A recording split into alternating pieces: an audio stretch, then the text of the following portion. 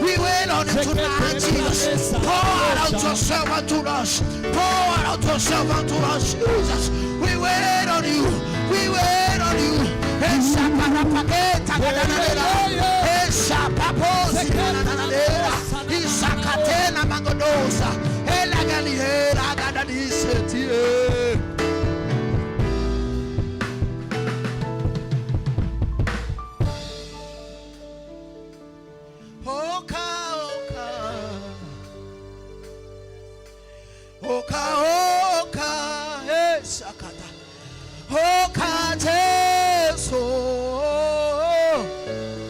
We wait on you.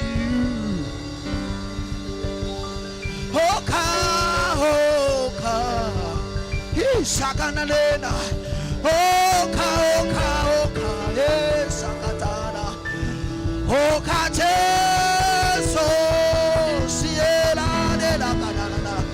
We wait on you. Isakaramena. Oka, oka. Oka, oka, oka, Jesu.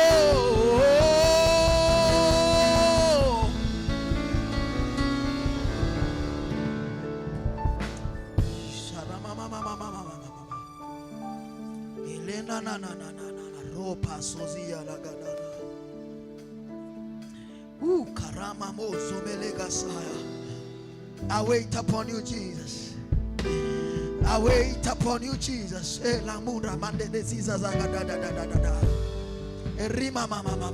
wait upon you, Jesus. Oraka suza meleke retelina na na na. Arundo sopa ratata lizezi aratokopa. Isanderi atapo ropete suzia. Karanana ropo sopelaga. I wait upon you, Jesus. I wait upon you, Jesus. I wait upon you, Jesus.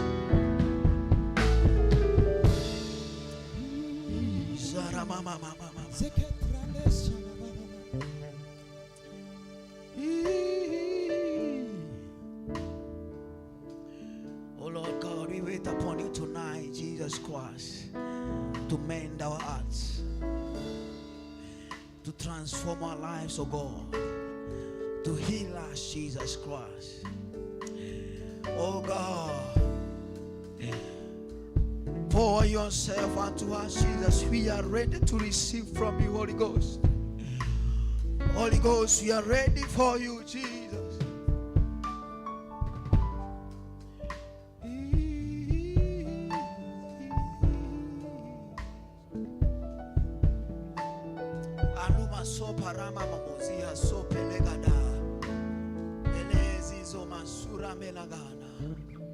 I want us to pray with an assurance that Jesus is together with us. His word is not a mistake when he says that where people gather by my name, I am together with them. That is not just a statement. It is an assurance that since we have gathered, Jesus is together with us. It is with no doubt that Jesus is here with us. Oh, Ramela Sizo Kadabaga. Whoever we are seeking is together with us. We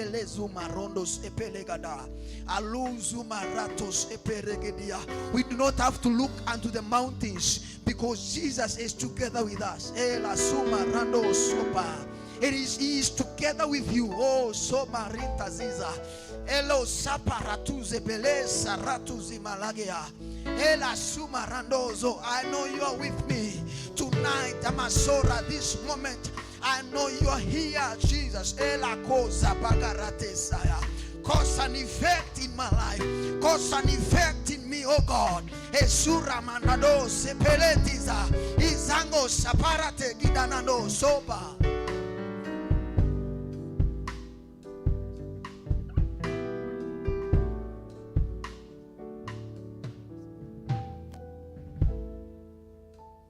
Father, we thank you, Holy Ghost.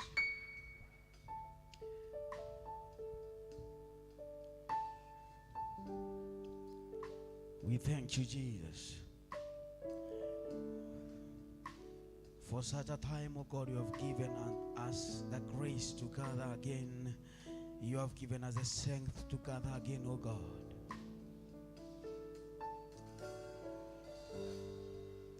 In Jesus' name. Somebody shout an amen. Amen. Shout a big amen. Amen. Yes, once again now, do not sit down. We want to continue. Yes, let me welcome everyone at Utukufu Sanctuary. This sanctuary is called Utukufu, meaning the glory of God dwells here. For those of us who are visitors and it's the first time that you're here, if you would feel to help yourself, there are some rooms outside on my right. You can go and relieve yourself there. Those who are watching us online, we welcome you. I didn't want to tell them if they wish to help themselves, because they are at their home, so they can do at the comfort of the place you are listening us from and following us from, and we shall be blessed. I'm already excited. Bwana asifiwe. Praise Jesus. Are you excited? Are you excited? Yes. I want to welcome a few people so that we can now proceed to our next session within a few minutes. Then we have already started. Do not wait us. Usingoja tutaanza tena, tushaanza. Rema, come on board here. We'll do some few things and then we shall be blessed. Bwana sifiwe. Alafu usikue munakaa serious sana bwana. Munafanya naogopa. Sijaiongea kizungu hivyo, ni vile mnaniangalia serious. Nashindwa ama niongee Kimeru. Don't be so serious. But we are serious. We are seriously doing this thing, but not with Kerea. You understand what I'm saying, Sindio? Now, I want us to appreciate Utukufu praise team. They are together with us. Come on, let us celebrate them.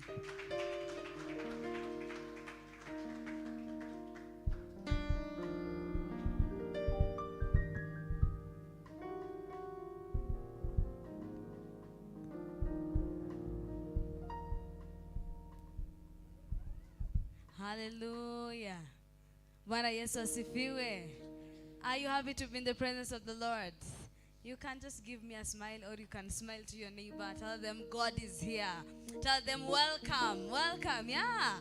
Karibisha mtu. Karibisha. Salimia jirani, mwambie karibu. Yes. Yeah. Wow, it is a beautiful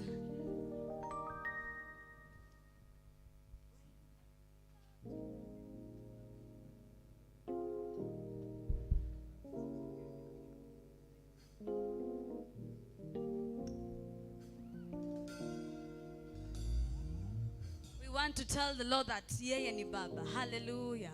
Bwana Yesu asifiwe. Hakika Mungu amekuwa mwema. Hallelujah. Amekuwa baba kwetu, amekuwa baba kwa kila mmoja wetu. Hallelujah. Na tunakwenda kumwambia jioni ya leo kwamba yeye ni baba. Hallelujah.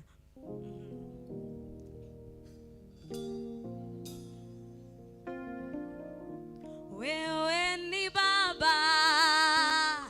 Wewe ni baba.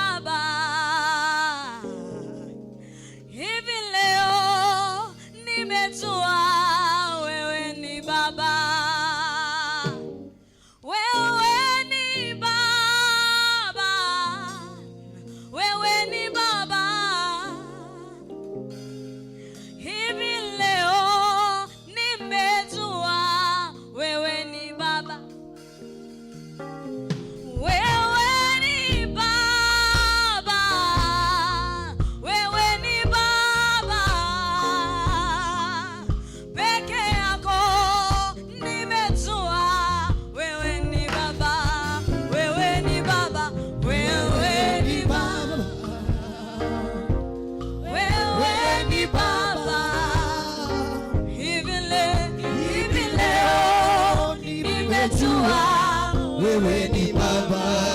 Wewe ni Baba, wewe ni Baba. Wewe ni Baba. Hivi leo nimejua wewe ni Baba. Wewe ni Baba, ni Baba. Wewe ni Baba. Hivi leo nimejua wewe ni Baba. wewe ni Baba. Wewe ni Baba. Wewe ni Mungu, Wewe ni Baba. leo hii Hivi leo tambua wewe ni Baba. wewe ni Baba. Wewe ni Baba. Hakuna linalokushinda, Wewe ni Baba. hakuna linalokushinda. Hivi leo nimejua wewe ni Baba.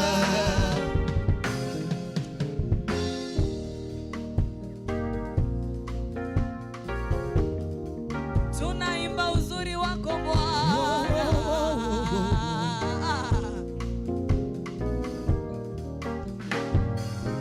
Wewe ni Mungu tena muweza. Hivi leo nimetambua wewe ni Baba. Umetuvusha, umetupigania Yesu we. Hivi leo nimejua wewe ni Baba. Wewe ni Baba. Wewe ni Baba. Wewe ni Baba. Wewe ni Baba. Nyosha mikono mwambie. Hivi leo nimejua wewe ni Baba. Wewe ni Baba. Wewe ni Baba. Hakuna kama Wewe ni Baba. Tunasema Hivi leo nimejua wewe ni Baba. wewe ni Baba. Wewe ni Baba. Wewe ni Baba. Wewe ni Baba. Hivi leo Hivi leo nimejua wewe ni Baba. wewe ni Baba. Wewe ni Baba. Wewe ni Baba. Tunaimba. Hivi leo nimejua wewe ni Baba. Come on, clap your hands to Jesus. Come on.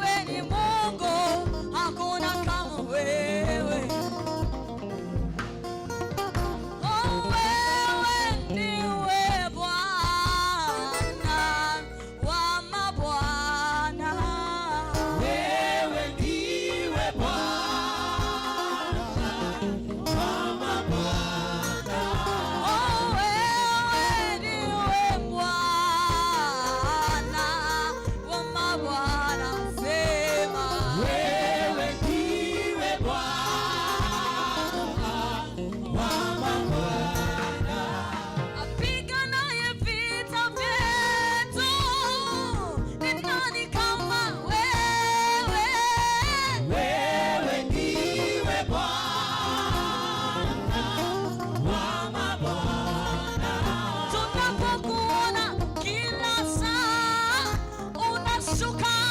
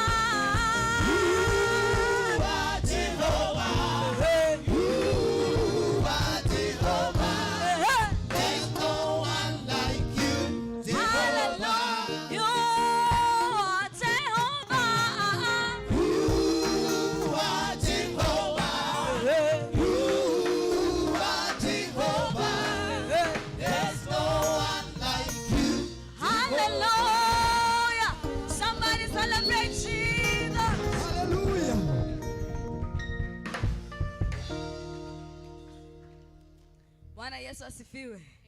Bwana Yesu asifiwe. Jamani, hakuna wa kufanana na yeye. Haleluya.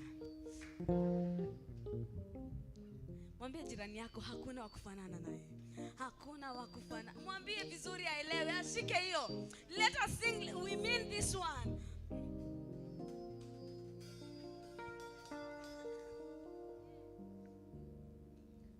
Praise the name of the Lord.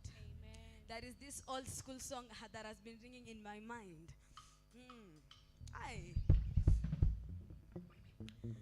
Hakuna Mungu kama wewe. Hakuna kama wewe. Hakuna. Hakuna. Hakuna kama wewe. Hakuna. Oh, hakuna Mungu kama wewe. Hakuna kama wewe. Hakuna. Hakuna Mungu kama wewe. Hakuna. Hakuna kama wewe. Hakuna. Twende tu mdogo mdogo. Haya.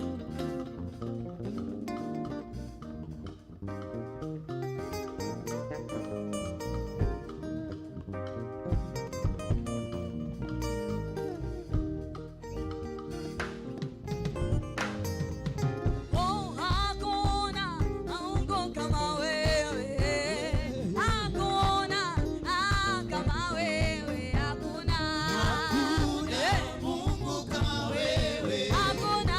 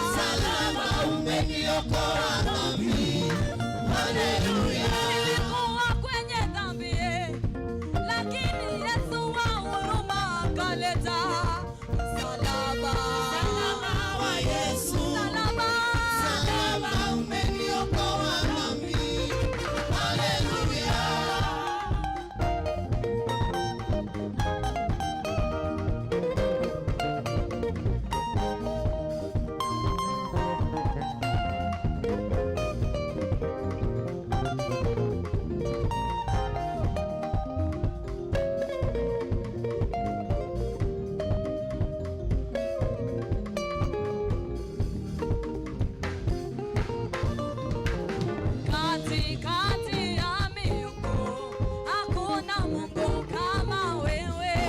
kama wewe.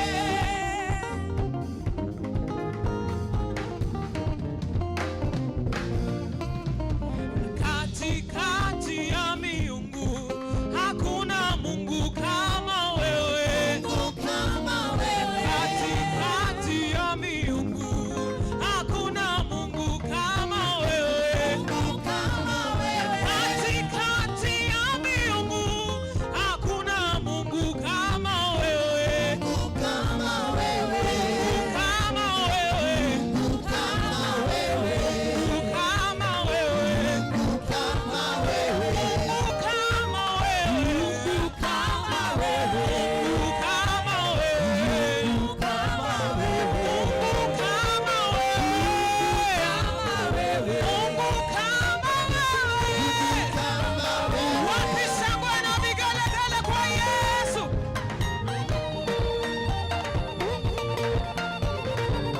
Wapi shangwe na vigelegele kwa Yesu? Oh, Mungu kama wewe. Kama wewe. Mungu kama wewe. Kama wewe. Mungu kama wewe. Kama wewe. Mungu kama wewe. Kama wewe. Sasa Yesu. Wapi wewe tusia Yesu?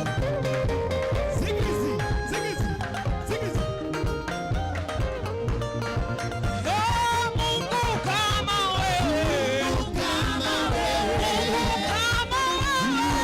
Kama Oh, Mungu kama wewe. Kama wewe. Kama wewe. Kama wewe. Wapi mikono yako juu?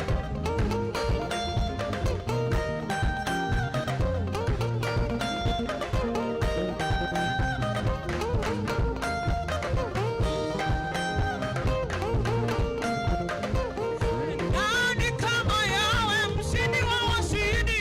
Nani kama yawe mshindi wa washindi? Oh, nani kama yawe mfalme wa wafalme? Nani kama yawe mshindi wa washindi? Oh, nani kama yawe mshindi wa washindi? Nani kama yawe mshindi wa washindi? Oh, nani kama yawe mfalme wa wafalme? Nani kama yawe mshindi wa washindi? Ndiyo maana tunasema Hakuna mwingine chini ya juu. Hakuna mwingine kama yawe. ndiyo maana tunasema Hakuna mwingine chini ya juu. Hakuna mwingine kama yawe. ndiyo maana tunasema Hakuna mwingine chini ya juu. Hakuna mwingine kama yawe. wapi shangwe na vigelegele kwa Yesu? Kila mtu na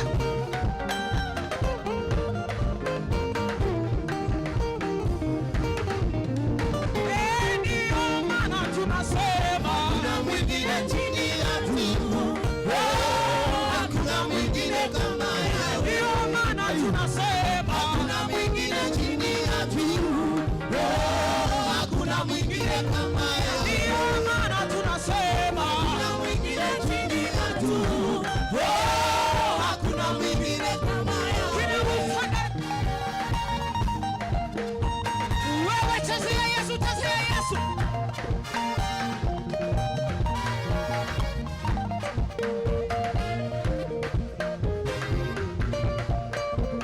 Ndiyo maana tunasema Hakuna mwingine chini ya juu.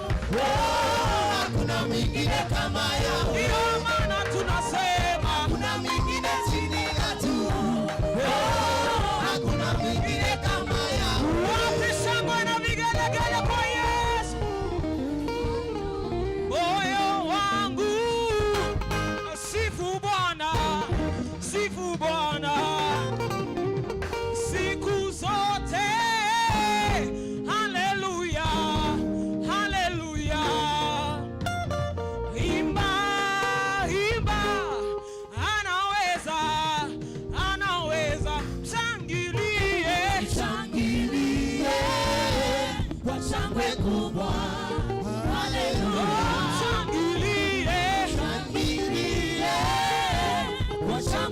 kubwa. Haleluya.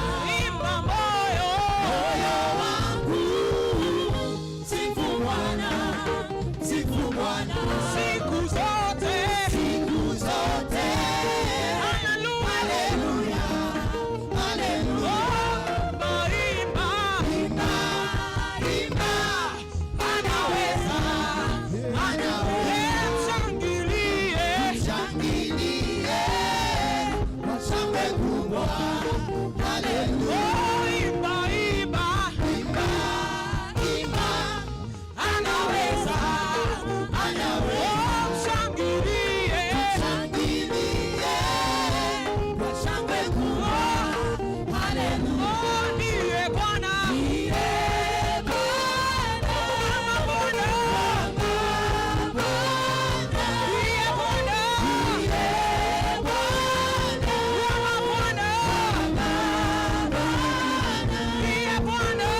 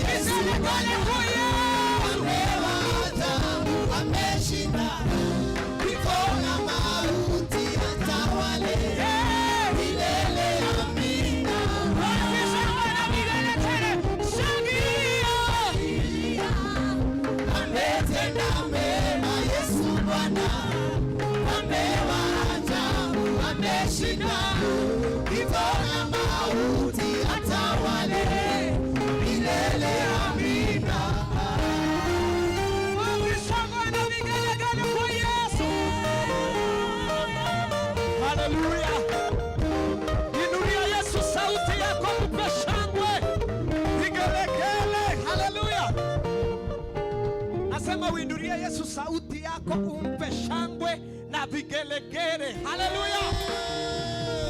Haleluya. Amen.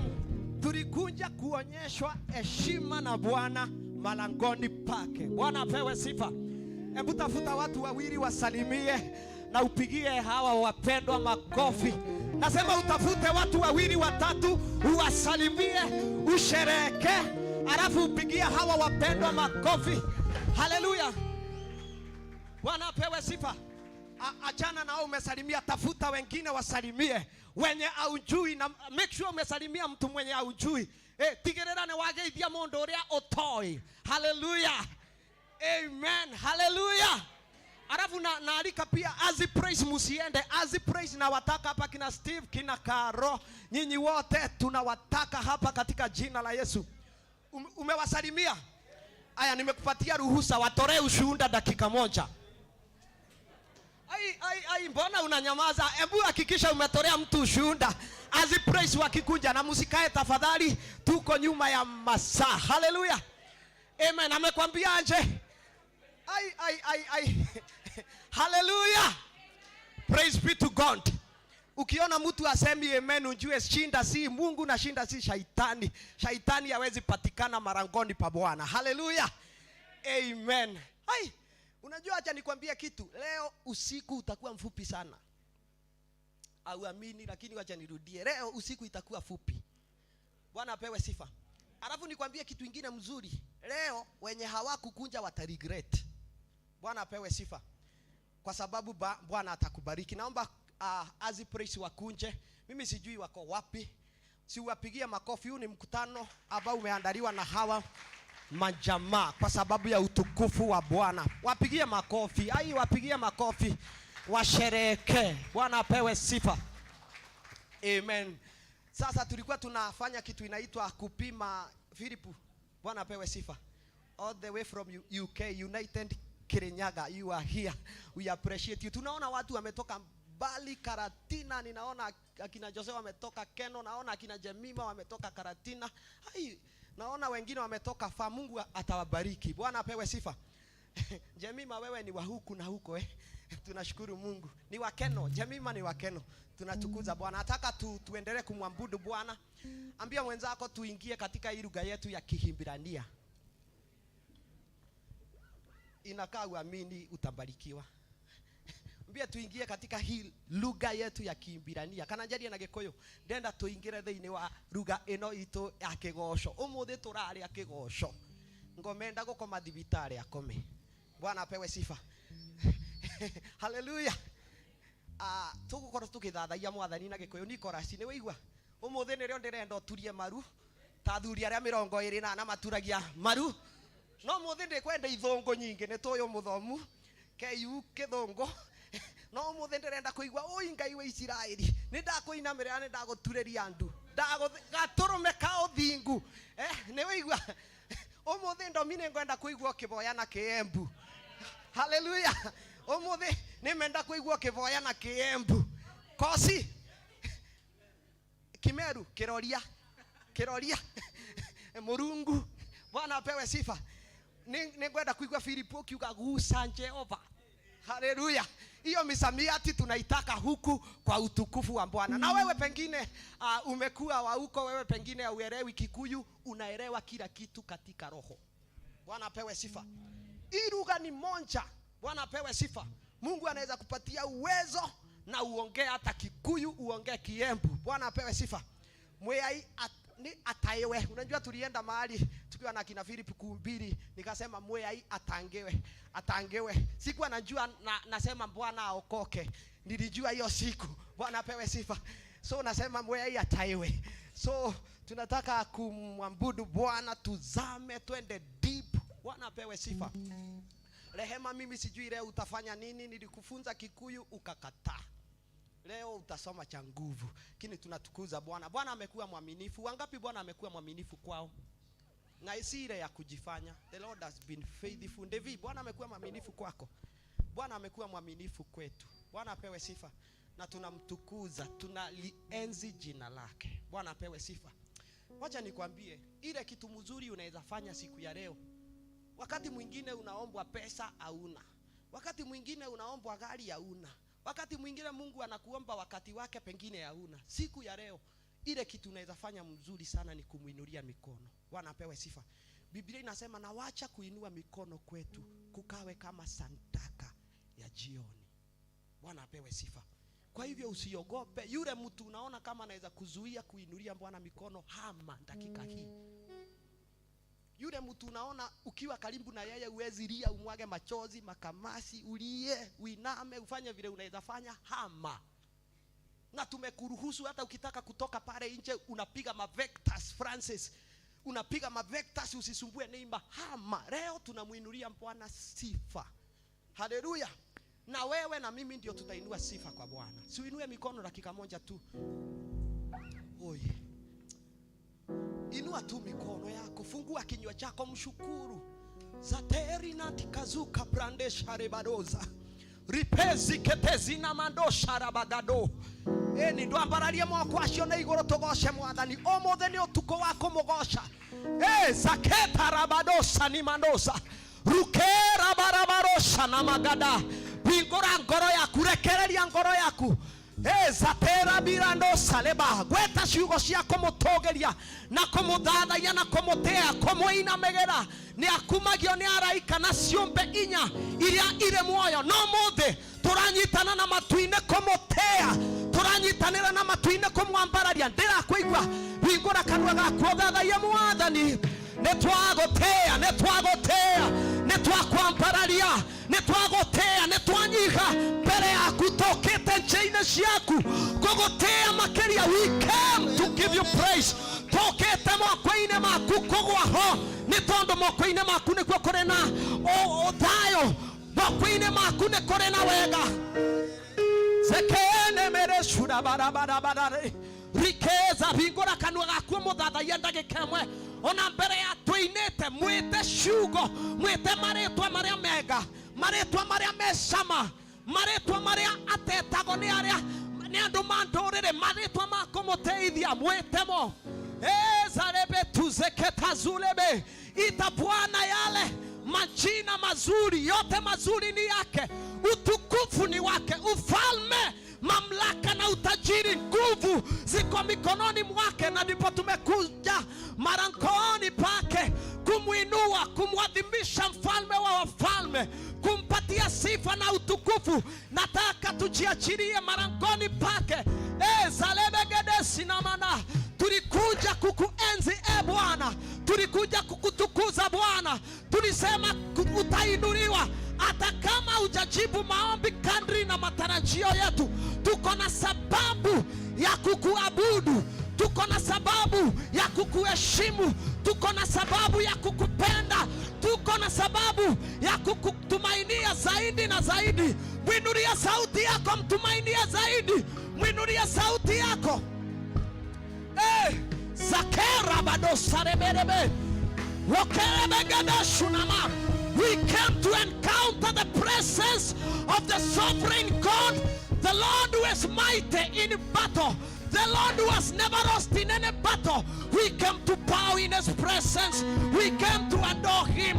We came to exalt His holy name.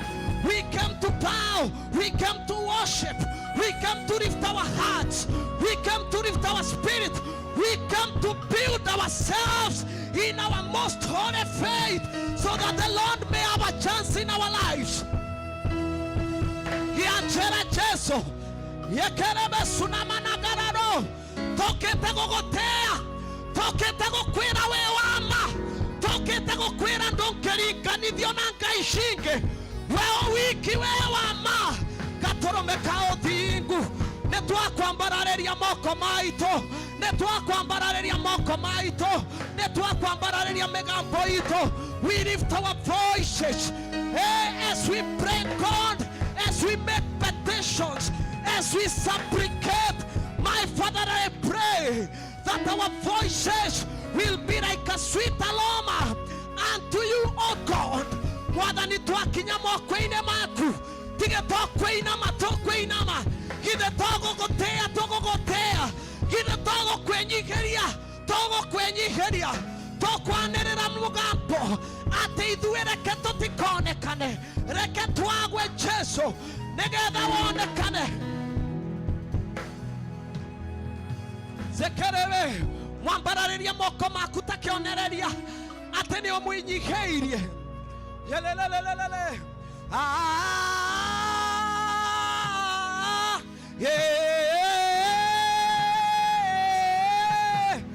Jesu wagereire gĩtĩo na gũtũgĩrio.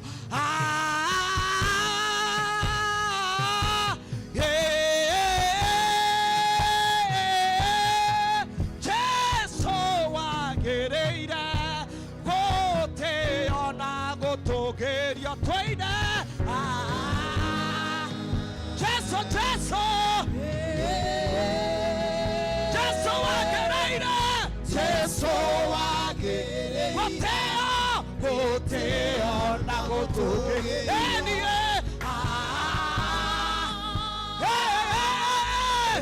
Sakera barabara we Jesu Jesu wagereire gũtĩo na gũtũgĩrio. Wambararia moko mwĩre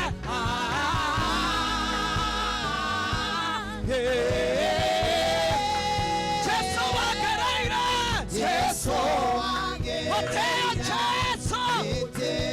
na gũtũgĩrio.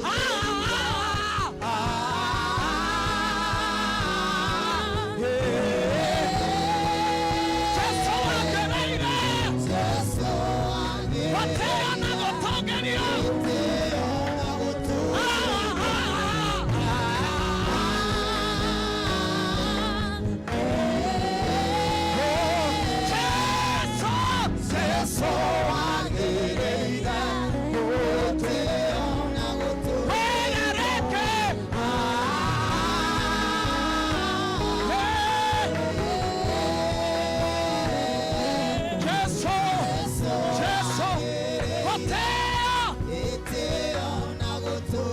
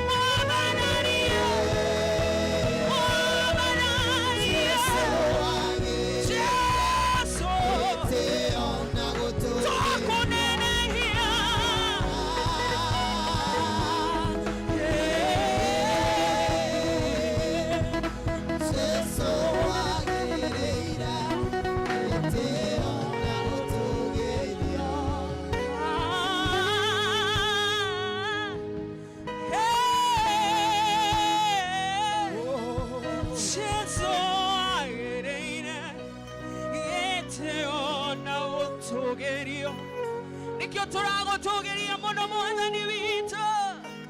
Twambararia moko maitũ tũgũtũgĩrie Ngai witũ. Twambararia moko maitũ twanĩrĩre ũnene waku ũtukũ wa ũmũthĩ. Gũtirĩ tawe nĩwambararĩtio igũrũ mũno. Aserafi makerubi mainamagĩrĩra magĩgũthathaiya. Na ithuĩ tuoka gũgũthathaiya ũtukũ wa ũmũthĩ. Tuoka kwanĩrĩra ũnene waku. Tuoka kuga nĩwagĩrĩire. Shaladadadabas. Shiasalabalabalaande. Shiasatarabaganderebasi. Yes, Lord. Yes, Lord. We're monene.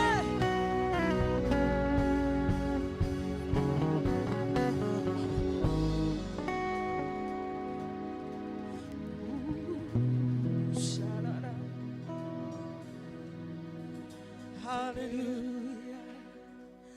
Gũtirĩ wako hananiona Ngai.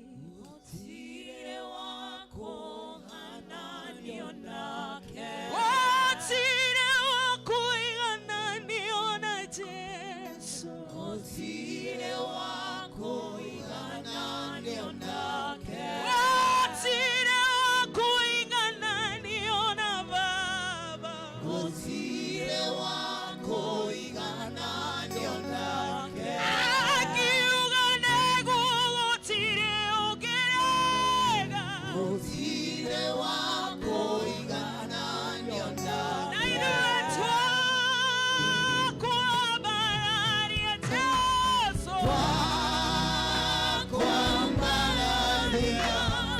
Twakwambararia.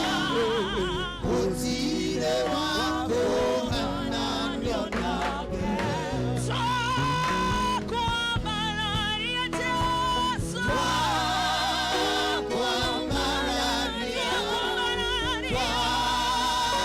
Twakwambararia. Gũtirĩ wako igananiona Ngai. Gũtirĩ wako igananiona Jesu. Gũtirĩ wako igananiona Ngai. Gũtirĩ wako igananiona Jesu. Gũtirĩ wako igananiona Ngai. Gũtirĩ wako hananiana Jesu. Gũtirĩ wako igananiona Ngai.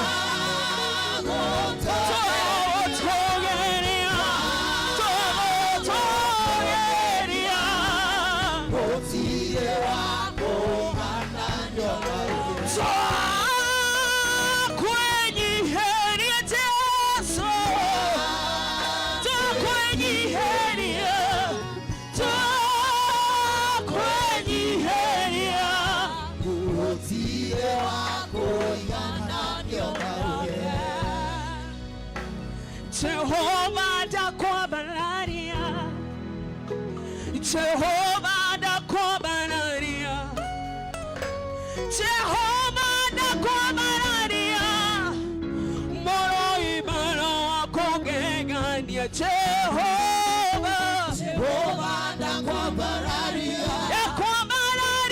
Jehovah da Kobanaria, Jehovah da Kobanaria, Moroi Bana Kogegania.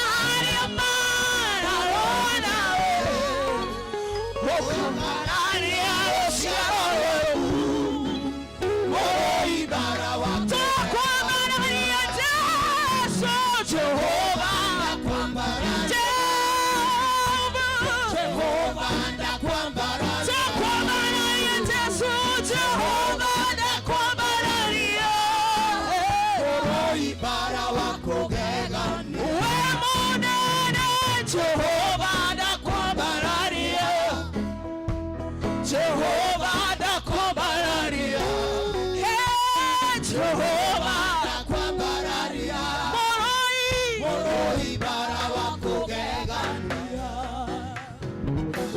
kalamaodo manene, we kalamaodo motugi, we kalamaodo madelu, o kagegania no kamakani, we kalamaodo manene, we kalamaodo motugi, we kalamaodo.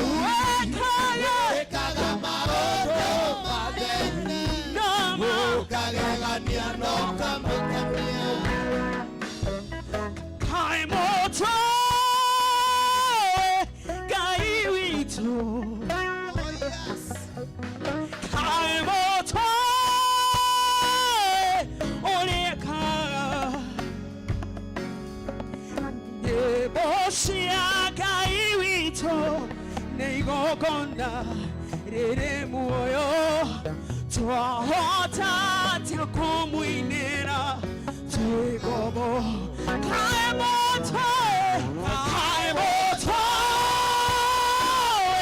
kaiwito kaimoto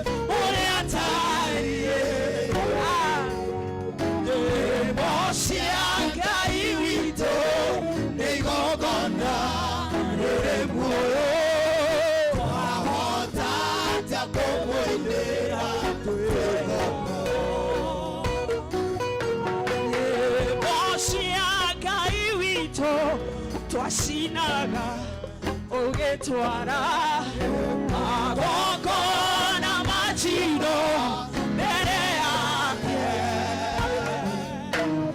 soge koko yagera nikumenya turi ohore twahota tekumwinira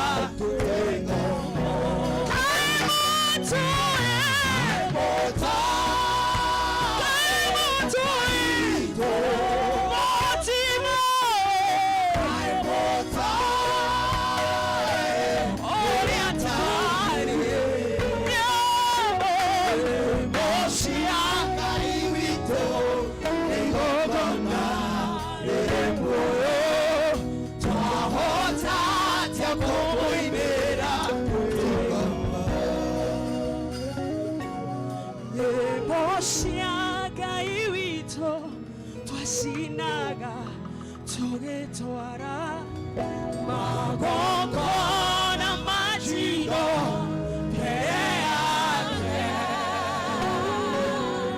soge koko yagera nikumenya turi ohore twahota tekumwinira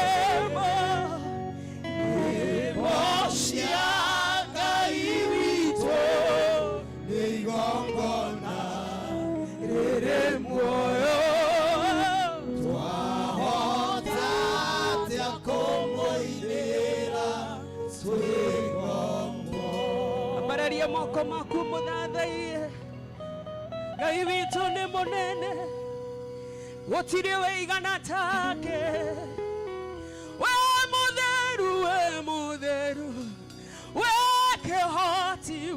kĩhoti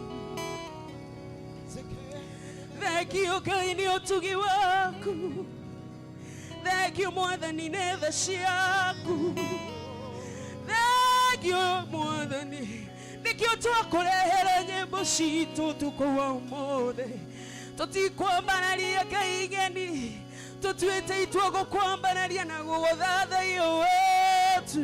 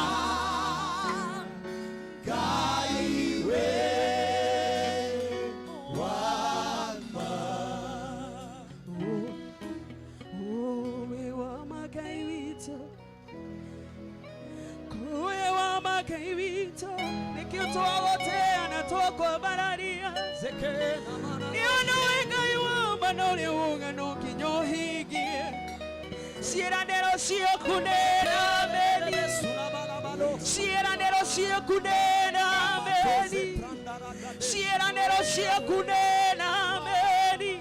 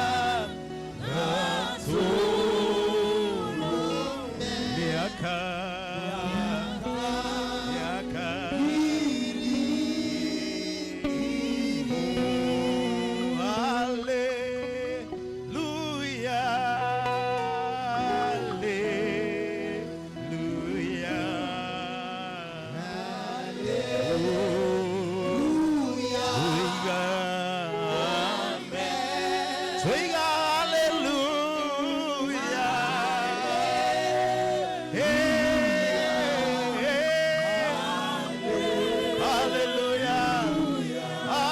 Hallelujah.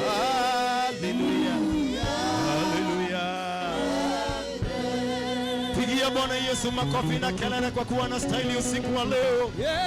Ametukuka, ameinuliwa, kuna kama yeye. Shangilia Bwana Yesu usiku wa leo jamani. Wapi shangwe na vigelegele kwa Yesu. Ametukuka, ameinuliwa. Amen. Mwathani arogoco. Hallelujah. Ni ambararite ni atugirite gutire ngai ungi uvana take. Nikyo turuga hallelujah. Hallelujah tondu utugi wake ni utukinyitio utuku wa umuthi. Amen. Amen. Hallelujah. Amen.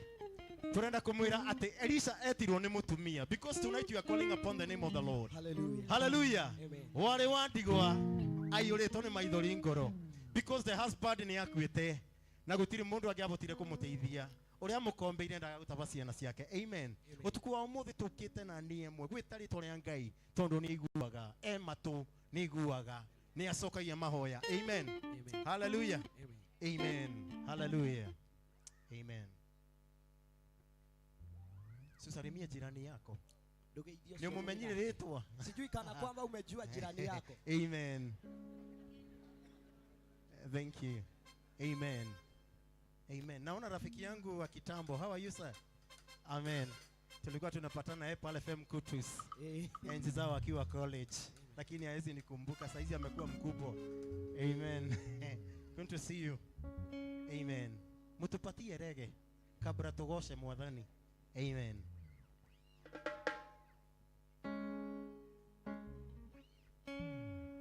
Jokire ndi na ngoro inyoteire Mwathani.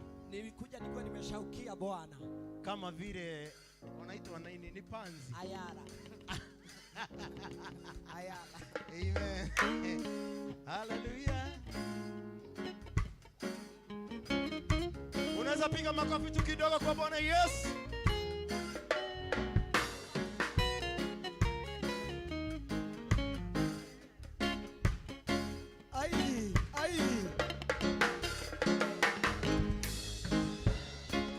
Nashangaa kama uchezi usiku wa leo utachezea wapi?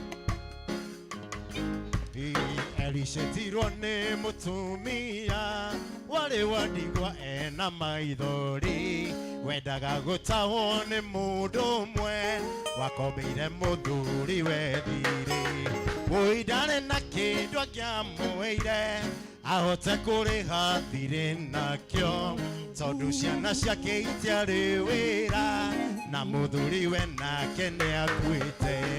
Elisha ni mutumia wale wandigwa ena maithori wendaga gutahwo ni mundu mwe wakombeire muthuri wethire ndari na kindu angiamũheire ahote kuriha thirĩ nakyo tondu ciana ciake itiari wira na muthuri we nake.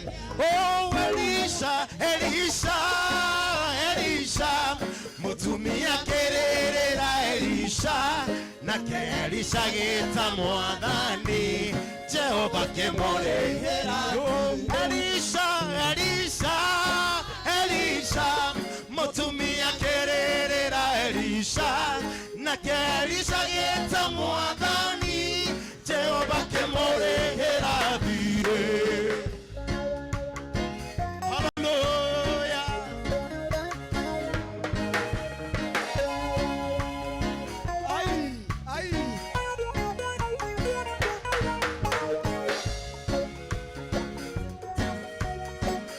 Shake your body tonight. Hallelujah. Sing it. Oh, Elisha, Elisha, Elisha, Elisha. Mutumia kiririra Elisha. Nake Elisha geta Mwathani Jehova kimurehera. Elisha, Elisha, Elisha. Mutumia kiririra Elisha. Nake Elisha geta Mwathani Jehova kimurehera. Oh matuko-ini mothe ma muoyo wakwa maria ngutura thĩinĩ.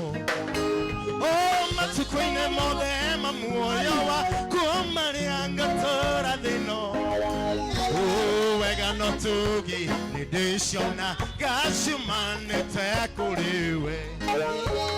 Wega no tugi ni dishona gashimane takuliwe. Get to me niene mejeta. Oh, atenewe. Get to me niene mejeta. Oh, wega atenewe. Jesuniwe. Ido yakwa jesuniwe. Ido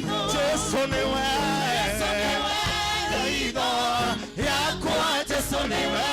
Ido oh jesuniwe. Ido jesuniwe. Ido jesuniwe.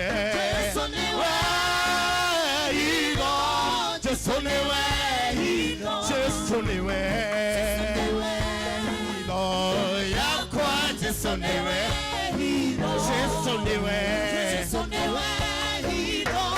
yakwa jesuniwe.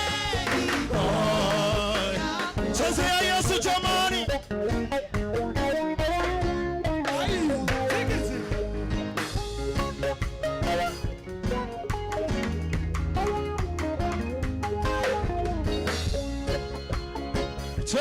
Cheza jamani usiku wa leo.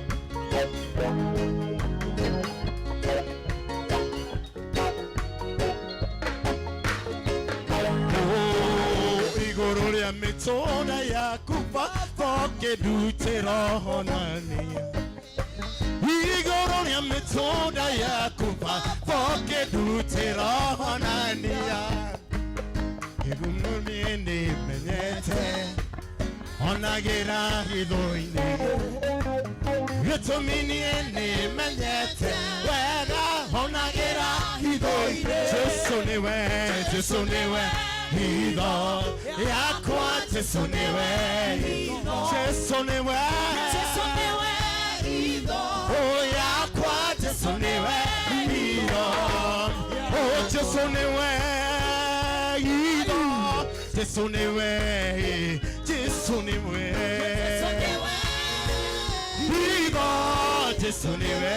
Ido jesuniwe. Ido oh yakwa jesuniwe. Ido oh yakwa jesuniwe. Cheza kwa Yesu.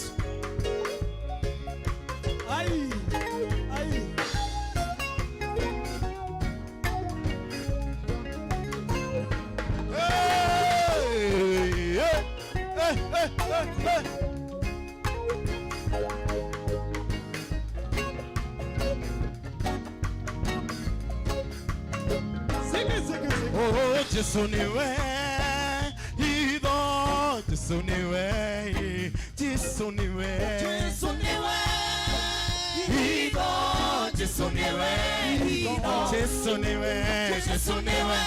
Ido yakwa jesuniwe. Ido yakwa jesuniwe. Ido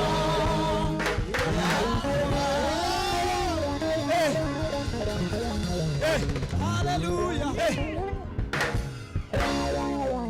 Wale hawaelewi Kihibirania tunasema nina siri naye Yesu.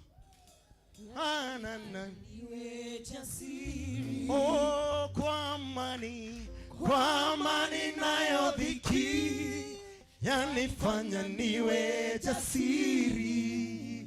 Oh ninaburudisha nikirukaruka naimba sana. Amen. Nina siri naye Yesu yanifanya niwe jasiri. Oh nina siri naye nayo dhiki yanifanya niwe jasiri. Oh yaniburudisha. Oh nikirukaruka naimba sana. Oh yaniburudisha. Nikirukaruka ninaimba sana. Oh yaniburudisha. nikirukaruka nikimba sana. Oh, arogoswa, arogoswa, arogoswa.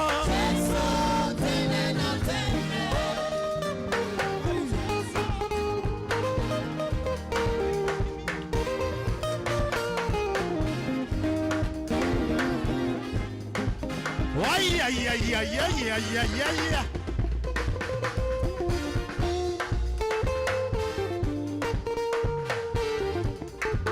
Ukishindwa kujaza usiku wa leo na kushangaa jamani.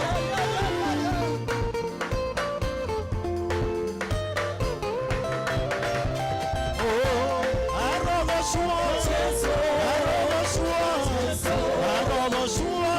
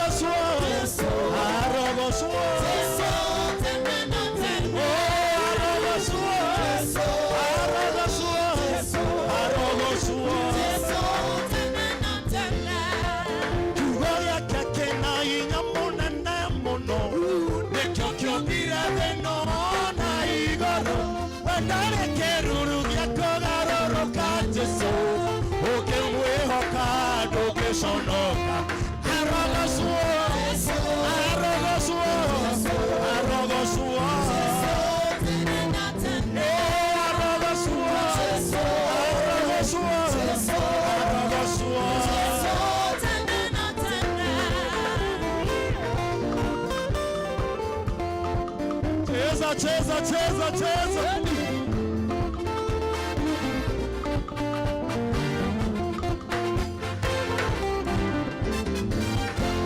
One waware igare mae weroine kegotha mokoine madaudi romero digiri are samusoni inya no hoti mokoine make arogoswo arogoswo arogoswo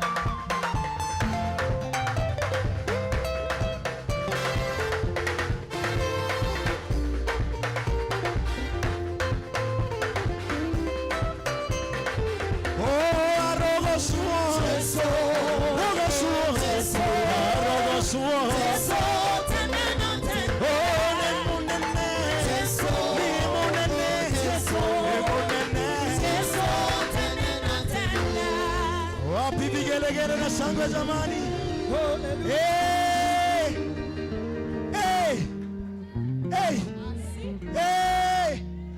Hallelujah. Atengo inana kayo kanene ngose. Nunoa maweko maria mode otekeire omena ne utoheire mbe makomode wakandwa mugai wa dhamaki wa matwi inana kayo kanene ngose. Nunoa maweko maria mode otekeire omena ne utoheire mbe makomode wakandwa mugai wa dhamaki. Oh, ne wega muno papa.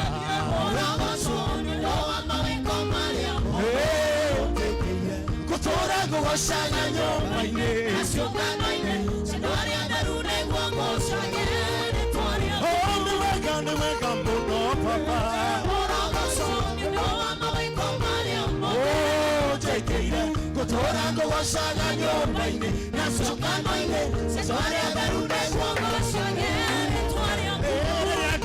Kira Mungu wadiganenye watiyorie roho modhe wateke modhenya newaigorire maitho makuangiona kamere nikionda mararia moko makuanyoiganewe ni wega muno papa urogocu nĩũndũ mawĩko marĩa mothe gũtũũra ngũgocaga nyũmba-inĩ nacokango-inĩ cano rĩa theru nĩguogocage rĩtwa rĩaku.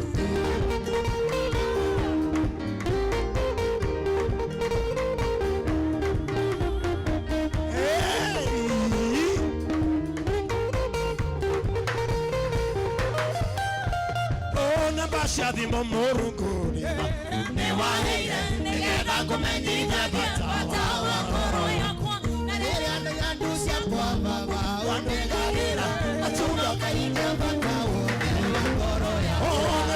Nĩ wega mũno papa ũrogocu nĩũndũ wa mawĩko marĩa mothe ũtekire ũra ngũgocaga nyũmba-inĩ na ciũngano-inĩ ciĩndũ rĩa theru nĩguo ngocage rĩtwa rĩaku.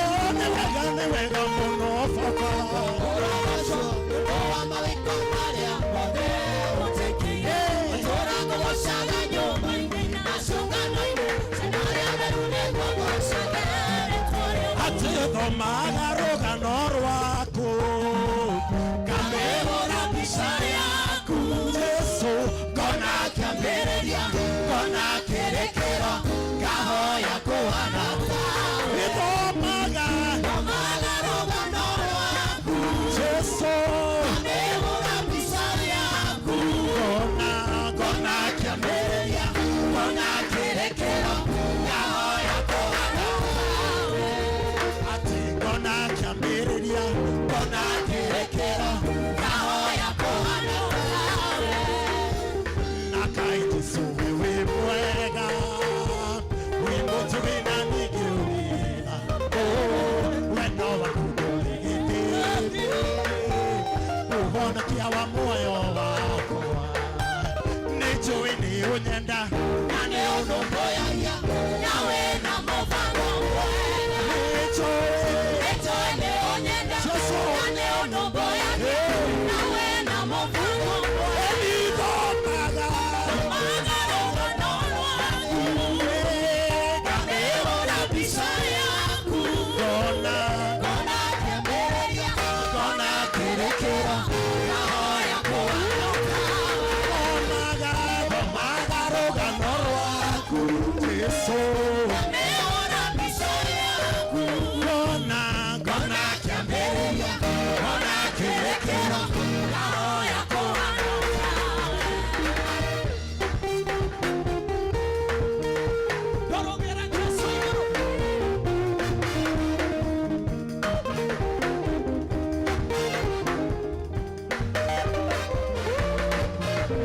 atĩ kaĩ mũndũ wanyendaga atĩa amariũkĩirie akuũ wao akĩmaringĩra na ciama akĩmũthĩnja ta kahoru nĩnjũĩ Nĩ ũnyenda na nĩ ũnũmbũyagia na wĩna mũbango mwega. chowe etoene onyenda ane onomboya nawe na mobango eni bomada rogano wangu so kamera bisayaku gona jamberia gona kerekera naho yakona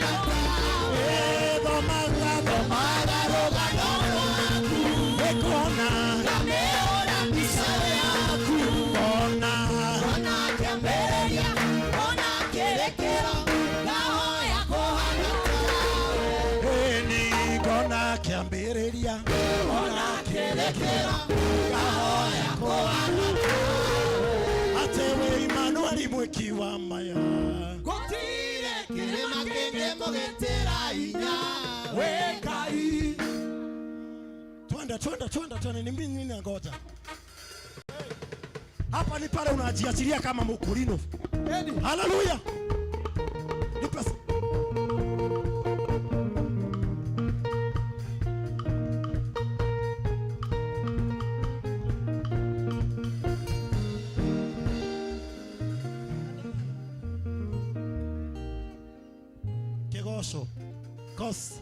Kegoso. Mimi ni mtu wa mbio. Amen. Hallelujah. Tukue kitu kimoja.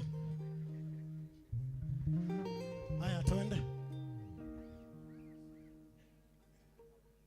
Atewe Emmanuel mweki wa maya. Utire kirema genge mogetera inya wekai. Emmanuel mweki wa maya. Utire kirema genge mogetera inya wekai. Hallelujah. Amen. Neke kurathia na mbere. Kurathia wega. Haya. Tutie thie.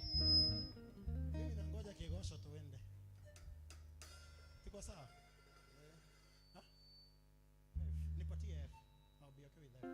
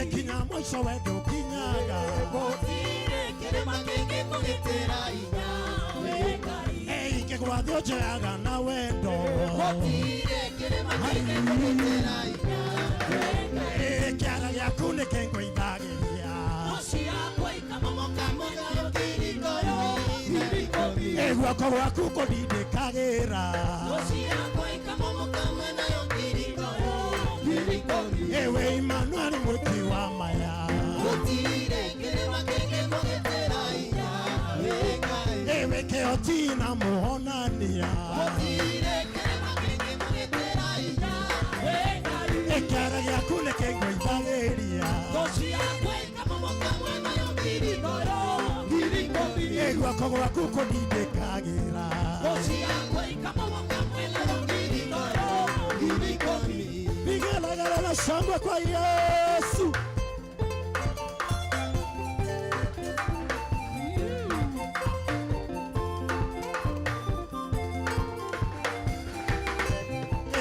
Kaye kaya megwe yake kahuru chado nagashiru menyama aruru mepura ya bebe onama karane mwaki sokasi ya gai wako kaye kaya megwe yake kahuru chado Seruruberiama, Epura ya pepe onama, Karame mwaki, Sokasiaga iwako.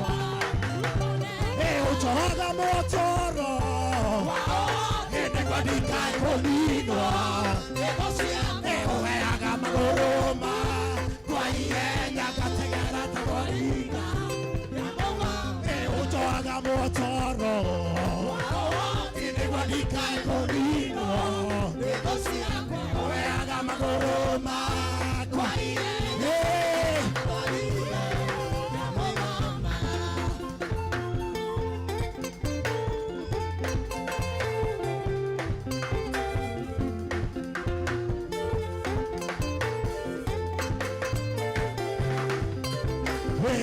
Iwa matuine ne wambara reti ne wambara reti ne wambara reti Iwa matuine ne wambara reti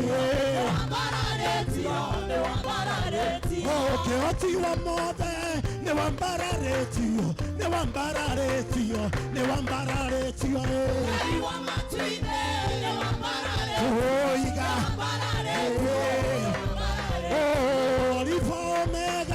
Ne wambara retio, ne wambara retio, ne wambara retio. Jesu, Jesu. Ale kugana weka, ne wambara retio, ne wambara retio, ne wambara retio. Ne wambara retio, ne wajamorira mwato kaine. Jesu, sokawale kodo waroine.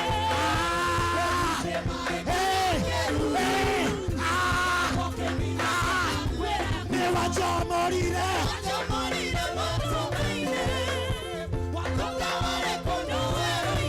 Otiare. Jesu. No ne madena. Atoria mai madera. Dario come ti cauro. Te o tu kohane we no takera. Oh, auna re dai che ti one ngoma. Pero aune mwisho wako. Nakaya.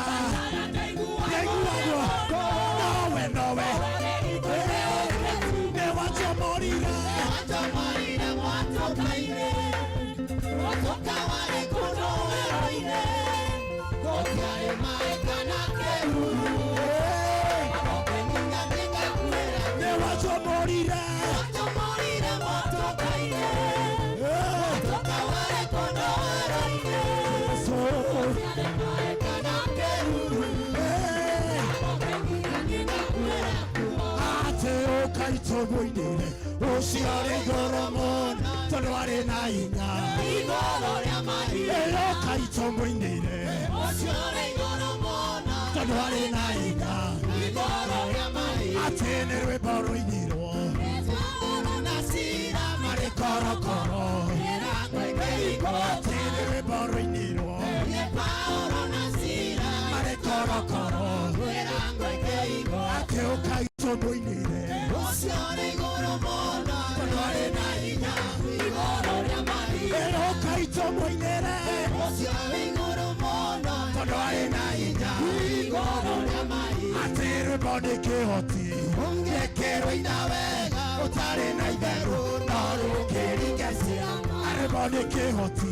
Ungekero inawega. Otare naiberu. Naru keringesia. O kaito boinere. Osiare goromon. Tonoare nainga. Igorore amari. O kaito boinere. Osiare goromon. Tonoare nainga. Igorore amari. O kaito boinere. Osiare goromon. Tonoare nainga. Igorore amari. Ibeo ya kaidio maga. Beo ya kaidio maga. Beo ya kaidio sinagone. Beo ya kaidio maga. Ate beo ya kaidio maga. Beo ya kaidio maga. Beo ya kaidio sinagone. Beo ya kaidio maga.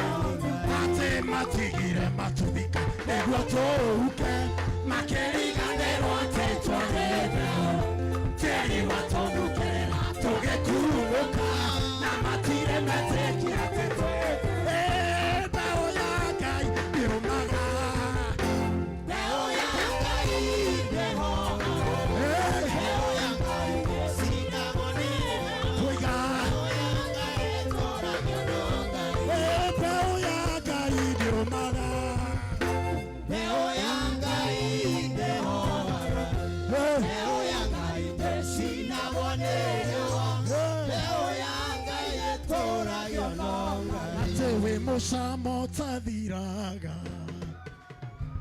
wetota nogaga oh moe aniotairaga ngoro seso mweranelio hikai we musamo tadiraga eni wetota nogaga oh moe aniotairaga ngoro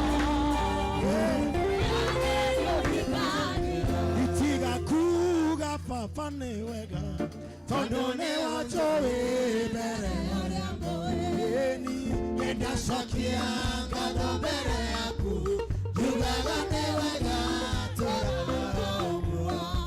nani endore usakagia ngado ngoro ikenete nani endore usakagia ngado ngoro ikenete obitiga kuga papa newega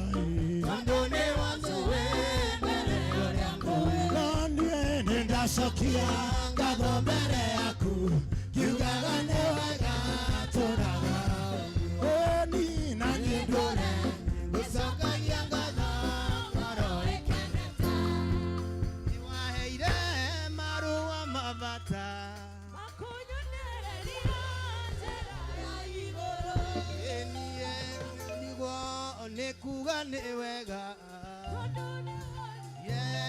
ithaga ria goro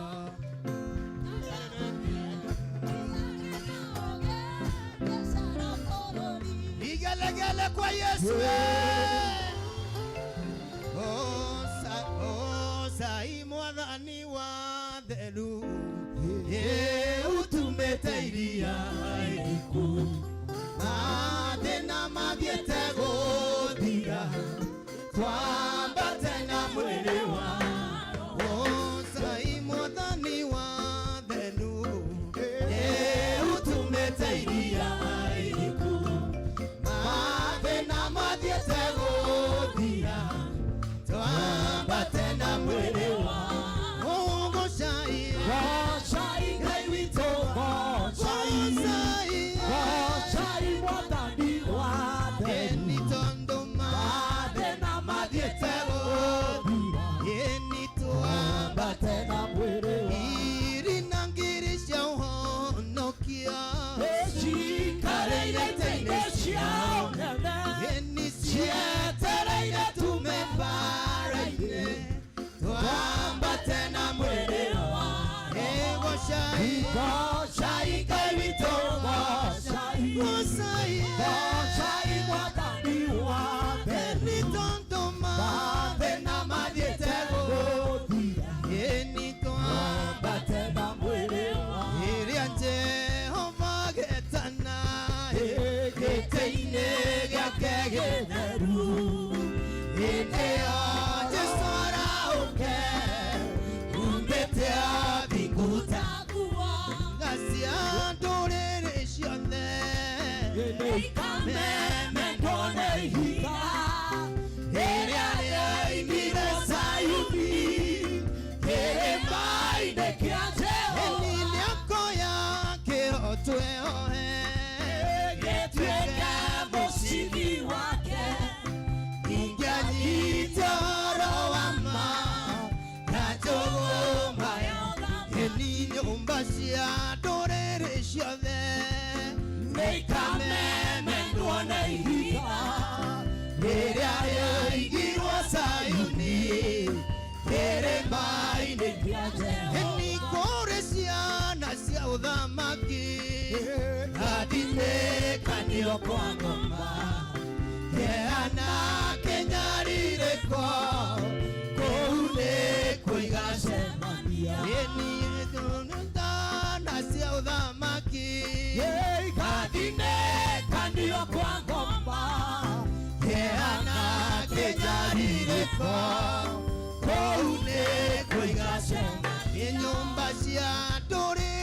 ciothe mendwo na ihiga rĩrĩa rĩaigirwo Sayuni kĩrĩma-inĩ kĩa Jehova nĩ kĩrĩa mũndũ aigĩte ngoro nĩkĩo gĩkamũtongoria etĩkĩraga muoyo na kĩarega cia nĩ kĩrĩa mũndũ aigĩte ngoro nĩkĩo gĩkamũtongoria etĩkĩraga muoyo na kĩarega nĩ nyũmba cia ndũrĩrĩ ciothe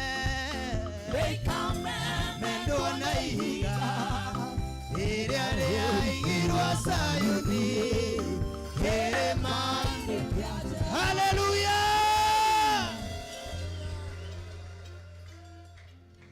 Siuinulie Bwana mikono, umpe shangwe na vigeregere. Hiyo ni mzuri, lakini nataka mzurazuri. Kama kuna Kiswahili kama hiyo. Hiyo ni mzuri, lakini nataka ingine mzuri zaidi. Haleluya! Haleluya! Nasema haleluya. Okay, nasema haleluya. Amen. Amen. Si Bwana atubariki. Wangapi wamefurahia sofa? Okay. Ni ando meigana makenete nginya hau tukinyite. Tukire gwikithia ngoma wanu weite. Bwana apewe sifa. Tukire gwikithia ngoma ndwe wanu weite. Umuthi ubati uboe na Gikuyu uragie ngoma. We ngoma no njuragia ndwe. Umwire nda ukinyie bau kubituka bau tuonane nawe. Bwana apewe sifa. We came to kutesa. Hallelujah. Ngoma iria citeigagua kithongo uciarerie na ruga iria cingeigua. Bwana apewe sifa. Na turacokeria Ngai ngatho. Turona twina ageni meitu ni makinyite. Ndukiambararia moko iguru ria kiongo. Upigie Bwana makofi. When ni kama ushiki. Hallelujah. You know, you are given an opportunity to harvest from the graces that are ministering tonight. Are you getting what I'm saying? You are given an opportunity to do what? To harvest. Bwana apewe sifa. Ninaona Devi yako hapa. Simpigie makofi. Alitoka all the way Karatina. Ninaona Kialie yako hapa. Tupigie Kialie makofi. Ninaona Moisraeli Joseph Israel mwenyewe ako huku. Simpigie makofi. Hallelujah. Ninaona mchungaji Pastor Evans baba yetu wako hapa. Mpigie makofi. Ninaona mchungaji Kelvin na Mam Agnes wako hapa. Ninaona Pastor Isaac na bibi yake wako hapa. Hallelujah. Hata ndugu yetu ninamuona ako hapa. Simpigie Bwana makofi. Na wewe pia ninaona uko hapa. Jipigie makofi. Na zaidi ya yote Roho Mtakatifu na halaiki ya mbinguni na jeshi kuu la kimataifa ya mbinguni, ufalme wote uko na sisi. Shangilieni malaika wa Bwana waliojaa. Tazama jinsi tumezingirwa na uwepo wa Bwana. Haleluya. Nataka kuleta Jose dakika chache. Wakati tulikuwa tunakuwa, when we were growing up, nilikuwa ninaona akina Kevin, by then he was not a pastor. They were not even knowing whether they shall come to this far. Hata waku wanajua watawana. Na hiyo ilikuwa kitu mzuri. Nilikuwa ninawaona nikiwa Kandonyere. Naona wanapanga makrusade. Na mimi nakarimpia. Naona Jose alikuwa na kiwasha wakiwa na Gerald hapo. Ninatamani. So ile kuona mnaonanga nikiruka nilikope kwa kina Hawa. Huyu tulikuwa tunasoma na yeye. Usione ati akiwa hivi udhani niko mdogo ndani nje, lakini ndani niko mkubwa. Na kina Steve. Na wacha nikwambie hizo neema bado zinafanya kazi. Bwana apewe sifa.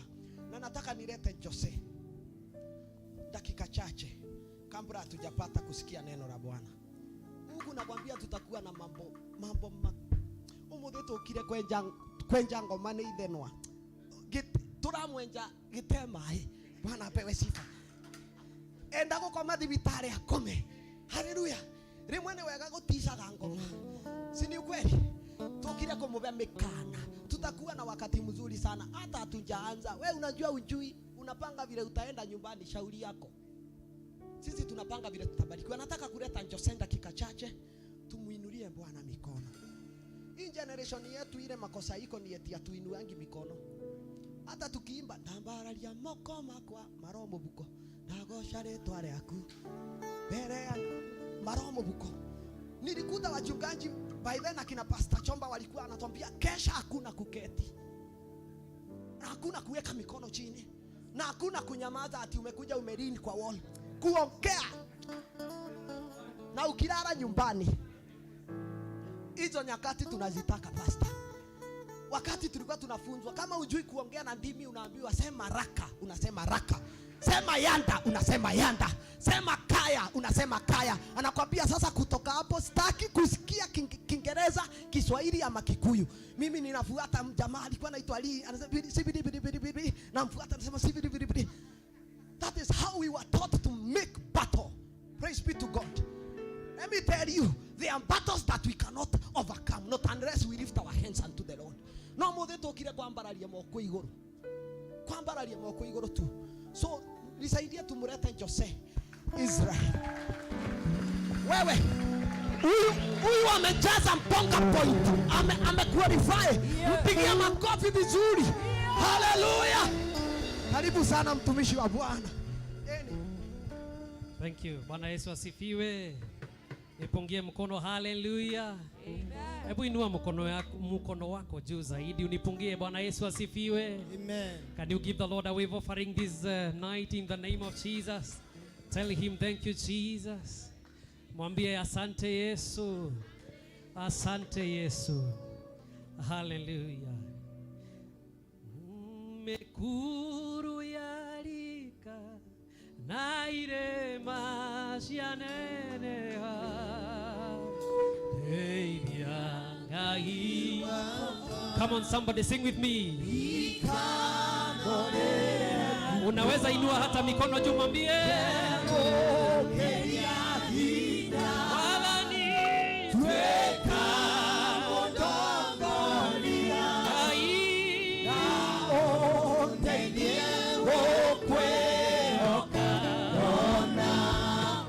mikono yako mwambie mekuru yarika nairema cianene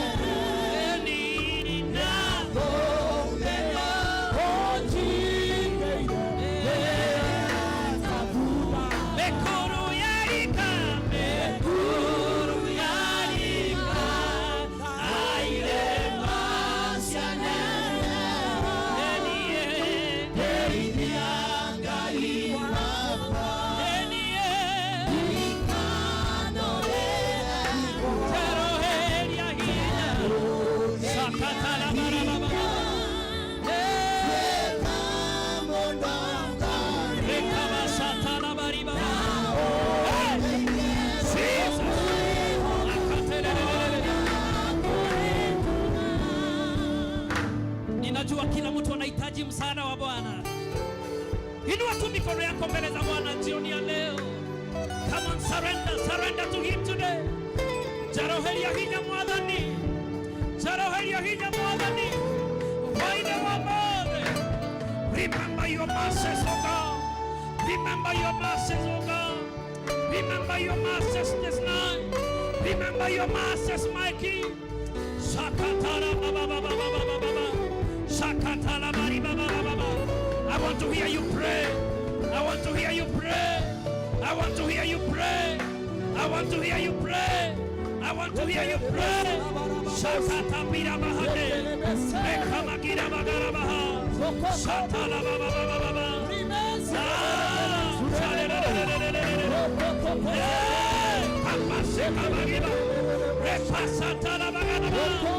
Tunakuhitaji Yesu. Tunakuhitaji Yesu. Tunakuhitaji Yesu.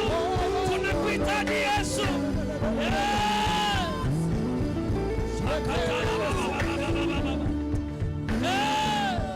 We need you, Jesus.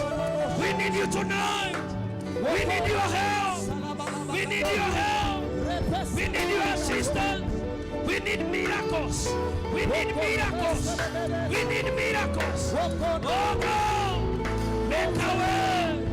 Make a way tonight. Where there is no way, make a way. Oh my God. Shakatara bagi bahaneba. Shakatara baba baba baba. Eka mama mama mama. Bwana tukumbuke jioni ya leo. Tukumbuke Bwana. Tunahitaji msaada wako. Tunahitaji nguvu zako. Tunahitaji upako wa Roho Mtakatifu. Tupake Bwana. Tusaidie. Tusaidie. Shakabara baba baba. Shakatara baba baba baba. Shakatara baba baba baba. Bwana saidia watu wako. Saidia watu wako.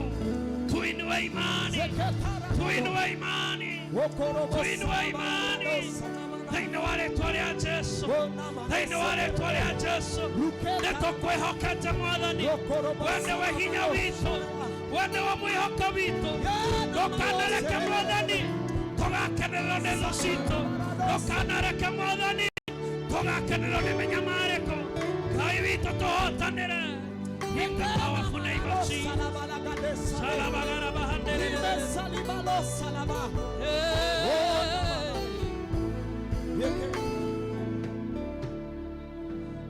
Ekuru ya ika naire masianeneha teithia Ngai wakwa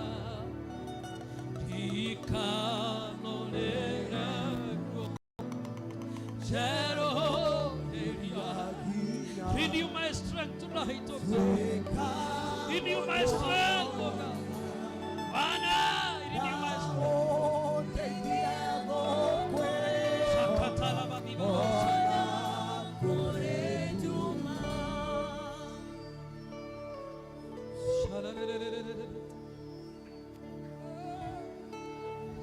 Amaka Jesu Amaka. Oh Amaka Jesu Amaka. Oh Amaki wa Zayuni. Moradi wa Juda. Amaka Jesu Amaka. Amaka Jesu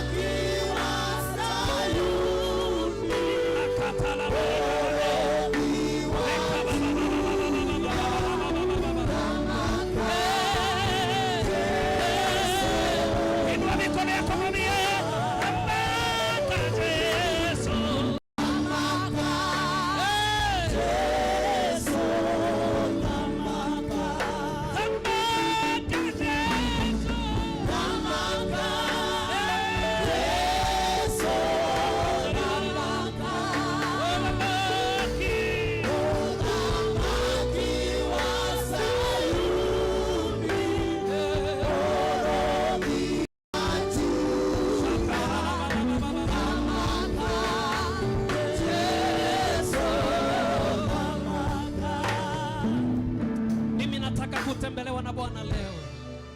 Mimi ninahitaji uguzo wa Bwana leo. Mimi sijakamilika. Sijui kama kuna mtu mwingine hapo anataka uguzo wa Bwana. Gotigakora tu ate okire omole. Usoke uinuke ulia okire. We refuse in the name of Jesus. Our God is a miracle working God. And at the time we lift our worship, He hears us. Oh God, we honor you. Shakata bibabo shari da da da. Oh God, we need you tonight. Tawala katika maisha yetu. Tawala katika njia zetu. Tawala katika biashara zetu. Amaka Yesu. Reign in your power. Reign in your power. Reign in your glory. In the name of Jesus. Yeah. Kasala bari bahadeba. Rekaba ba ba ba ba ba ba ba ba ba ba. Ye kere resula balagado. Ye namano salabadias. Shada ba ba ba ba ba ba. We honor you, God. Unapotawala usiku wa leo.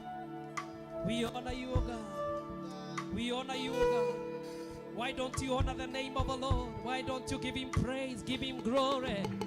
Why don't you give Him glory? I know you can do better than that.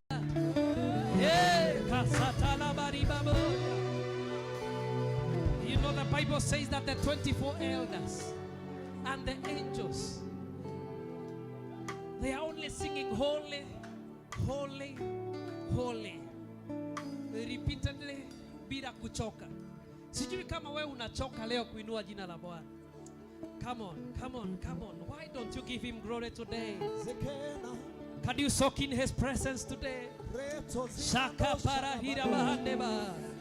Umeketi katika kiti chako cha enzi. Tunakupa utukufu Bwana. Wewe ndiye Simba wa Yuda. Mwanzo tena mwisho. Ulieko, ulio na utakuwa hata milele. Tunakupa sifa Bwana. Tunakuinulia mikono yetu jioni ya leo. Twakwambara ilia moko maito Mwathani. Togeteare twale akuinane. Mwathani, seated at the seat of grace. We honor you tonight. We honor you tonight. Lord Almighty. Shakata bahandera bahande bahaya. Zekata bagiara baba baba baba. Mighty God you are. From the beginning to the end. We are witnesses of what you can do. You have changed situations. Umebadilisha majina. Umebadilisha Bwana. Umebadilisha Shakata bagayanda. Bwana tumekuona ukiponya. Bwana tumekuona ukituinua. Hata usiku wa leo. Shakata la bagara bahanda baba baba.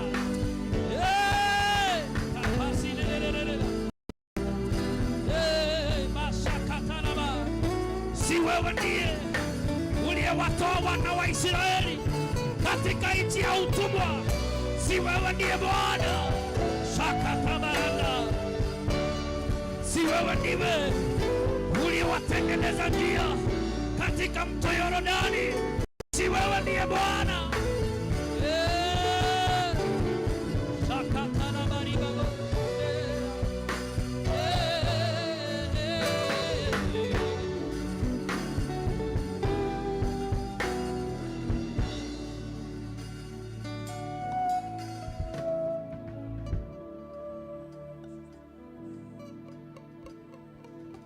Iye nengwenda kayo menya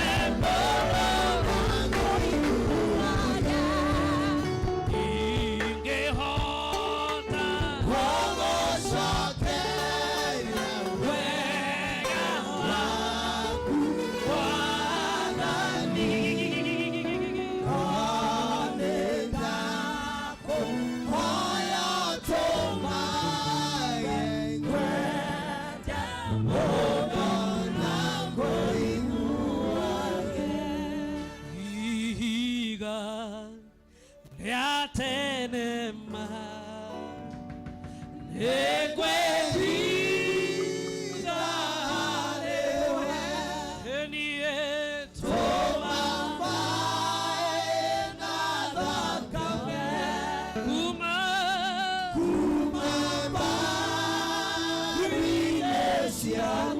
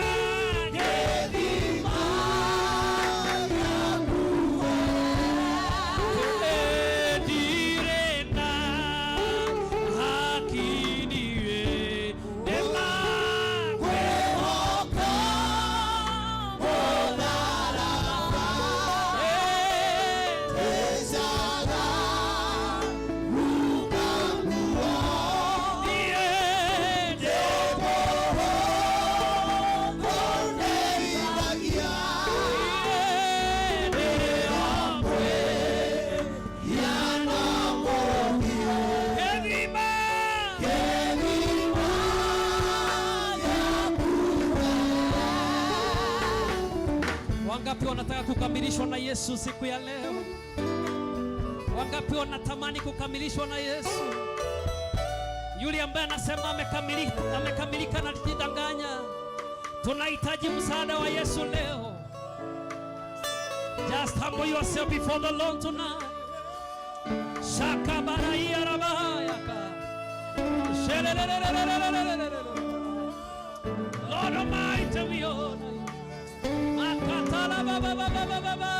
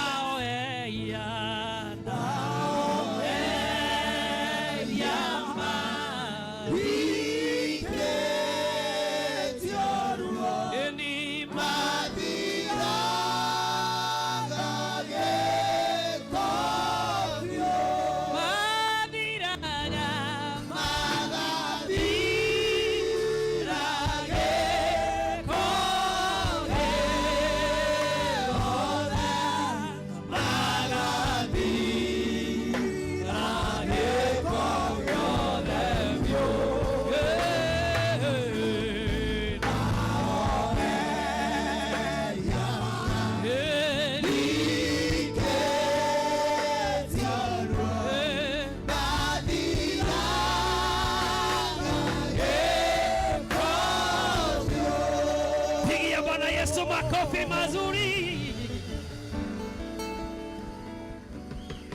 Hey. Angalia huyo mumesimama pamoja na mwambie unaweza shangilia Bwana kuliko hivyo, vizuri kuliko hivyo. Na kama amekaa chini mwambie simama. Kama amekaa chini mwambie simama. Mwambie hiyo shangwe iko sawa. Mwambie hiyo shangwe iko sawa. Mwambie hivyo, mwambie. Ndo mimi mwambie na kuona hiyo shangwe iko sawa.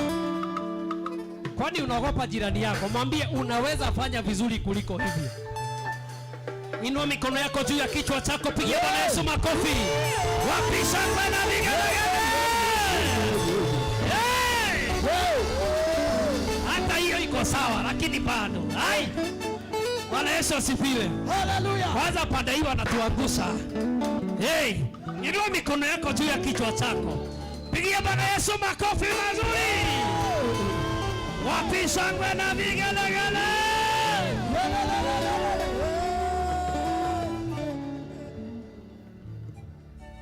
Amen. Hallelujah. Unaweza mwana wa Mungu.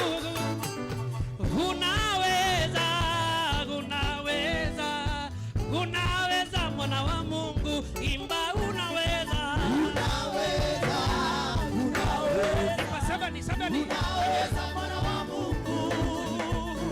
Unaweza mwana wa Mungu. Peperuza.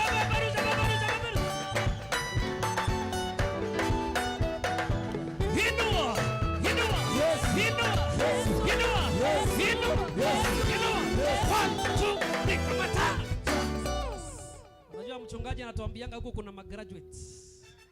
Sasa ukiinua mikono kama umegraduate na kuanga kazi. Sasa ondoa degree kidogo, weka chini. Uweze kuinua mikono zaidi. Si ndio? Ama namna gani? Bwana Yesu asifiwe. Uko tayari kumwinua Bwana? Unaweza, unaweza. Unaweza Bwana wa Mungu. Unaweza. Unaweza. Bwana. Unaweza Bwana wa Mungu. Bwana unaweza. Unaweza. Unaweza. Peperusha mikono. Unaweza Bwana wa Mungu. Unaweza. Unaweza. Unaweza Bwana wa Mungu. Yesu ni otaga, ni otaga, ni otaga, ni otaga Bwana wa Ngai, ni otaga, ni otaga, ni otaga, ni otaga Bwana wa Ngai, ni otaga, ni otaga, ni otaga, ni otaga Bwana wa Ngai, ni otaga,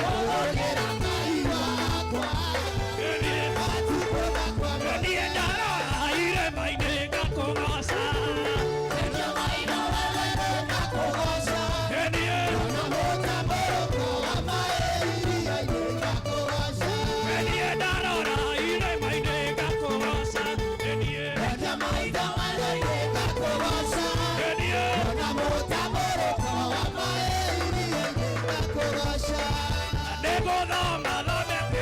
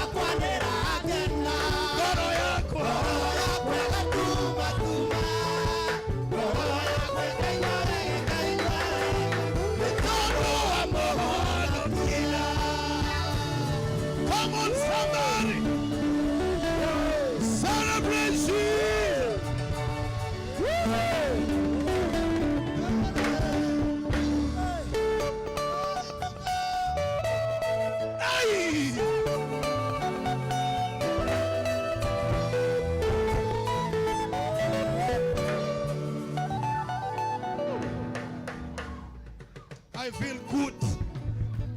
Hey, mumenirudisha hiyo miaka ya kitambo, my good God. Factory reset. Factory reset. Nimetolewa hii Nairobi nyingi ya bad. Na Nairobi si ati ni mbaya. Glory to God. But I feel good. If somebody sings a Hallelujah song, you begin to say he is tribal.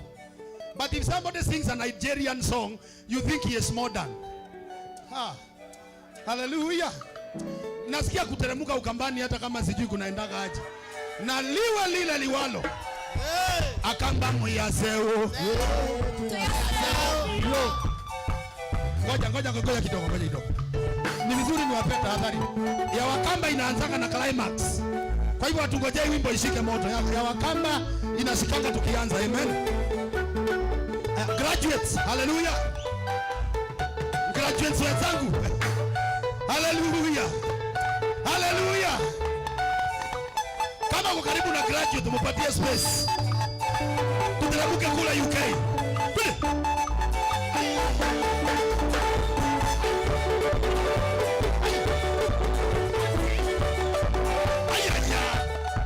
Kuna wala watu nataka hii haina magraduates mingi. Ninakwatie ngai wakwa, ninakwatie tata mwene, ninakwatie ngai wakwa, ninakwatie tata.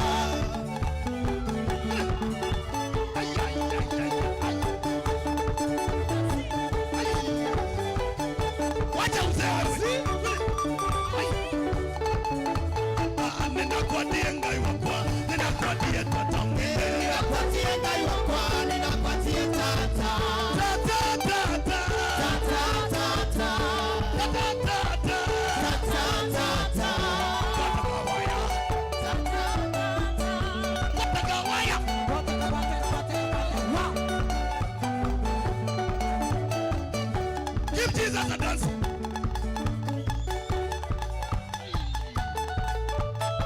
Tulishini.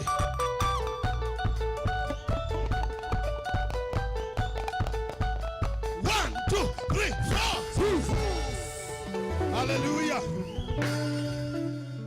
Kuna mtu hapa alikuwa kwa badi ya wa Maria akaokoka.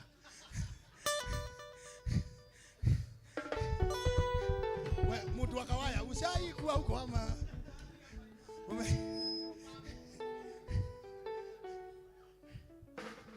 There is power in praising God. Glory to God. I say praise the name of our Lord.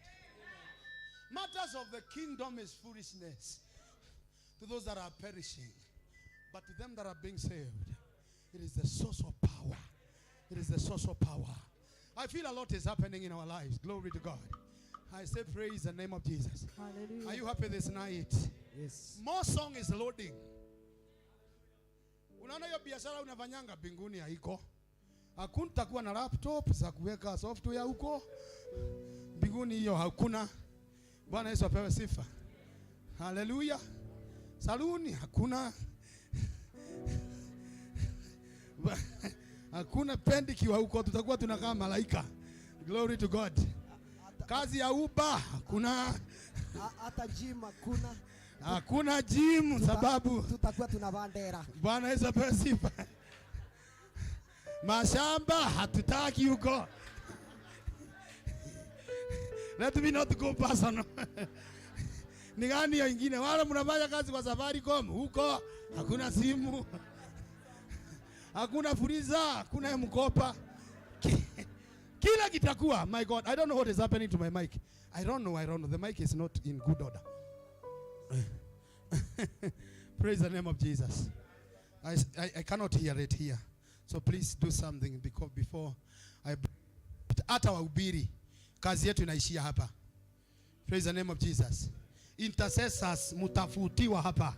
Kule hakuna kuomba sababu hakutakuwa na mashida. Kila kitabaki ni kuabudu mwana kondoo wa Mungu. Praise the name of Jesus. Na Daudi akagundua hiyo siri, akasifu Bwana. Glory to God. Mkewe msichana ya Sauli alimuona akipiga muziki jioni, akamuita kumsomea. Akamwambia mfalme mzima kama wewe. Sijui maiki hii inawageuka kwa nini, ama munitafutie hiyo ingine jirani. Karibu muanze kupata. Akaanza kumchokora usiku. Praise the name of Jesus. Nilikuwa na mbele ya watu mfalme mzima wa Israeli yote. Ukidance, ukifurahisha tusichana. Sikia yani ile arrogance hii msichana ya Sauli ilikuwa nayo. Yani mfalme anaimbia Mungu, anamwambia mimi niliona ukifurahisha tusichana. Daudi aligeuka hivi na jicho la kinabii, akamwambia sikuwafurahisha vizuri. Kwanza next time nitashuka chini frat vizuri ili wafurahi zaidi. Na wewe usahau kuitwa mama. Kutoka hiyo siku huyo mama hakuzaa. Juu ya kucheza na sifa. Glory to the name of Jesus. Najua psychology yako kwanza intercessors kesha kama hii hawapendi. Watu wa 5 hours of power. Bwana Yesu apewe sifa. Tunakuanga wengi. By the way, kwa ajili ya wageni wetu hatujazoea kesha kama hizi. Vile wewe uko mgeni ndivyo hata sisi tuko wageni. Kwa hivyo ukiona ni kama hatuelewi, tuko zote hivyo. Sisi tukiwa na Brian Ndome tumezoea 5 hours of power. Kama saa hii ingekuwa ya 4 sasa. Katoya kazaka tatatata. Itupaka ya masaa ngapi? 5. Lakini nakwambia hiyo iko na nguvu zake, lakini sifa ziko na mahali pake. Praise the Lord. Na hata kama uelewi Kikuyu, sio lazima uelewe kila kitu. Wewe unaweza kuwa unasifu tu huko kwa midudo tukiendelea. Glory to the name of Jesus Christ. And we give the Lord all the glory. Are you happy? I want to give you some minutes to sit down in the presence of God. Just get seated. Sing us Bwana wabariki. It's an honor.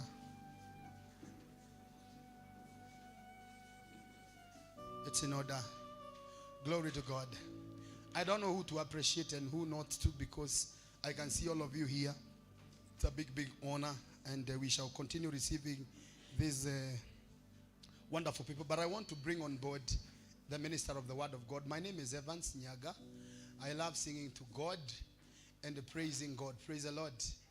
Another day I was checking my wardrobe. I realized I don't have a decent sweater or a heavy jacket. Saizi ndio niko na zile ziko na joto kabisa.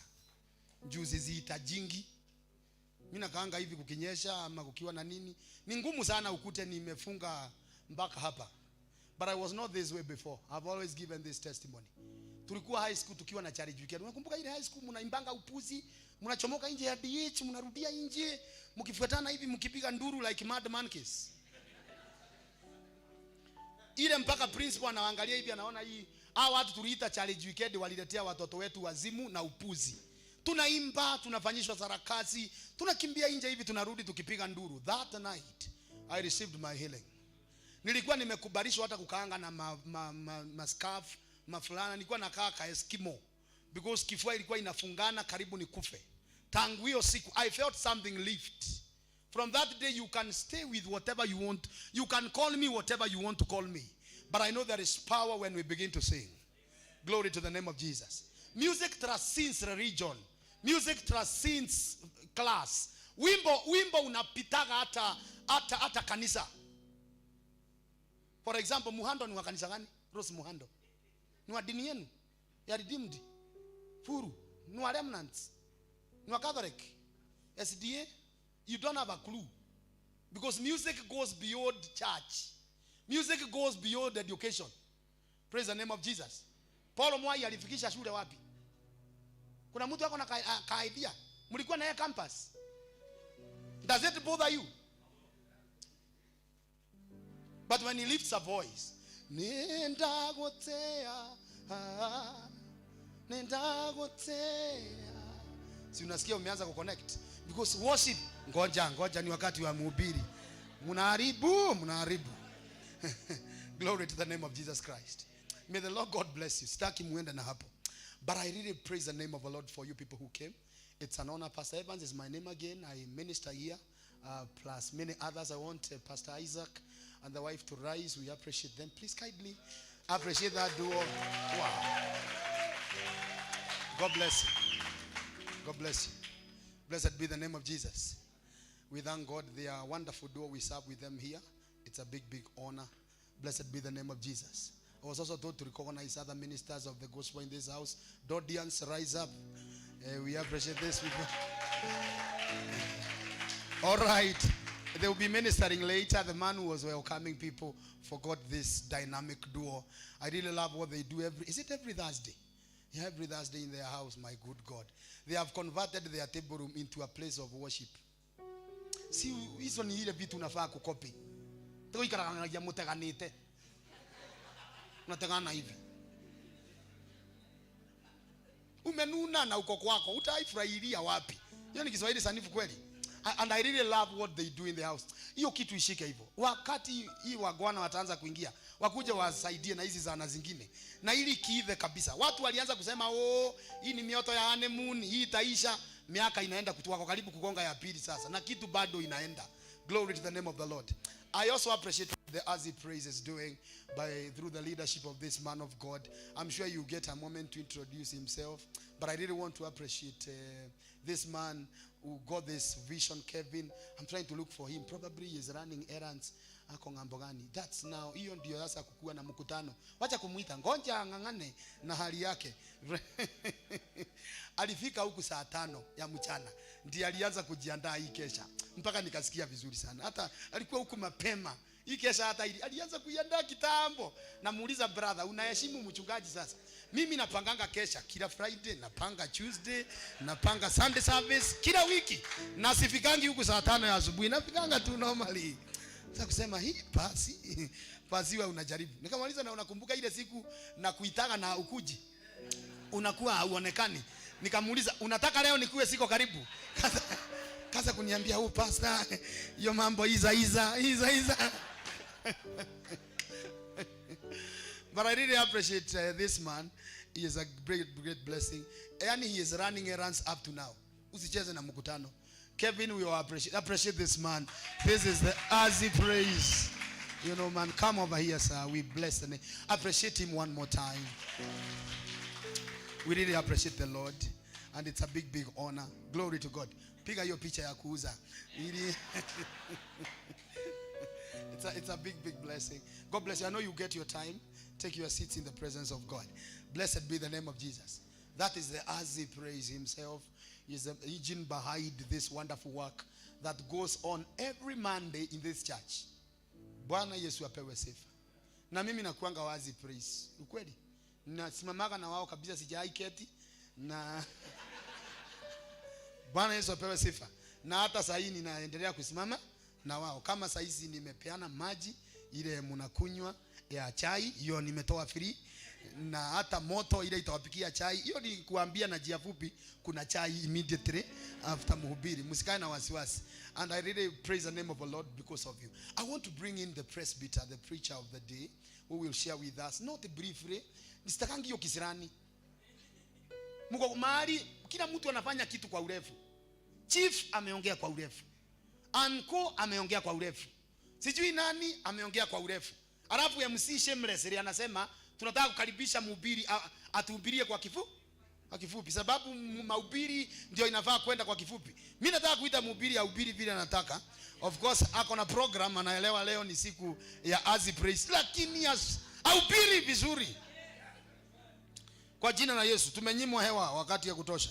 Glory to the name of Jesus. The man of God preaching is a great friend of mine. Another day I was calling him. We were with the Azipraise director, and I went to dial your phone, and then when I was looking for your name, akuta nimeandika Kevo. Hata haina pastor, haina nani. Ni pastor unasave jina, haina heshima hivyo. Nikamwambia tulijuana tukiwa maboys. Praise the name of the Lord. Back I think it's the year 2005 or 2004. Some of you are still struggling with your mother's breasts, but ulikuwa unapakiwa pilipili around there, ndio ulikuwa unaenda hivi jioni unarudi, unachomoka hivi, ukirudi unakuja na nini na mandazi mbili, unaambia mamu keti, hii kitu inaninyonga. By then we were still preaching.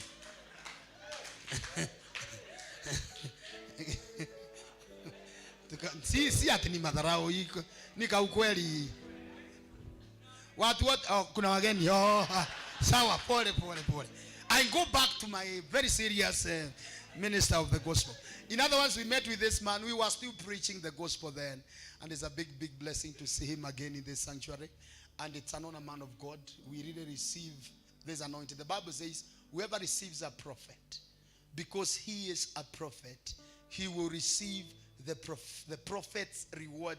Every prophet carries a reward. Amen. And a reward is something you are given after you do something good. Amen. Like saying amen, like respecting him. When he feels like you are connecting, that is when he can reward. That is why you go into meetings and you go home. The prophet is anointed, but you go home without any anointing, because you never received the prophet. Haukutoa sadaka, tuko pamoja. Haukusema amen, ulilala kwa mkutano wake, ulitoka akihubiri. Hawezi pokea reward. Hata wewe ungekuwa mtu unaweza pea mtu reward akikufanyia vitu kama hizo. Lakini yule anasimamaga na mhubiri na amen na kusema glory, preacher, kuinukaga na kiti hivi.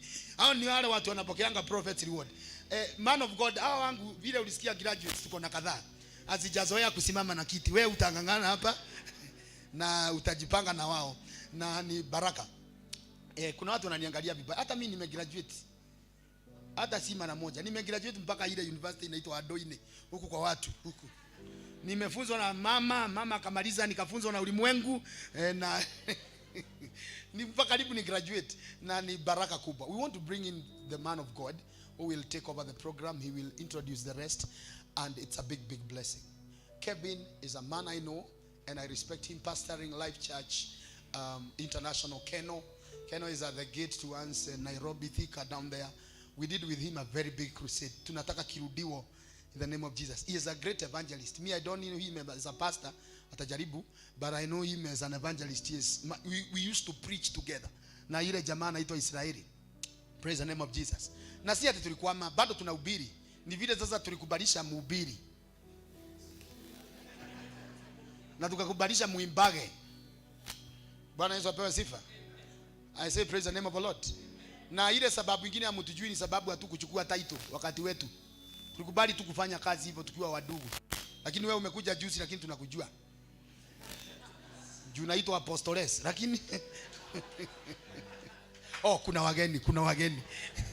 Hebu niachane na wageni. Bwana Yesu na apewe sifa. May the Lord bless you. Let's have the Lord. Let's just love his presence. Punguza hizo mafurana. Sasa tusikie neno la Bwana, kisha kwa urefu ama kwa ufupi vile mtumishi atasaidiwa, kisha tutarudia muziki tena mpaka asubuhi. Na muweke ka section kidogo ka intercessors. Tafadhali. Muache wimbo mahali mtuachie. Dakika hata kama ni 30. Akituongea na Mungu, sababu hii kesha yote kuisha hivyo mpira kutembea hivi, mimi sisikii vizuri. Unajua mimi nimezoea ile ya kugurumisha. Tuko pamoja. Tunaimbaka ka chorus nusu halafu tunaanza kazi. Lakini leo iko the other way around na ninaona mko na furaha sana. Kwa hivyo ni kama hii maombi mingi ni kama mnataka ichanganyagwe hivi na wimbo kidogo ama namna gani? May the Lord bless you. Put your hands together for this man. And may the Lord God bless you. Appreciate this grace. Thank you, sir. It's an honor. God bless you, sir.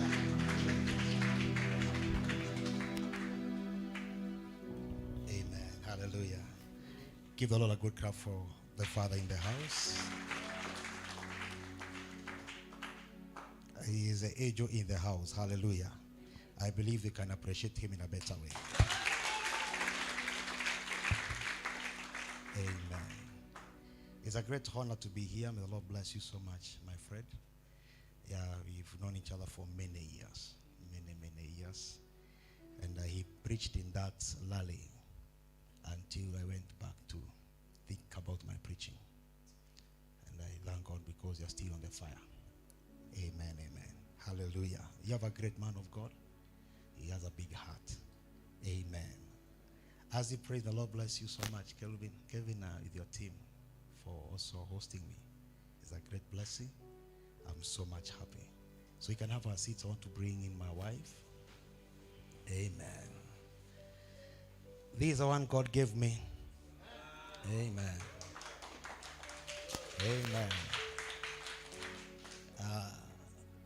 Tutapigwa ya jioni. Imeshika microphone. Hiyo ajua tulikuwa kanisani. Amen. We are turning, I think, 12 years this month in marriage. Amen. And she has never thought going back home. She has never thought going back home. Amore is better than their mother and the father. So she can't go. She can't go back home. Wapi sasa, I'm better. Amen. So she will say hi. Then she will introduce the team we came together with. Praise the Lord. Bwana Yesu asifiwe. Amen. I'm so happy to be here this evening. This night. Is it the night or morning? Actually ni asubuhi, Pastor Evans. Unasema upewe chance asubuhi na tayari ni asubuhi. Tunashukuru. Bwana asifiwe. I'm Agnes Kelvin. I'm born again. I thank God for whoever that is now Kelvin kwa kupata haya maoni. Bwana asifiwe. We were saying another day that tumekuwa colonized sana na Nigerians. To whatever that our songs, our prayers, na hatuna shida na hiyo tutafanya na Pastor Evans atatufunza na hata sisi tunafanya. Bwana asifiwe. until we have lost the power. But this is the thing. I was blessing the Lord when Israel was singing the song, I was like, this is the thing. Bwana asifiwe. Even if we can cry now, this is true tears. Unajua kuna zingine tunalianga na hatujui. Siku nyingine niliambiwa na Kelvin kuna wimbo sijui naimbo aje ya Nigeria na tunaimba na tunalia na haukiulizwa inasema nini haujui. Anyway ni vizuri ni power. Bwana asifiwe. Anyway hatuna shida, but this is the thing. I wish we can be doing this many times. Praise the name of the living God. Nimepewa ruhusa ni introduce the team that we came with from Keno. Kindly stand up on your feet kama tulitoka pamoja. Yes, even Kenny's stand up on your feet. Now appreciate this team in a better way. Appreciate them in a better way. Bwana asifiwe. Next time mukitengeneza huu mkutano, make sure that we include Keno and the other Eunice. Bwana asifiwe. Yeah, you remember that team. Pastor Evans umeanzia. Turudi hapo. From that side tuko na mtu anaitwa Peter Gasathi Dhuo. Yeah, I know most of you are asking yourselves, kwani yule ni nani? Ni yeye. Bwana asifiwe. Hata wao wanaokoka na wanarukia Yesu. Haujaelewa? Hawa ni wale wanaokoka na wanarukia nani? Wanarukia Jesus. Bwana asifiwe. Amen. Tuko na Kennis, can you just? Yes. From that side tuko na Victor. All right. Hao watatu wamepatikana, wako na people. Peter, Kennis and Victor wako na people. Hao hakuna mambo ya kunini. Huyo kutoka hapo sasa tunaweza anzia kuangalia vizuri. Bwana asifiwe. Lakini tutiranirira bei ya utuko. Bei ya bwaine teo. Tunaelewana. Si bei ya jioni. Huyo anaitwa Kelvin. Yes, Kelvin is one of the worship team in Keno in our church and we bless God for him. Bado ako hapo na tunashukuru. Na mwenzake anaitwa Faith. Pia Faith ako hapo tu, tunashukuru Mungu. Na huyo naye anaitwa Cynthia pia yeye ni single hivyo ako na familia yake yote hapo. Na yeye huyo mwenzake anaitwa Damaris ako na familia yake pia yote hapo alipo. Praise the name of the living God.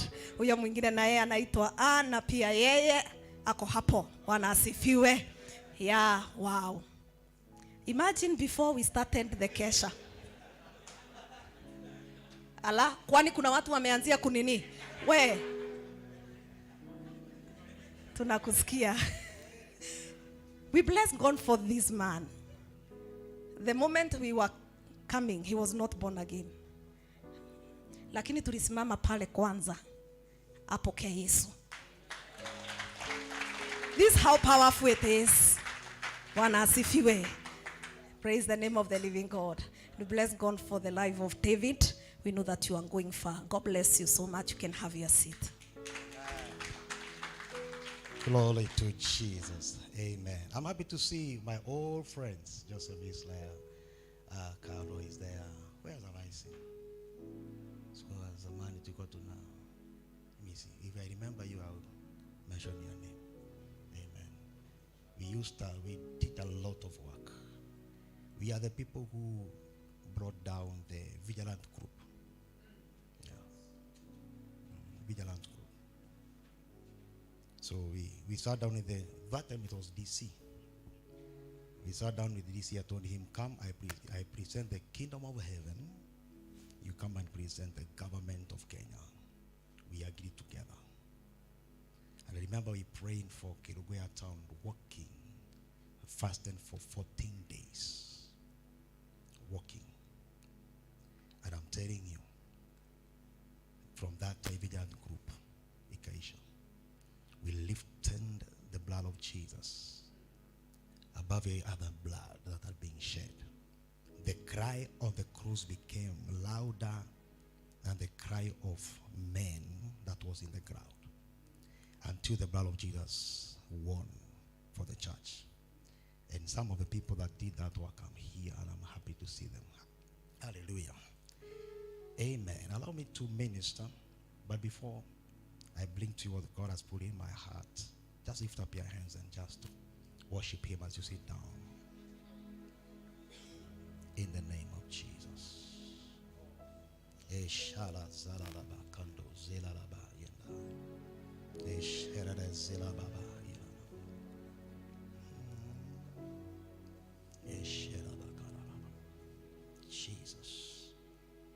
Cast me not away from your presence.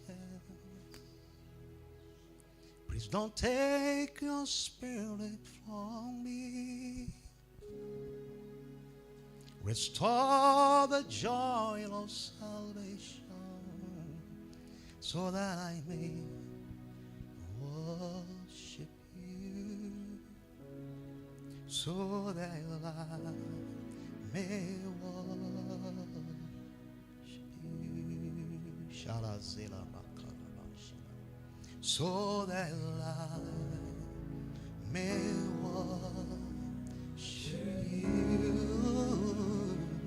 Lift up your hands and tell him. So that I may worship you. Lift up your hands as you sit down and tell him. So that I may worship you. So that I may worship you. Cast me not away from your presence. Please don't take. Please don't take your spirit from me.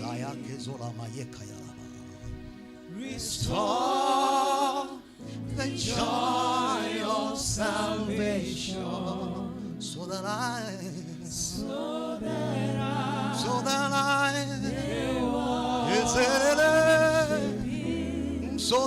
may worship you. So that I may worship you. That's why we came here, Lord, to come and worship you with our strength. Worship you, Lord, with our hearts open, that we can lift your name above every other name. Lord, we can declare your goodness and your mercies, Lord. Lord, I pray, may you cast not us away from your presence, Lord. Oh, may worship you. Please don't take your spirit from me. Yes, Lord. Yes, Lord. Restore the joy of salvation so that I may worship you, so that I may worship you. Lift up your hands and tell him, Lord, help me to worship you. Tell him, Lord, help me. Help me, Lord, help me. So that tell him to restore the joy of salvation. So that I may worship you. So that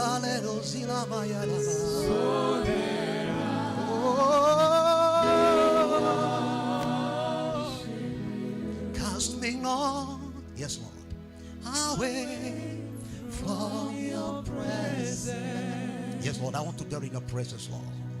Please don't take your spirit from me. Restore, Lord, the joy of your salvation. Restore the joy of salvation so that I may worship you. So that I may worship you, Lord. So that I may worship you. Hallelujah.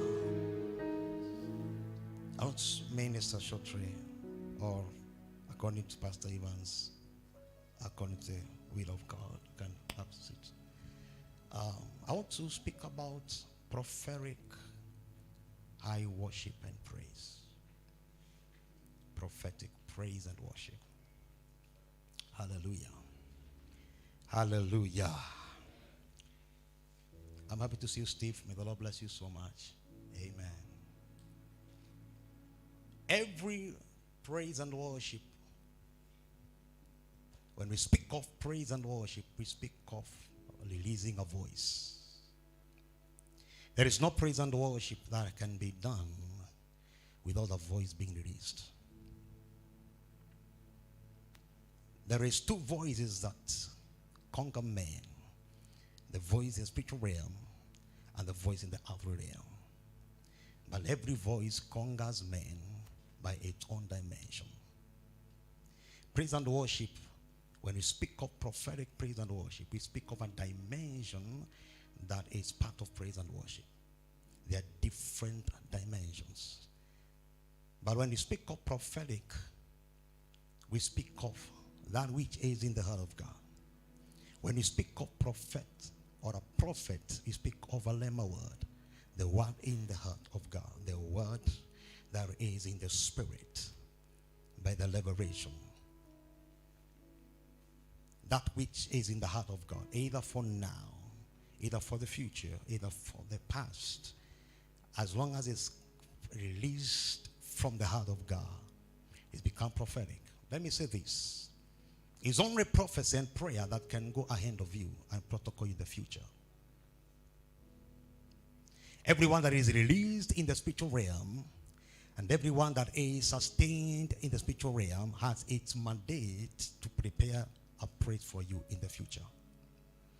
God does not go where men are. God goes where his word is. Men may gather, but if there is no word, God has no praise, has nothing to do without praise. And when you speak of prophetic praise, you are speaking of a word that is released in the spiritual realm. It is a word that is spoken that creates. In the beginning, Genesis chapter 1, verse 1, God created the earth, okay? The earth was void of nothing. The Spirit of the Lord was hovering, okay, upon the waters. And that time the earth was darkness, was in darkness. But the Spirit of God was hovering over the waters, not in the light, but in the darkness.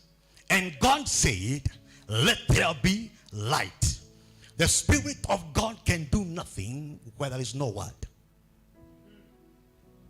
It is the word that creates. It is the Spirit that gives life. Every worship that is released and the Spirit of God is not in conjunction and in the place of formation, including the Spirit and the word, there is nothing shall be created out of that praise. That worship has nothing to do with God. And God visited Sarah, as he had said. God will come when he speaks. He follows his word. And God sits upon the praises of people. The songs that we sing, high songs, are materials that create the seat of God. So God will not come because you're there. God will come and sit on the seat. The throne of God is lifted and raised by worship and praises. Then God can come and sit on it and be among the people. God will not come because you are people, because you are living. God will come because he has interest in you. If he lacks interest in you, he has no business with you. So you can come to church and somebody else is having an encounter with the Holy Spirit and you're wondering what is going on. It's because God has no interest with you. Hey, can you imagine you can be in the church and God has no interest with you?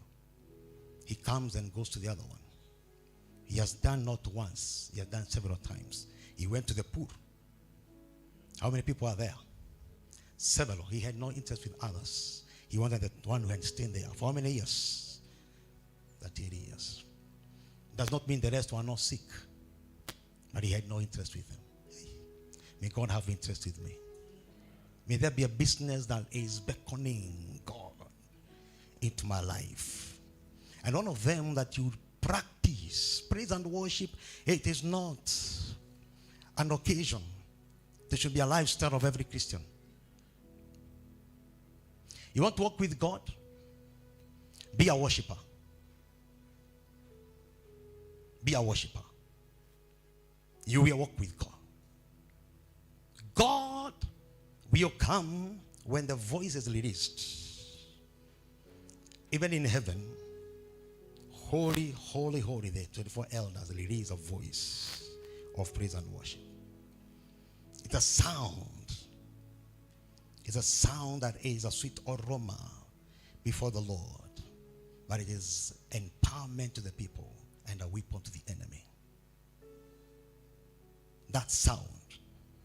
The sound we are releasing here should be a sweet aroma before the Lord, affecting our lives to transformation, and it's at the same time a weapon to the enemy.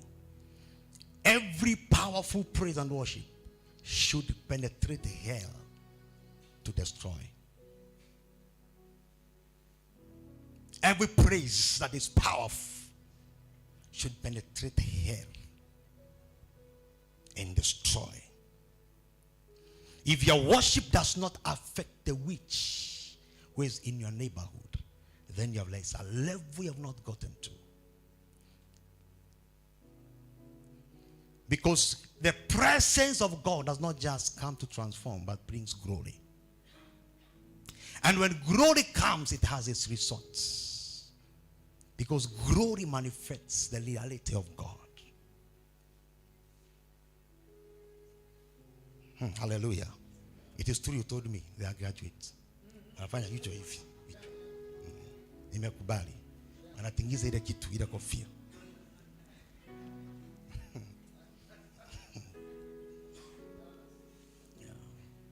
Wewe mtu unaweka nguvu nasema amen. Si unakumbuka zote tunafanya zamani.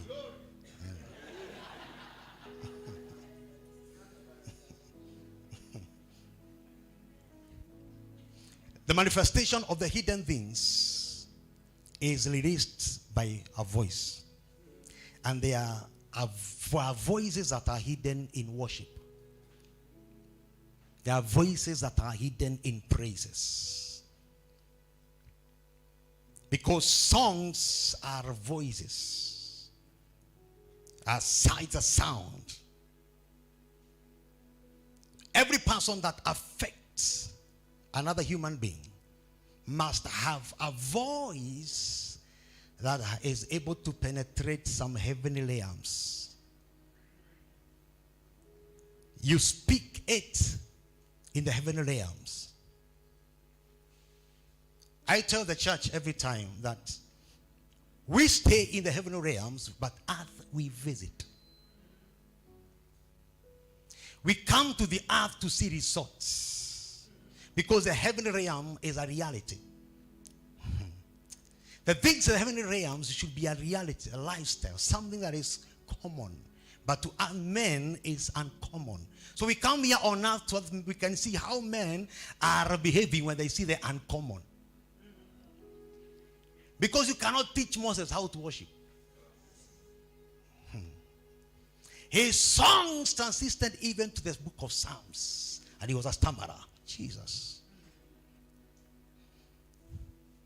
And he sang until his songs were recognized in heaven. You cannot teach David how to sing.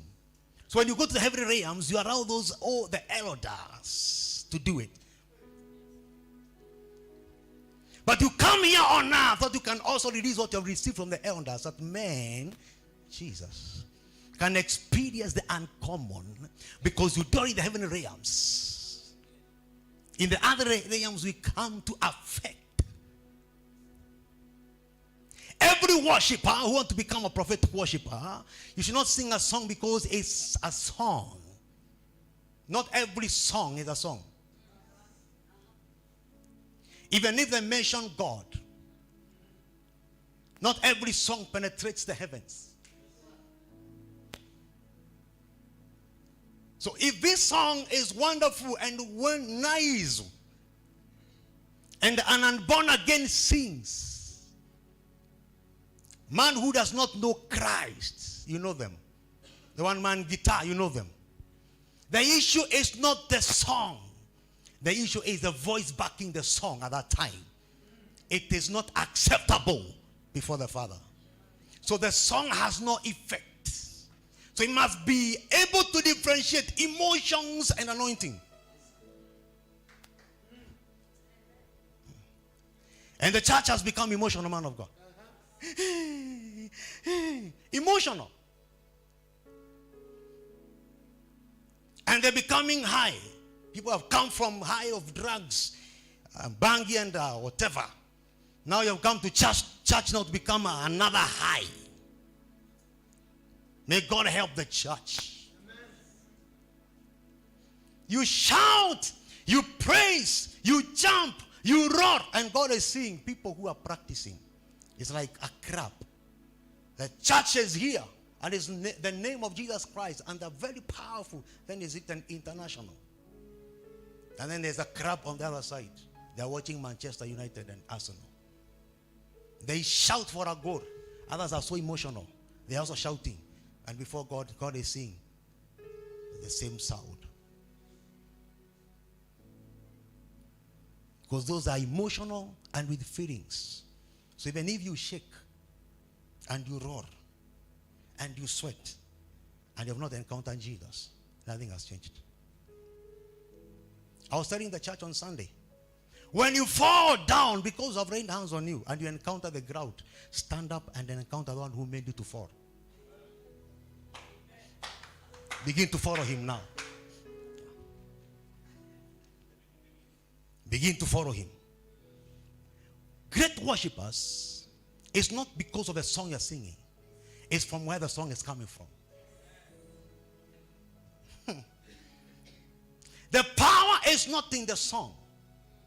The power is in the belly. Out of my belly shall flow rivers of living waters. Yeah, yeah, yeah. Must you sing a song that is being sung? The Lord who have written the book of Psalms, they sang songs of the Spirit.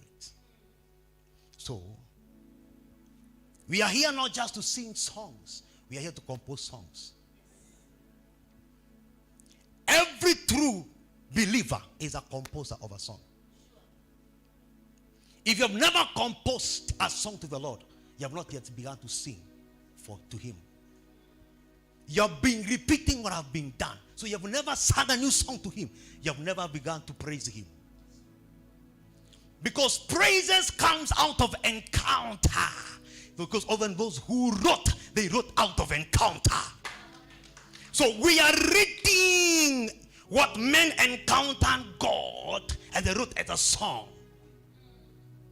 So we are reading the encounter of other men in the scriptures. What happened when they encountered God? A song was released.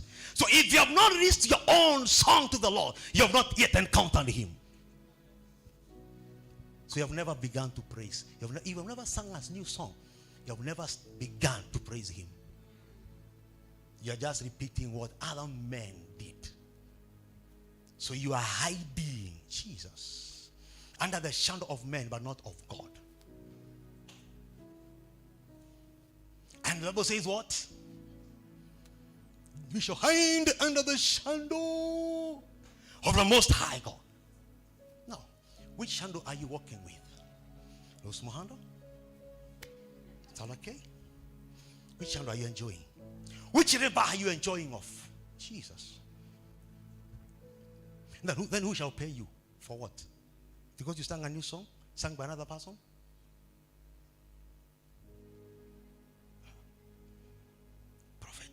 worshippers. They release songs out of encounters.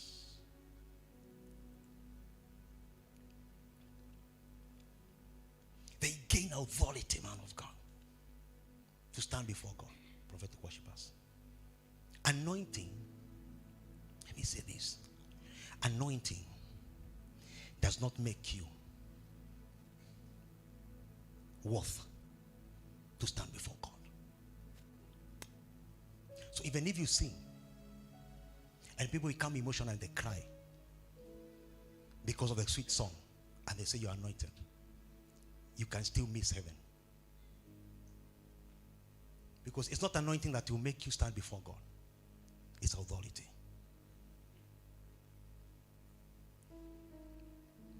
And that Jesus said, they'll call me Lord, Lord. I ministered with your name. Give me the cripple walk. Sang powerful songs. And men cried. And then he said, I don't know you. Because you are not even worth.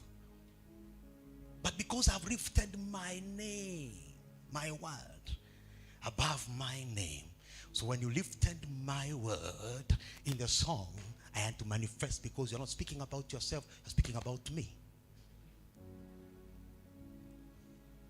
So, authority is so powerful.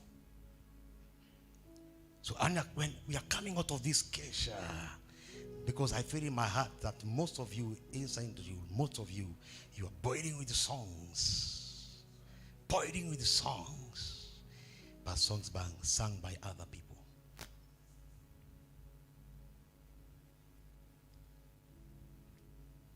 May God make you begin to sing a new song. And he has put a new song in my mouth. Song of praise unto him.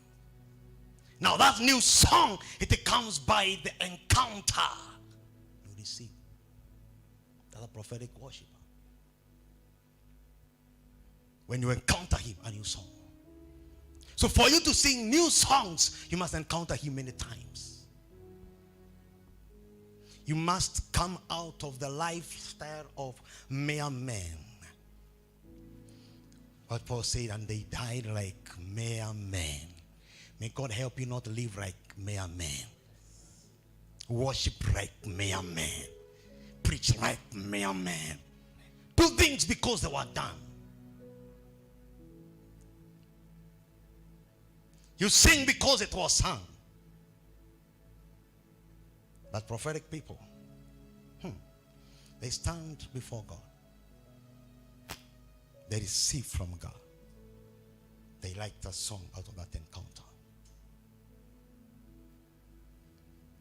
And the Bible says, and Samuel went and crossed the territories of the Philistines and went further according to himself. And then he put a stone and he poured oil. And he said what? The song we sing. Ebenezer. Ebenezer. The Bible says this. When he did that,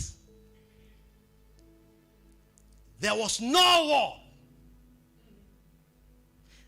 Israel never encountered war as long as Samuel was alive. Jesus. This man was a worshiper. He was a carrier of grace.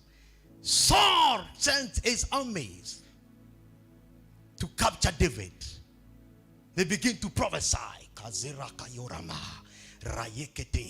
He does not need an army to capture the KDF of Kenya. Just enter his territory. With your guns, they fall down. Rakazia. They begin to prophesy. The first troop, the second troop. I'm telling you that troop. When Saul came, he bowed down. He removed his clothes. He began to prophesy. Who can capture Ruth that way?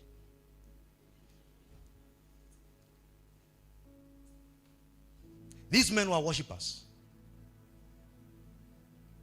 They were true praisers. They knew how to stay in his presence, not to visit. You always visit when you have problems.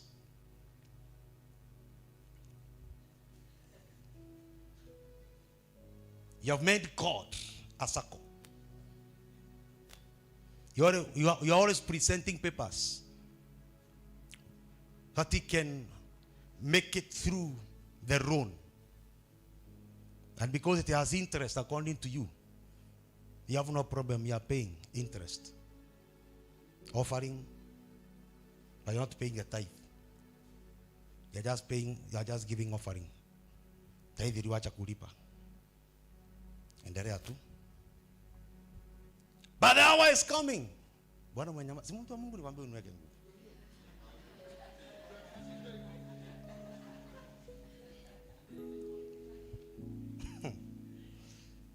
The hour is coming when true worshippers. John 4, verse 23.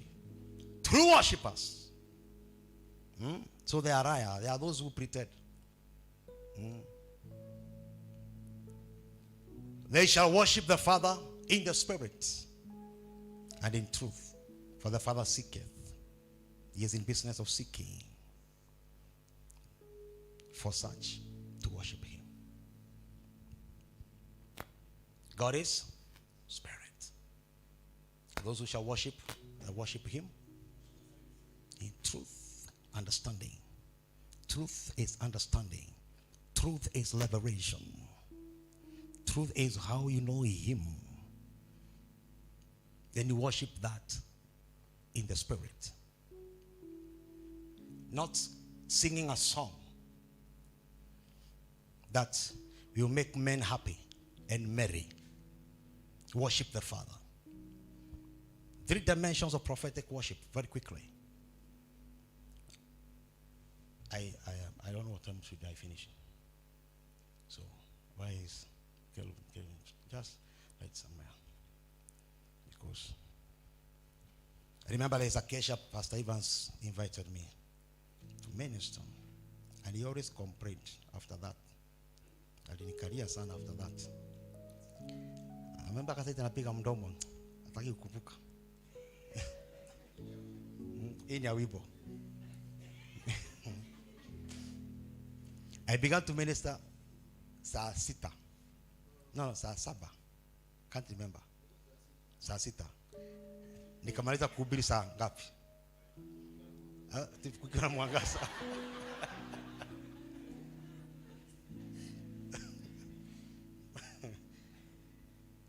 You know, he made me to really repent. This man of God made me to feel guilty of preaching. Because every time we met, uliniambia mkutano.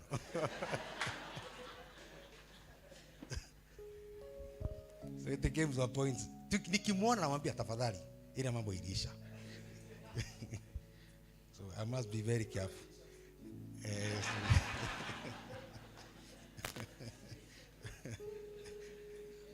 3 dimensions of prophetic worship. Number 1 is ministering to oneself. Ministering to oneself. We shall go one by one. To minister is to attend needs, to tend, to take care of something, of somebody, to give aid, to give service. When you give service, you supply and all those, you are doing ministry. So when you are praising God and worshiping God, it's an expression of love. You worship because you love him, not because of anything else. If you worship God because of anything else apart from love, then you're doing it wrongly. We worship him because we love him, because of who he is. Adam, when he was in the Garden of Eden, he never knew anything like needs. He did not know. He stayed with God. The need of Adam was God. And that's why God had to visit him, because the only vacuum that was in Adam that time as a need was only God. Anything was in his disposal. So we love him we show him worship, a way, how he is. He is a wonderful God. You open your heart because you want to delight unto him, delight in him from your heart. So when you worship him, you worship him not because of needs. You worship him because you love him. So where there is no love, that is not true worship. Where there is no love, that is not true high worship and praise. So love is a center point of anything that you give to the Lord. And worship must be derived and pushed by love. It is the well. It is that which releases that worship. That means that anything that is physical may influence your worship. You deny it. You deny its right. You deny the rights of the flesh when it comes to worship and praise. They are so loud, but you can bring them down. Because many men are drawn to God not because of love, but because of what they need from God. So when you are ministering, you are loving him. May you love him in your worship. I don't know how many people have ever lifted up their hands and they told him, Lord, I love you 1,000 times. You're singing no other song. You're singing nothing else. Just telling him, Lord, I love you. Lord, I love you. Lord, I love you. Just releasing that love to him from the heart. So when you are entering to those dimensions, you begin to enter the prophetic dimensions of, like number one, ministering to oneself. Is where you handle the things of the spiritual man, not the carnal things. You are in a need, but the way you're worshiping him is not by the influence of the need, but the man who is inside, the spiritual man, how rises. So you are in a troublesome moment, and you feel, by the way, if you are in trouble, and you know you're discouraged, don't pray. Worship. Don't. Because you'll pray wrongly.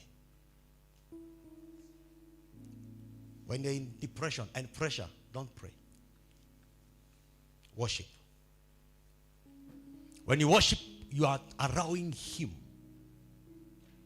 You're opening your heart and telling him, Lord, I welcome you. And one way of ministering to yourself is tongues. Rasikadosha yakata. Razora mayekedi alozata. The red road is on you, on your neck. Aria shereda. Zakota yanda. The only thing you can give him is a rakosa yekate. Because at that time you have no physical thing. But you have begun to access in the spiritual realm. Because the physical realm has some defects. But the spiritual realm is always perfect. The perfection in the heavenly realms, you must access into it. It's only a human being has the ability to enter in the heavenly realms, at the same time a faction in the other realms. A cow cannot. A goat cannot. It's only men who have been given permission to faction and enter in the heavenly realms. So if you are limited in the other realm, enter in the heavenly realm. Azikata rekokoziri mayekatia razoko tambayera. You are building your own self. For the one who speaketh in tongues and defieth himself. So when you are ministering to yourself, you're not handling the needs. No. That time needs have no praise. Because in the heavenly realms, there are no needs. In the heavenly realms, there are no cars. In the heavenly realms, there are no houses. The man in the heavenly realms is complete in the heavenly realms. So you must access to that heavenly man so that you can access the freely given things of God. That is the only way you can bring them to the other realm. Kazia, Rakuya, Rakoziketa, Rakayandea, Rozikeketia, Rakozaka. What you're doing, you're telling the enemy, you have come and met me in the other realm, but I'm the same man who is able to meet you in the heavenly realms. So you're welcoming him to another higher level of battle. When you're ministering to yourself, you are not dealing with the physical things. You're not dealing with the needs. What you want at now, the money you want. Let me tell you something. Money and every material thing, it is just a result of your walk with God. So if you don't have it, then your walk with God has a problem. And he has blessed us with everything in the heavenly realms. So there is a place where things are kept. There is a store in the heavenly realms where men can access. And they don't need to borrow permission. And Elijah said, if I am a man of God, let fire come. So he knows. He did not ask God. He knows where the fire is. So he is able to bring the fire because he has been there. He knows where it is. In the heavenly realms, let the fire come down. And they came down, poof, consumed the fasts. Then they come again. If I am a man of God, let fire come down. He knows where it is. He does not even ask God.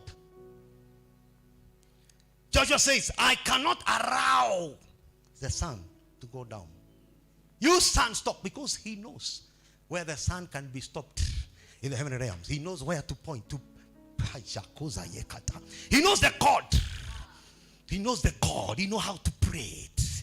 He is in the heavenly realms. It's not in the other realms. He knows where to. And the Bible says, and that day, God adhered to the voice of man. He did not ask God, the creator. May we be able to go to that level where we are able to minister to ourselves. One of them is tongues. Before a song comes out of you, begin in tongues.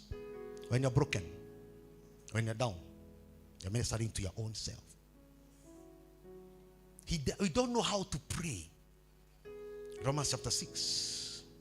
Is that chapter 6 or chapter 8? Chapter 8, you know, verse 26. We don't know how to pray. Or ought to pray. We pray in a midst. So the Spirit of the Lord helps us in what? Our weaknesses. And he also, when he's helping us, he is praying for us with words, okay, which cannot be uttered by men. These ones are called groaning. Those are words that cannot be uttered by men. So the Holy Ghost is a teacher of these dimensions. Will become a prophetic worshiper by ministering to yourself. Before the pastor raise hands on you because you're passing through depression, you must know on how to build yourself a capacity in you. You must build a circumsovers. Whatever you are able to handle in the spiritual realm, in the other realm is a walkover. It is not anointing in the heavenly realms. Anointing is of the other realm. God is never affected by your anointing. Even if you heal the sick, raise the dead, God is never affected. That is for men. But in the heavenly realms is purity, righteousness, holiness. Hey, those ones can stand and build themselves. I was telling the church on Sunday, there are people who, men of God, he said very well. Those days we never had name titles. I was careful. Munene, Kelvin, and we had no problem. Yeah, even now I have no problem. Yeah, usually even sometimes I don't even say whom I am, because now it's only God who knows who I am. I can limit myself by saying I'm a pastor. Mungu asema unataka kuwa pastor peke yake, basi kuwa pastor. I want to be everything in the kingdom. Yeah, intercessor, a singer. Let me say something. If you are so much anointed and you are not doing whatever you used to do many years ago, you are backslidden.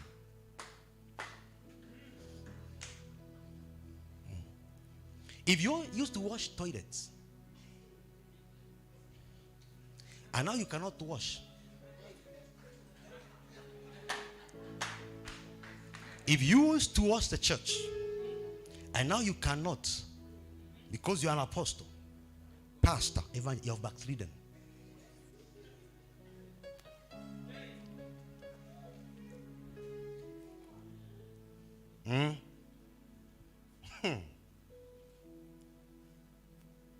Thank you. That's why it's good to have a wife.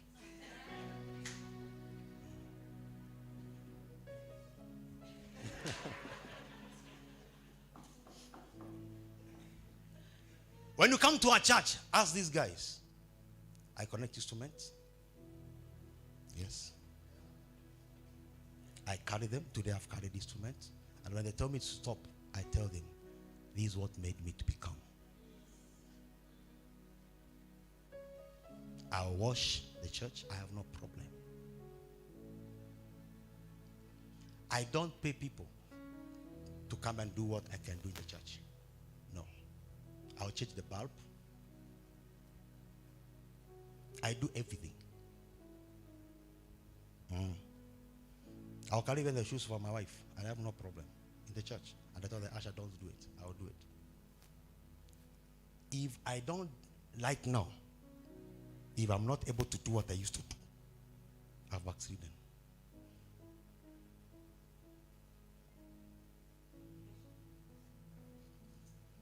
That was one way of telling God, by the way, Mungu, I'm promoted.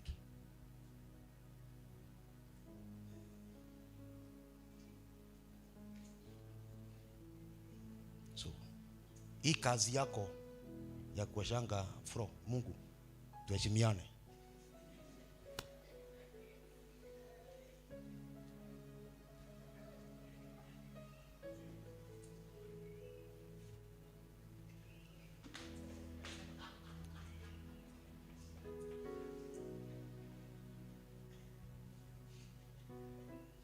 Hawa wanaoshanga huku ni majuniors. Sisi ni masupervisors. Kazi yako ni toa sufuria hapo. Toa kiti hapo. Some of you mmefuta Mungu kazi. Jesus is the head of the church. So who are you? Why are you sitting on the seat of God? Why are you overthrowing Jesus in the church? And the church has not many hands. There's only one. Jesus.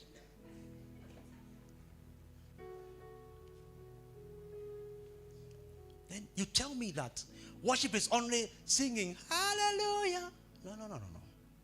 Anything that you do because you love God is worship.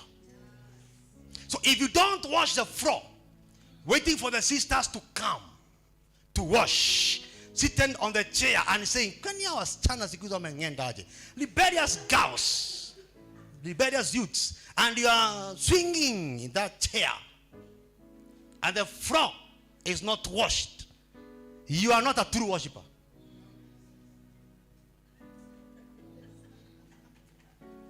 You are not. I'm the leader of the women.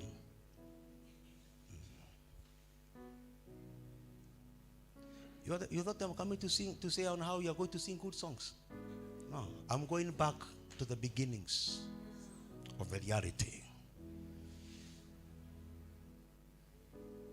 So some of you are already rebellious, but already righteous, rebellious girls and boys in the church.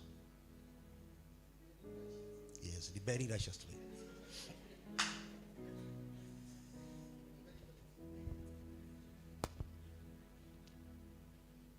And when Christ is looking at you in heaven, and he's looking and saying, I'm looking for true worshippers, you think it's just bowing down and singing a song. No, it's not about a song. is about the act. Whatever comes from your heart and Jesus is glorified is as worship, is a praise. So before you sing a song, let me say this. What qualifies you to sing it is the act you have done before you sing.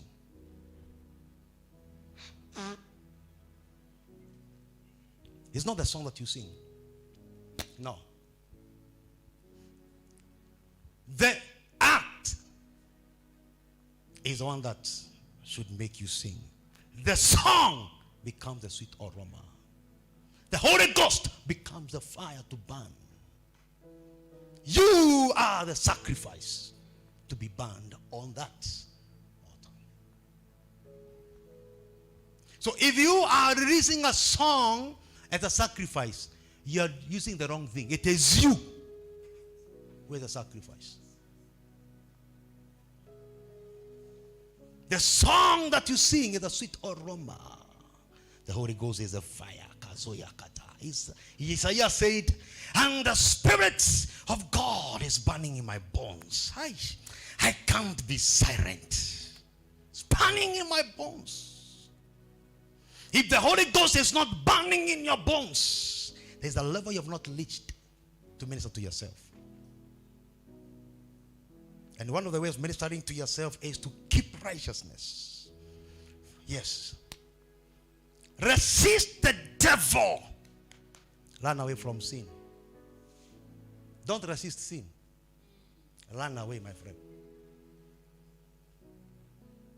When you see sin coming, run away. Because sin has a great dimension of authority, dominating. Sin dominates upon men. So when you are speaking of self-ministration, you're speaking of the worth of you being in his presence. The worth. Keep yourself righteous. I enter his gates. Psalms 100, verse 4. With thanksgiving. His gates. With thanksgiving. You have not even reached the courts. Just the gates. The gates of the heavens. With thanksgiving. Glorifying his name. Telling me how him is worthy. Yeah, that's just giving thanks to him. You have done me so great things. Receive all the glory. I thank you, Lord, for victory. I thank you, Lord, for grace. Then when you get to his courts, now you can sing a praise. But many people begin with praises so that you can keep yourself high.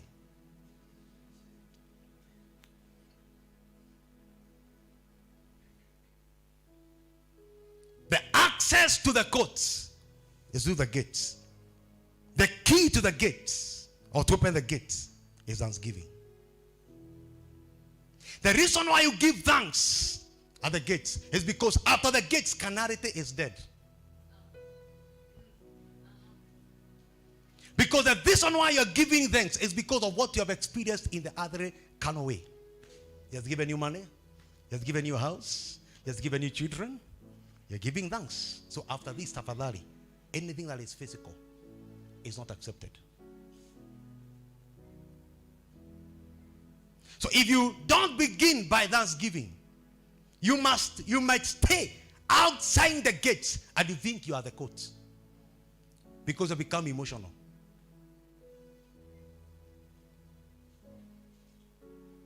There is this song that says, Machozi haya. Siri ya machozi. And you begin to cry. Not because of the Holy Ghost. Because of the problems you're passing through. The circumstances that you are in, they are forcing you to cry. And you think now the Holy Ghost is on you. It's not the Holy Ghost. It's the depression you have. And the stress. So you must run on how to deal with the carnal man. So that when you enter the gates now, the carnality is gone. Because now the flesh is dealt with. Now the Holy Ghost begins to operate in you. He begins to build you. Kazia Rakozata. He begins to walk with you. Hezikata, razoyekata. Now you're no longer involved now. Your mind is dead at that time. Your mind is dead. The Holy Ghost is operating in you now. He's one leading you. You are a drunkard. The reason why you should be drunkard in the spiritual realm is because the enemy must miss you with his arrows. So don't be drunk anymore with what? But be drunk. Zayako yarama, zayekea. So when you are drunk, whatever is making you walk this way and stay that way and talk the way you talk, it's not because of you. It's because of what you've drunk. So there is a level of drunkenness in God, where you are so drunk that you don't know what you say, but you have said it. Every drunkard knows every song. Meet them outside there. They know every song. Even gospel, they know every song.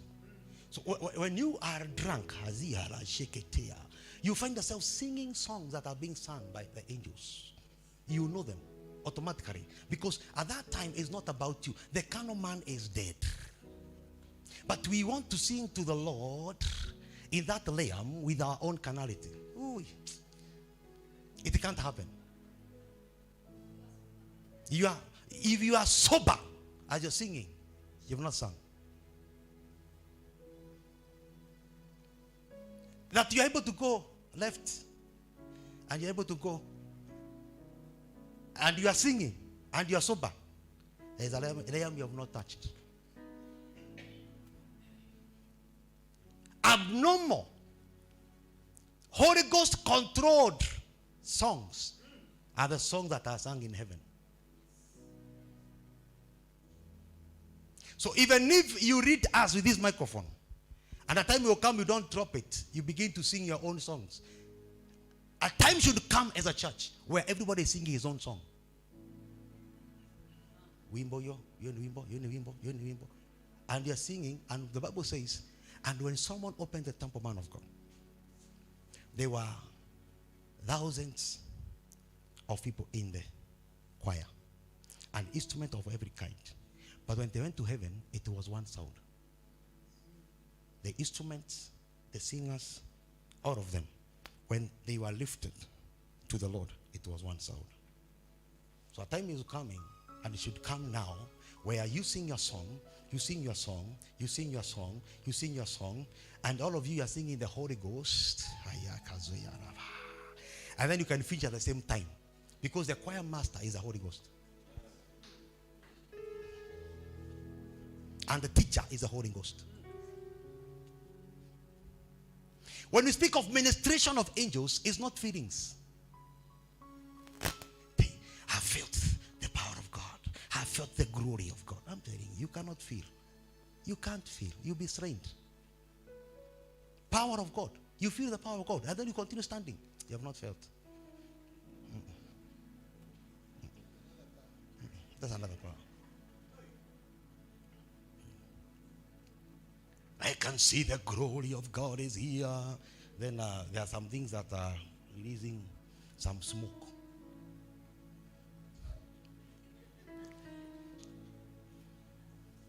You cannot see the glory. The presence. You cannot see the presence, sorry. Presence. Presence. You can't see. The presence of God takes over and takes you where He wants you to go. The presence of God is God Himself. You cannot stand in His presence and remain the same.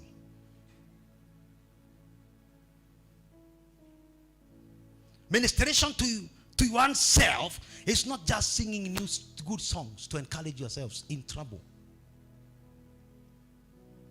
That is the lowest level. If you are singing a song and crying because of what you are passing through, that is Sunday school level. PP1. Prayer group.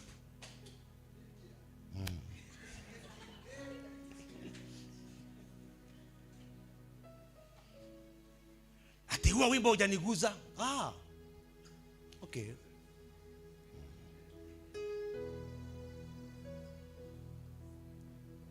So if you are singing sad songs so that you can get close to God, how far has trouble taken you away from God? So if you are here so that you can get close to God, me, I'm not here to get close to God. I'm with Him. I walk with Him. I'm talking about prophetic worshippers. That is just point one. Ministration to yourself. Yes. So if you are wearing nicely like me, so that I can look like a musician. You know, I tried tonight to look like a musician, a Congolese. Try it on my level best. At least I can fit. To see whether I can get a slot in Azipraise. Even if I sweat and my clothes is touched to my stomach, my small belly, that does not touch God. Your sweat is because of your body condition.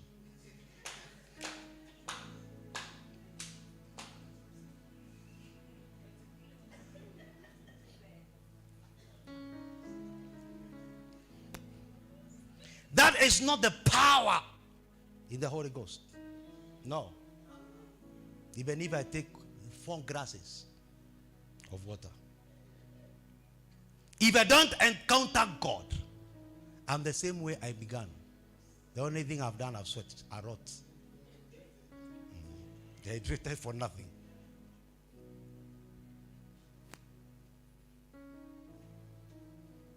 So after shaking and after shouting in music, encounter God. When all that is done, please encounter Him in worship. When all that is done, calm down slowly because you are emotional before. Then begin to look for Him. And many people have become emotional in church, in praise and worship. You are just emotional. You are making others to feel sad.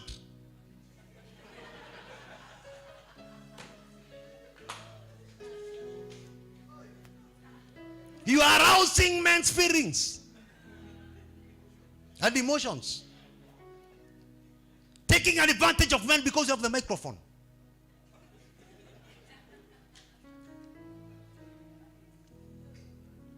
Then when people are crying a lot, the Spirit of the Lord is here. The Spirit of the Lord is here. Because the cry you are crying is reminding the men and the women in the church the troubles they are passing through.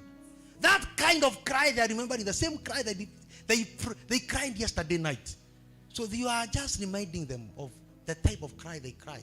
And then you begin to say the Holy Spirit is in the house. And it's only men who are in the house. Carnal men. Carnal pastor. Carnal preacher. Carnal reader of praise and worship. Carnal.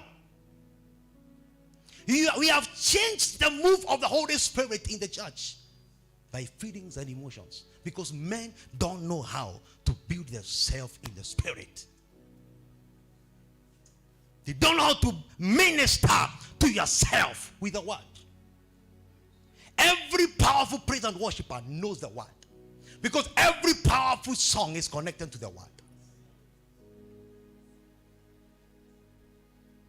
If the song you sing is not the word, but you feel good, you're emotional. Every song of the Spirit empowers you. You feel empowered. You feel the move of God, not emotions and feelings. And we are confused, man of God, between emotions and the anointing and the presence of God. We are confused. The church of today is confused. They don't know the feelings and the move of the Holy Spirit. They don't know. We need to go to that level where you are able to understand the move of the Holy Spirit that is ministering to you rather than feelings. And that's why I love the old days where there was no instrument to make us feel good because of the guitar. Ilikuwa drama. And my work was to get early in the church, very early. Na zilikuwa mbili. Peva church Kiroya. Mbili. Na zilikuwa na wachezaji wao. Kazi yangu ilikuwa ni kuweka juu. Kama hakuna jua, tunakisha asubuhi kitchen moto. Kazi yangu ilikuwa ni kugeuza. Nikitoka hapa nanuka kama ng'ombe. Tambia kananuka katarama. I remember one service I've never forgotten. We sang Kikuyu songs. Men, not women. Men lied on the floor. Men. That was true worship. Men. They lied. Not worship. Ati Mungu usinipite unapozuru wengine. Ulikuwa wapi? Men. Are you David to be forgotten? Wacha kuniangalia vibaya mtu wa Mungu. We worshipped. I remember, I've never forgotten. And the man, that mzee was on guitar, on the drum. Aitwa Mr. Gitari. Alikuwa anashiki mkono. Ajaribu kuonga the drum anashindwa. The anointing is real. The presence is real. Aliweka chini. Hata yakafuata wazee wengine. Now today, we are emotional because of skia. Arousing feelings.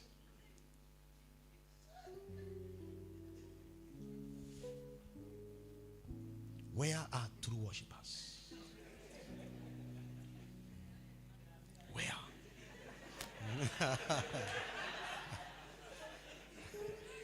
I love that.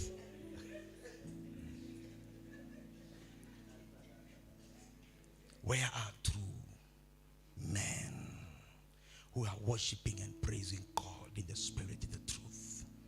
Where are they? We need to go back there, that God can be glorified. He's not bound to have instruments. In actual fact, he don't even have enough. There should be more. But he must learn on how, as I finish. I'll come and finish the rest of it too. That's how I've booked my next invitation. I've done it intentionally. So, God is looking for people that will worship him. Not because of the issues they are passing through, but because their spirits, their inner men are delighting unto the Lord. My delight is unto the Lord. I will worship him and I'll bless his holy name because of who he is. Not because of what I need from him. God is not interested, and God has never been troubled by your troubles.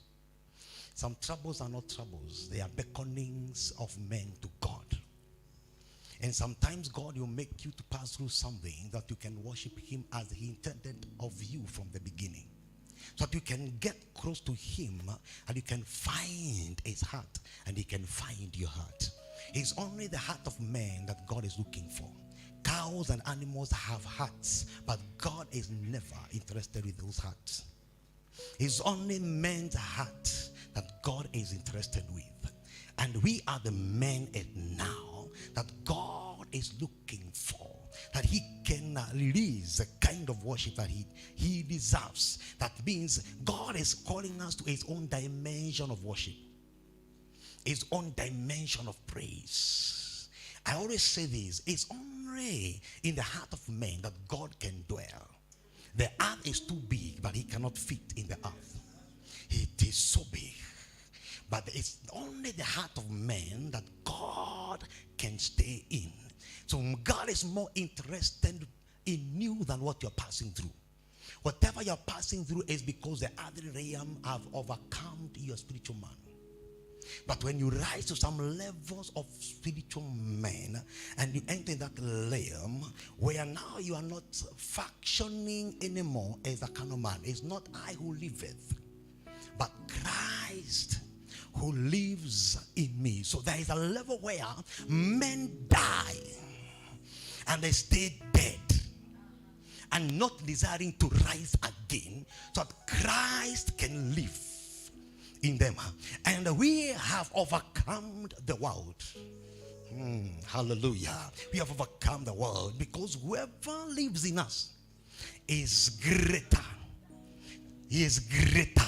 So there is an ability and a dimension of Christ expressing his dominion through man, the greatness to overcome the earth. And these are men who worship the Lord in the truthness and in the spirit. David fell as a man. He went down, but he rose by worship. His worship made him as a man to be accepted before God. I'm not advocating for backsliding and falling because you're not David. But yeah, there's a level that David went and encountered God. There's a level he went and even he was shown by God about a seed that shall reign on the throne 1,000 years to come. So if I'm not going to those realms and those levels where you can function as a priest and function as a king and function as a prophet, oh my God, he is one man called David. He was able to function in all those dimensions because he had understood the dimensions of God. But the men of now, they are so much busy with the dimensions of the world, on how they can build good houses, they can drive big cars. They are in the place where they need to release a dimension to other men so that they can subdue other men by their carnality. But God is never interested with that, because what shall enter heaven, it's man, not cars, not animals. My God, the goats you have shall never see heaven. It's only men shall see heaven. So the dimension you release yourself into at now, it means a rot when you go to heaven.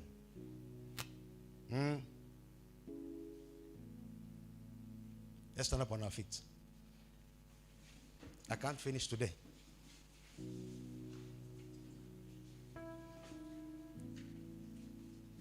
God is calling us, not because we are passing through challenges of life. God is calling us because he needs men. Let me say this as we go to pray. There are things God can never do here on earth without men. God needs you. He needs you. And because he needs you, that means you need to work with him. There is a realm, the heavenly realms, that God is inviting men into, that you can be able to stand in his presence. You can be worthy to stand in his presence. I want you to raise your voice and begin to minister to yourself right now. Overcome the carnality. Overcome the fresh things that are oppressing you. Overcome them. Overcome the needs. Overcome the calling of the fresh. Overcome. Marazikata. Your spiritual man must rise. Your spiritual man must rise. Your spiritual man must rise. Rakozata ramayikata.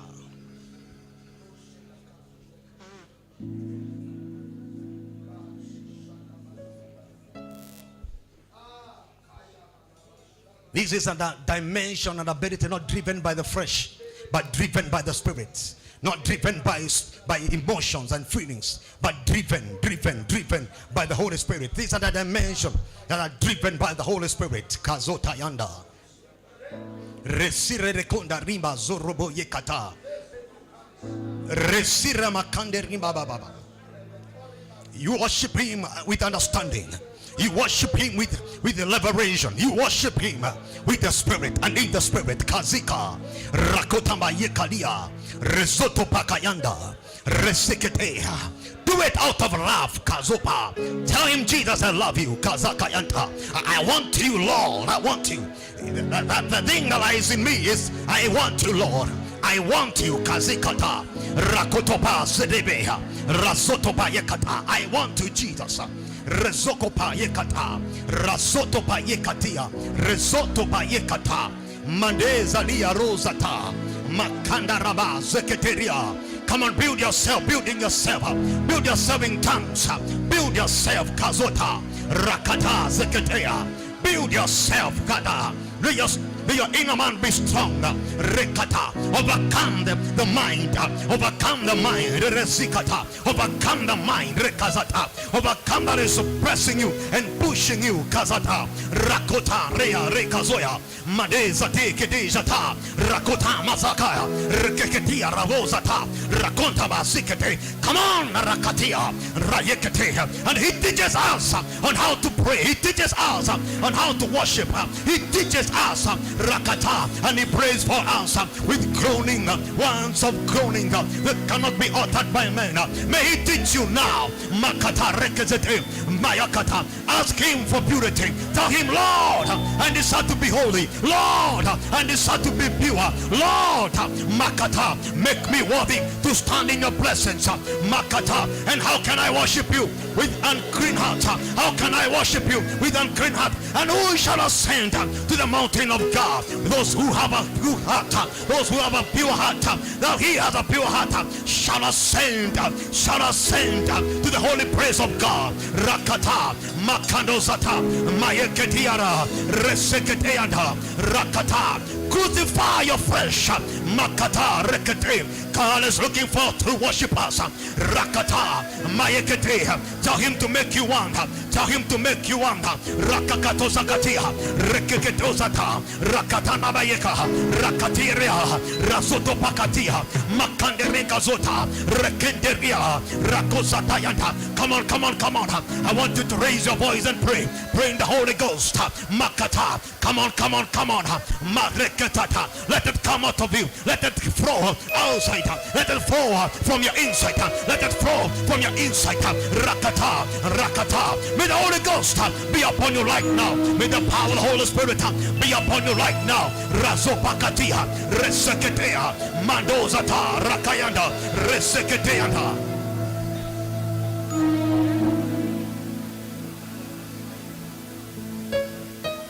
Let's all lift our hands to him. Let's all lift our hands. Let me make a prayer. Allow me to make a prayer. Let me continue praying for 1 minute. Father, I ask you, Holy Spirit of God, I ask you, may we become those whom you have been seeking, that will worship you and have been worshiping you in the truthness and in the spirit. May we become the men and the women tonight, in the mighty name of Jesus. And I pray that God Almighty, that each and every one of us may begin now to access to the teachings of the Holy Ghost right now. Let there be no more feelings. Let there be no emotions. The carnal man is dying right now. Now speak the rising of the Spirit of God in you. The spiritual man may rise right now in the mighty name of Jesus Christ. I crush every carnality. I crush every carnality. I break that carnal dimension of worship and praise right now in the mighty name of Jesus Christ. And I declare the move of the power of the Holy Spirit upon each one of us right now. Begin to drink of the Holy Ghost in the name of Jesus. May it begin to flow out of you now. Let it begin to flow out of you now. Rikazata rakata marosakata. Come on, open up your mouth right now. Let it begin to flow outside, out of you. Kazia rakotia rakata rakata yekata. Some of you shall feel some fire. Some of you shall feel some fire. Some fire. Fire in your belly. fire in your stomach. Rakatayakata, Marosatia, Rakadekazuya, Mayakata. You must become the man, you must become the woman. Rosiata. God is seeking, God is seeking. Matayekatia, Rakazata, Rabozatia. Come on, come on, come on, pray in the Holy Ghost. Pray in the Holy Ghost. Zakati, Reseketengadaba. No more carnality in your worship. No more flesh in your worship. Makatayanda. No more unrighteousness. No more unholiness. Makata. I speak of a pure heart. Rekatianda. I speak of a pure heart. May worship come out of you, out of a pure heart. May worship come out of your pure heart. Oh yes, a holy house. Oh God, for you are the house of the Lord. You are the temple of the Holy Ghost. Makatayanta. May there be holiness in you. Zareka Rakata Zata Makato Rika Zata Rikando Bayakata Madozatia Rakanda Ramazekete. Come on, come on, come on, open up your mouth and pray in the Holy Ghost. Rikazota Marekota Resekete Made Shatia Rakozata Raba Yeketia Esharaba.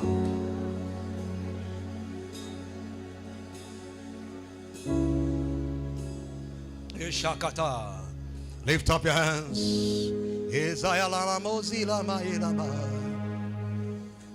Come on, come on, close your eyes and worshiping in tongues. Come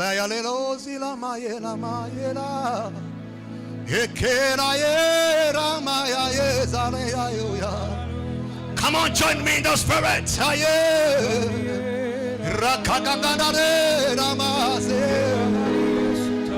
Ramana nana era oza. Oh,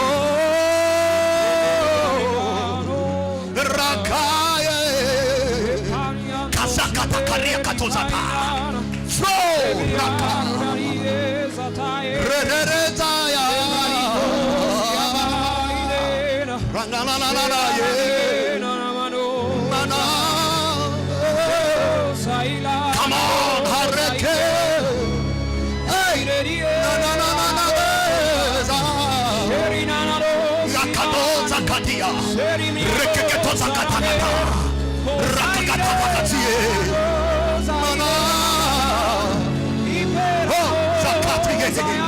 Come on,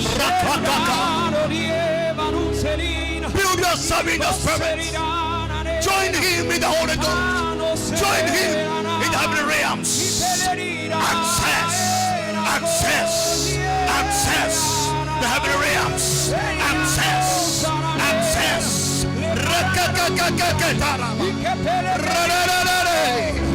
Access, Sakata, Rakata, Rakata,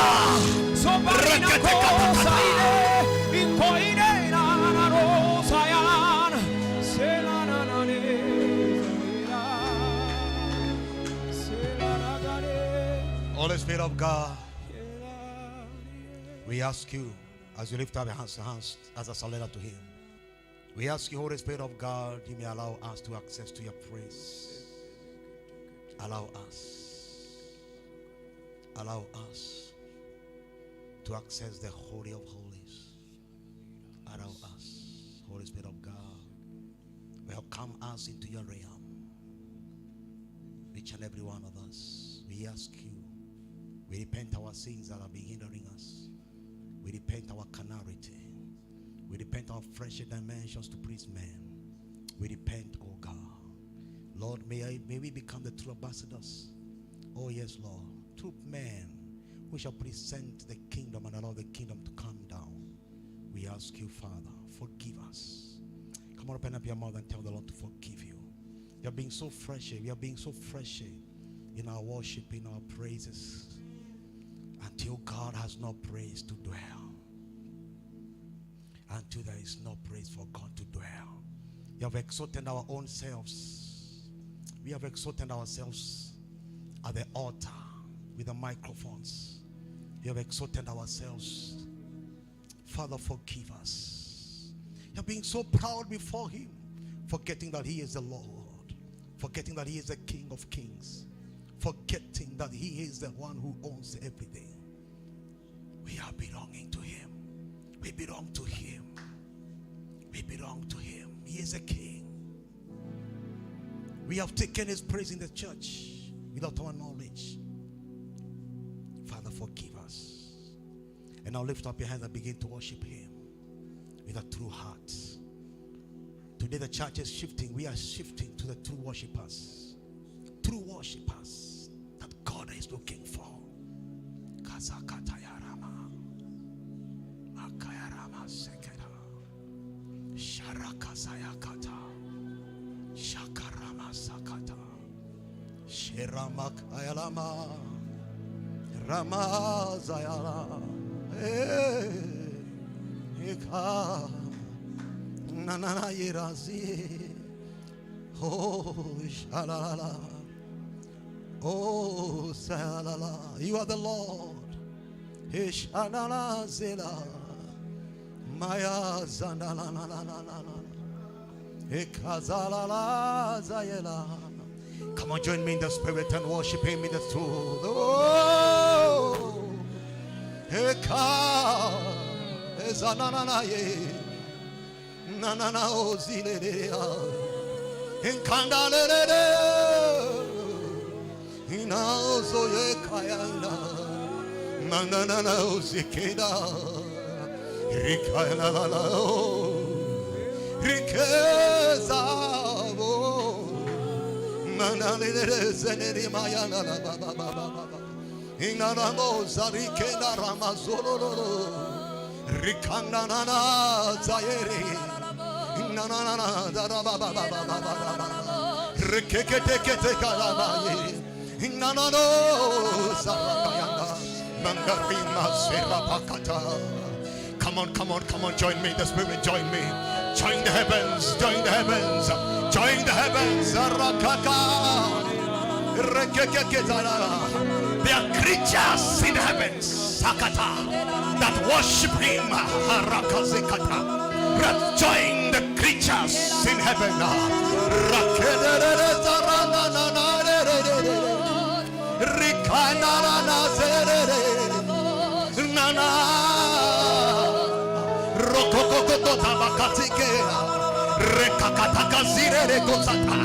Roko zakia zekata inanazo ekatie nana zarekato rikokotingara ziereka nana zarabakatia. Come on, come on, join the heavens, join the creatures. Zerekata rike zata makata rakata zekata nekozira katia ropozata ninana ziketa lekanana zerere riko.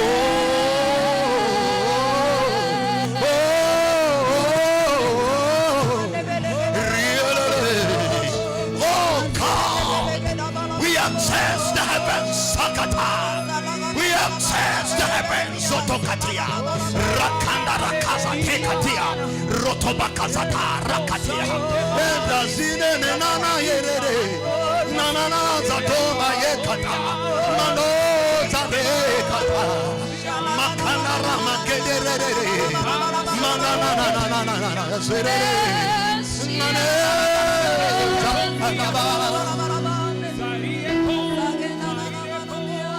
Oh, Eshanaba, Ashalala, Oshana, Ozoriana, Ayanabozaira, oh,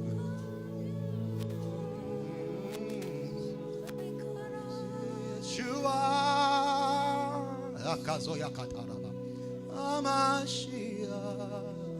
Hey, Lion of Judah, Akumeche, hey, Zayakazo Kataraba, Yeshua, Amashia, hey, Zahazo Kadaba, hey.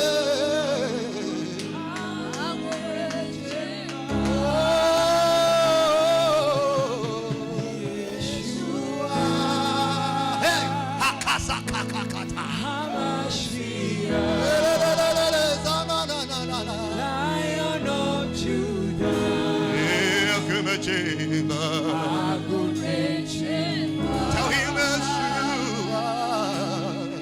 Yeshua. Hey, hey.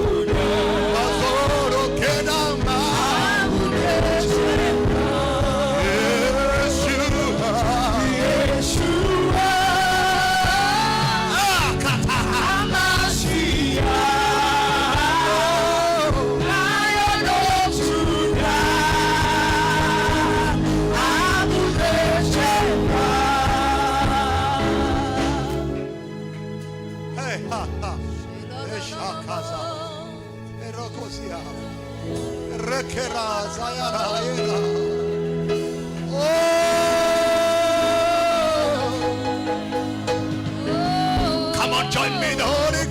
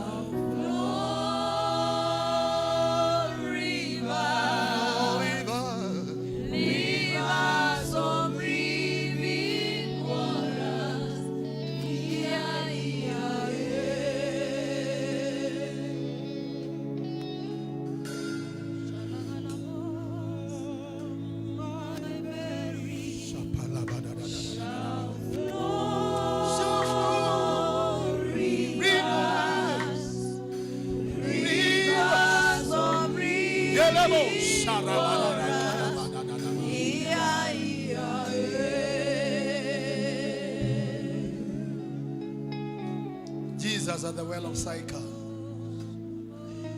She told the woman, when the woman came to fetch the waters, as it was a custom for her,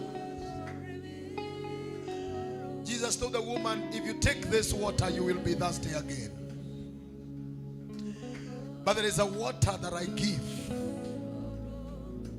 And any man who takes the waters that I give, out of him shall flow rivers.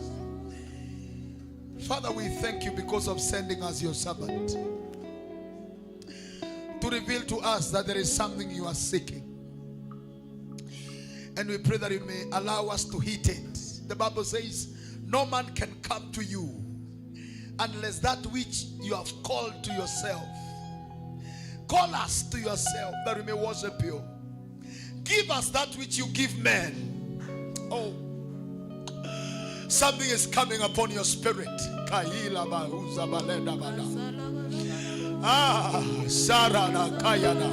Some of it will manifest in your children, the ones you give birth to. Some of it will begin to manifest in somebody even when she is old. Something is loading in my spirit and yours tonight. Jesus said, you can do this one that men do, and you will keep coming back. But there is a what I give. Take us to that dimension, oh God, so that out of our bellies shall flow rivers of living waters. We desire to worship you in truth, and we desire to worship you in the spirit. We honor you and we give you glory. In Jesus' mighty and precious name we prayed. Appreciate the King of Zion. I said you appreciate Jesus in a big, big way. All right, one more thing and then we will be good to go. And then we'll tune in into song again. We'll minister before the Lord. That way we shall be doing in heaven. Praise the name of Jesus. I say glory to God. I want us to do something. We are not fond of doing this in our occasions, but we will do tonight because the presence of God is one way to honor God is through giving. In fact, the highest level of worship, one of the highest levels of worship is in giving. For God so loved the world that he did what? Talk to your neighbor. For God so loved the world that he gave his only begotten son. I read Hebrews chapter 7 and I got healed. That Jesus Christ still receives tithes. Tithes. The highest worship you can give is not even crying. Man of God, may you live for many more years. Please come and finish the other two. I will organize on how you come back on a Sunday afternoon so that you can spoil us up tonight. And don't leave that man behind. You know, I saw Gashadi, you know, those of us who are Kikuyu, who know Kikuyu secular songs. Then if you claim you know Kikuyu secular songs, zile original. Then I saw him out there and I'm like, God, is this the one? Jesus is a mighty Savior. If he is in the house confessing Jesus. You know, even when you are in the office, I was still listening to him. I hear whether he is really saved. Ama ameokoka ama ni vile mmekuja na yeye tu hivi. Nikasikia akisema vile aliokoka akarudia tena na tena. Na nikasikia aliye na mwana ako na ushuhuda. Glory to God. And I'm really blessed. You come, man of God, and then we will do bigger, better things. Let me tell you, true life is in God. And if you really love God, you must love giving him. One of the thing that my generation, I don't know what will happen to them, is I don't know who is the preacher we will invite. When you get one, please tell me. To come and teach us to love God. And not only to love him with our mouths, but to love him with our givings. God has helped me a little bit. And I pray the same God who helped me may also begin to help you. My God is bigger than chips, at least. On the lowest level. That which cannot buy chips on a serious hotel, I will never give it to God. Oh, that man is saying those things so that he may solicit for money. To do what? God is not in the process of raising funds. God is not a fundraiser. God is a raiser of men. And there is only one principle, like principle ya gravity ni hii. Ukipanda hapa, unjiachilie. Whether tuombe ama tusiombe. Principle ya gravity ni gani? For every kilogram you have, you will have 10 newtons downwards. Kama mwalimu wako wa physics kuna kitu alifanya. Kila kilogramu moja utavutwa chini na utalambishwa hapa. Na hiyo haihitaji maombi, haihitaji baba yako akuwe ni politician, haihitaji ujue nini, ni kujiachilia tu. Now the Bible says give. What will happen? Shall come back to you. I've seen it. I've seen it. And watch this space. In fact, I'm tempted to give more. So that the day I'll begin leaping. And the day my children will begin reaping. But the Bible says when they went carrying their seeds, they went in tears. But when they were coming back, their baskets were full of sheep. My generation. True worship, the highest level of worship begins at the place of giving. Glory to God. Jesus attended a worship service somewhere. And the Bible says he stood at the offering basket. And he was looking at them as they came to give. And he could see how they are giving. Glory to the name of Jesus Christ. We really want to become a blessing to Azipraise. And we will pray, and this Monday we will serve God. These people, they sing every Monday here. Personally, I'm also giving towards them. Amen. And I'm going to pray that God may bless them and may bless you also. Glory to God. Give us this offering baskets. We give cheerfully. Challenge yourself from today. I love my apostle, even our father, Apostle David Juma. Anytime he would challenge us in giving, he would tell us, go to the wallet, look for the most new note and the biggest in value. Give to God that. Unaingia kwa wallet, unatafuta ile note inakaa mpya na ile ya value ya juu, tolea Mungu hiyo. Hii maneno ya wadau kushikaka kasimu hivi Sunday, unasukumia Mungu chwani. Na si mbaya. Ni kama tunaongea ukweli. Lakini ukiingia hapa tu West ama kwa mama nani? Siku hizi mama nani hatajwi sana. Naita mama nani? Mama? Madhe hatajwi. Unaingia kwa madhe huyu wa chips, wachana na madhe huyu mwingine. Hapo unaacha 200. Mungu atusaidie. We begin giving sacrificially and they shall come back. Blessed be the name of Jesus. Like I'm thinking of what else will I sow to God. Blessed be the name of Jesus.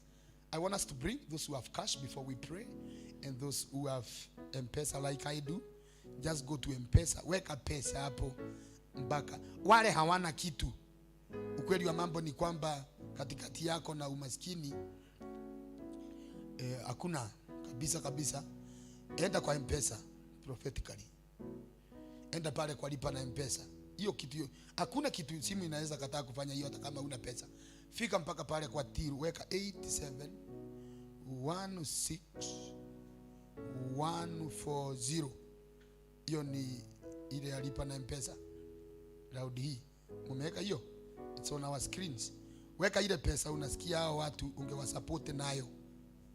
Kama ungekuwa nazo. Na wale mko nazo weka tayari. Na challenge yourself to be a good giver. Unanisikiza my generation? It's not a way for God is not a fundraiser. God is a raiser of men. If you doubt that, then send that offering to those wonderful brothers. Itatokea Kevin Nyaga Munene. Yangu ishatoa. Yako inatoa hivyo. Glory to the name of Jesus. Wale tuko na cash tulete hapa. Yule mtu unaona ameshika simu, mwambie kuonyesha hiyo M-Pesa. Mwambie kuonyesha hiyo message hapo nyuma. Yule unaona hakuji, muulize simu akuonyeshe. Sio vibaya. Shika teremsha message hivi hapa kwa pesa, lakini muonyeshe Kevin Monene. Muonyeshe. Those who are coming with cash, God bless you. It's a big honor. Yangu imejiandika confirmed. You have paid Kevin Monene. Nyaga. Kevin Nyaga Monene at 316. Oh God. And your M-Pesa balance is this. Wonderful. Na inaniambia you still have 499,000 to transact today. Hallelujah. Glory to the name of Jesus. I still have 499,000. Waliongeza juu wanajua tunahitaji kutransact na hizo vitu. Katika jina la Yesu Kristo. Najua kuna mtu anatoanisha ajue nimetoa nini. Acheni ukaruru. Angalia yako imekupatia nafasi ngapi ya kutransact. Onyesha jirani the allowance you have to transact today. Ukiona ya mtu inakwambia he still has 499,980. Ujue huyu mtu amesukumia kanisa 20. Na ni baraka. Bwana awabariki. na watende mema. Nataka kuombea hiyo sadaka na kisha nipeane hii ratiba kwa the rest of the ministers. We really appreciate. Funika macho tuombe. Baba, katika jina la mwanao Yesu Kristo, tunalitukuza jina lako takatifu. Ni wewe umetubariki na ile nyingi na ile kidogo tuko nazo, na hatuwezi kataa nazo sababu tunaelewa hata zile nyingi tunahitaji zitatoka kwako. Asante sababu wewe ni wewe kielelezo cha kwanza kwa hali ya kujitolea. Ulimtoa mwanao wa pekee msalabani na ili dhambi zetu ziondolewe. Jina lako litukuzwe, mwana wa Mungu. Tunapo Baba endelea kukusifu na kukuabudu. Asubuhi ya leo tunaomba wema wako uandamane na sisi. Mbariki mchungaji na mtumishi wako wako, kwa sababu yale maneno amesema kulingana na mapenzi yako Mfalme. Tunayapokea na tunampokea kama mtumishi wa Mungu. Na tunaomba kibali cha Bwana kikae juu ya maisha yake kwa utukufu wa jina. Yeye na jamii yake wamebarikiwa wakiondoka na wakirudi. Mahali anahudumu pamebarikiwa. Apeanaye maji Biblia inasema atapewa. Na sababu ametupea tunaomba apewe kwa utukufu wa jina la Yesu. Ni katika jina la Yesu Kristo aliye Bwana na Mwokozi wetu ndio tumeomba na kuamini. Amina. Bwana wabariki na watende mema. Asanteni, mbarikiwe sababu ya sadaka zenu na kibali kikubwa cha Mungu. We continue. Bwana Yesu apewe sifa. Ministering before the Lord. Bwana Yesu apewe sifa. Ministering hapo tu mwimbaji akasema okuwe mainesi yaku ndore njaraga oku ndore ndongoretio niwe ndoigire ila kwate ndiko imago waku achana na hiyo ya miaka ya thina waigire miaka ya thina ngutura gwaku anga something ndoigire ngutura gwaku mwathi wakwa ngutungate nĩrĩagĩre mũgate kuma orohe-inĩ rwaku okũu hema-inĩ ciaku ndũre njaraga okuo ndũre ndongoretio nĩwe. Huku tu hata usikuwe na haraka. Bwana asifiwe sana. Naulizaga watu wa kanisa hii, ile mti mrefu sana ushaiona ilifanya nini irefuke? Kukaaga kwa jua hivi. Na wewe wacha mambo mingi, kaa hapa. Ushai umwa na mahali unashindwa hapa pameishi pametulia milele. Leo hii ndio pameuma. Ni nani? Yani ni Mungu ukufix. So ukiwa kwa uwepo wake wacha haraka, wacha mambo mingi. Bwana Yesu apewe sifa. Na kule unahitajika kesho, hata sio lazima uende ukiwa soba. Kama saizi mimi niko na udhoni Muranga na uko juu kwa milima, lakini si mimi naolewa. Kwa hivyo mimi hata nikienda na macho ya red, kwanza hata niko kama atira ina negotiate, nafaa kutokea na macho ya red. Na macho inakaa kali. Hao watu wakisema hakuna harusi kama hamuna hii na hii, nawaambia ni sawa. Hiyo kitu mnasema inakaa nzuri. Inakaa nyinyi, ile mambo mnahitaji ni nyingi sana. Hatuwezi hiyo. Hebu kwanza tufanye ile rahisi na ni harusi. Hiyo yenu tutakuja kufanya baadaye. Serious negotiators. Kwa hivyo hiyo kazi kama ile naenda kufanya kesho, haihitaji mtu akona macho clean. Nitakaa hapa. Na ujifunze kukaaga mbele za Bwana. I can assure you itaupe. God is not a thief. Mungu si wa red. Hatukuja kusaidia Mungu. Hii kazi tulikuja kufanya hapa tutalipwa. Na italipwa kwetu na kwa watoto wetu. Kwa hivyo jitie nguvu. Bwana Yesu na apewe sifa. Utatafuta Mungu mpaka lini? Mpaka milele. Mimi hata naomba nguvu nyingi niwezange kusimama na kuomba. Kwanza naweza attend kesha zingine 6,000 continuously. Mungu anipe neema tu. Nilianza kuattend kesha 2002. Sijai kosa hata moja. Na nasikia kuendelea. Najua kuna watu after this. Sasa ni mpaka mwaka hii kuja pale 25 hapo iruke. Atakuwa akisema tulilala nje hiyo usiku mpaka asubuhi. Mungu alituona. Hata Friday ijayo niko hapa. Na hata hiyo ingine na hizo zingine zote, kunyeshe, kukue na baridi, kufiatuliwe risasi area hii, kukue na vitu zinatisha security, niko hapa. Na liwe lile liwalo. Karibuni tuendelee kupiga muziki. Wale watu wanakaa wagonjwa, anakaa mtu ametolewa ICU saa hii, muulize kesha ya mwisho ulienda lini. Huyo mtu anakaa kushikiliwa, mori ile ya muthiari, kesha wokete, you know, njua kutoka kwake, muulize ya mwisho ni lini. Bwana wabariki. Kujeni wale waibaji sasa, rudini kazi. Sisi tumemaliza chapter yetu na mbarikiwe. Muziki sasa inataka kupaa. So peleka muziki sasa mpaka tukunywe chai. Hata ile session ya maombi tumekudonetia. Nimekupea hiyo katika jina la Yesu Kristo. Si ni kweli? Na wewe hiyo kesha ingine ukuje sasa tuombe sasa bila muziki mingi. Haya, asante. Bwana wabariki. Tumpigie Kevo makofi. Kuja hapa Kevo. Mpigieni makofi kabisa. Utatuambia sasa vile tutafanya. Hata hii sadaka ni yako. Ushaichukua sadaka mahali? Bwana akubariki na akutende mema. Asante. Amen. Wow. Thank you, Pasi. Wow. Ambia tu jirani, you're blessed because you came. Yes, just because you came, you got an opportunity to praise the Lord. You got an opportunity to hear the word, and we are blessed. Bwana asifiwe. Now, because I'm not a man of many words, by the grace of God, I just want us to continue, you know, being in the courts of the Lord. Bwana asifiwe. Okuja inisi yake. Bwana asifiwe. Na mengi imeongewa, sasa tuendelee na ile ilituleta hapa, si ndio? By the grace of God. So I would like to invite our guests. Leo tulikuwa wengi na leo lazima tusifu. Bwana asifiwe. So David Miles, kindly welcome.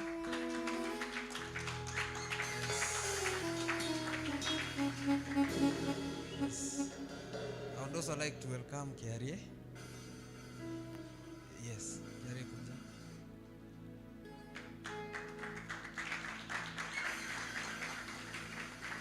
And lastly, the Dodians. Amen. Come over, just come over. Amen. Yes. Thank you for honoring our invitation. Now you have hata nyinyi hatutawalimit. Eh? Hatutawapea time kidogo. Just flow in worship. Bwana asifiwe. Borake time ya chai, mtupee chai tukunywe, si ndio? Yes. God bless you. Welcome. Amen. Tusimame katika jina la Yesu. Gitoga, eguko. Madhani ya roho.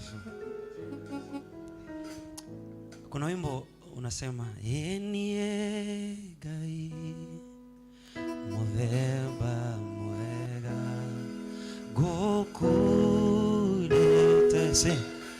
Mugashama wega wedi fei muthemba mwega enie gaye. Sing one more time. Enie muthemba mwega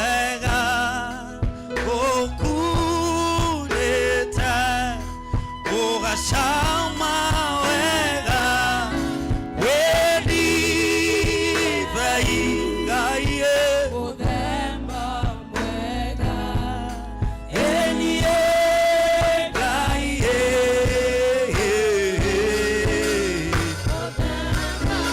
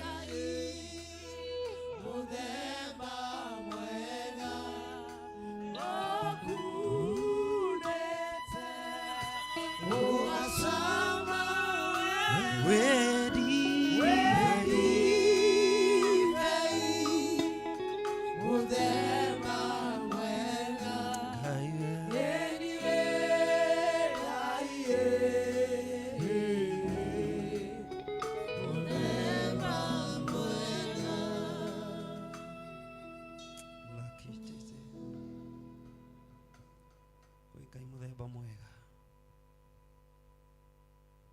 We Ngai muthemba mwega. And we worship you this hour.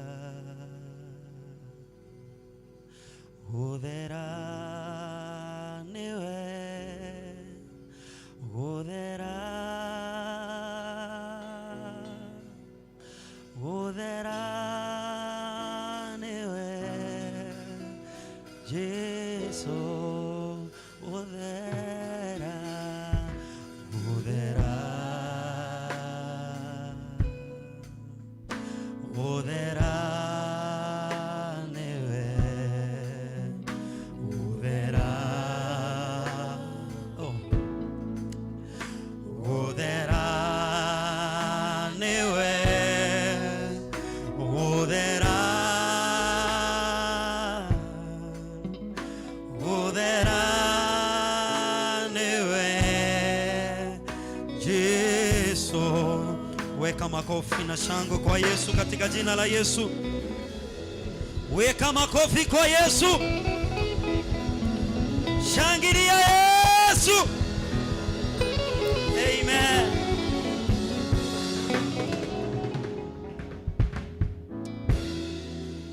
Ngai munene wa kugocwo niwe. Ngai munene wa kugocwo niwe. Ngai munene wa kugocwo niwe. Ngai munene wa kugocwo niwe. Inua mikono yako kwa Yesu, weka makofi.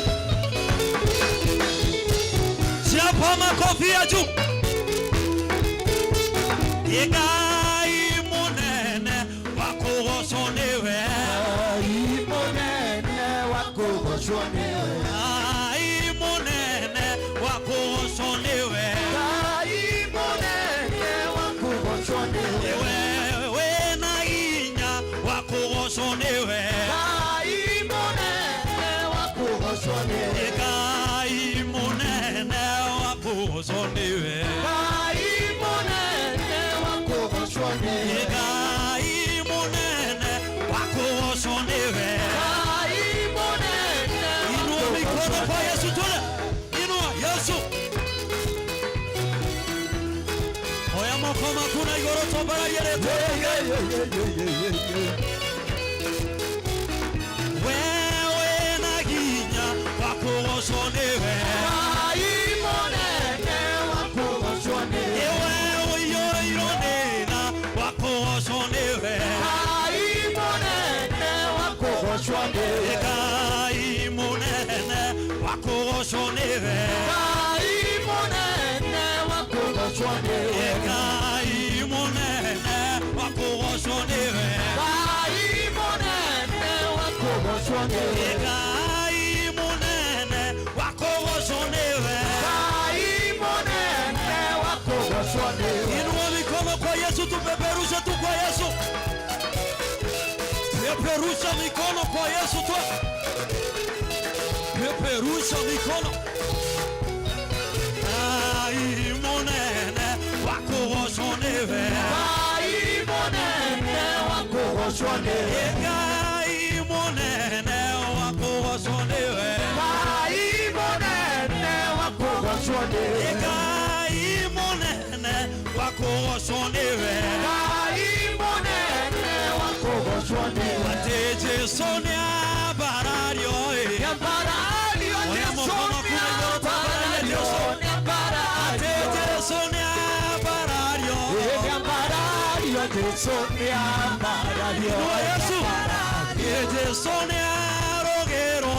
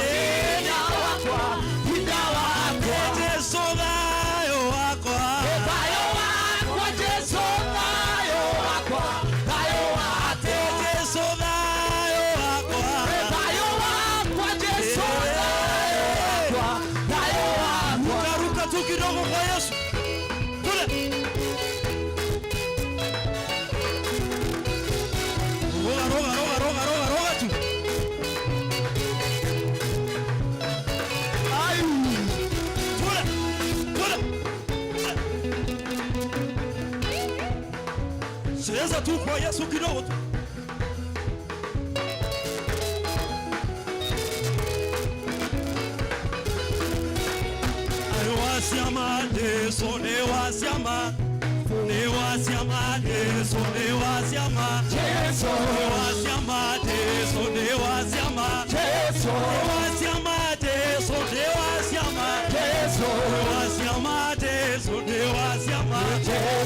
Inua mikono shangwe na vigelegele.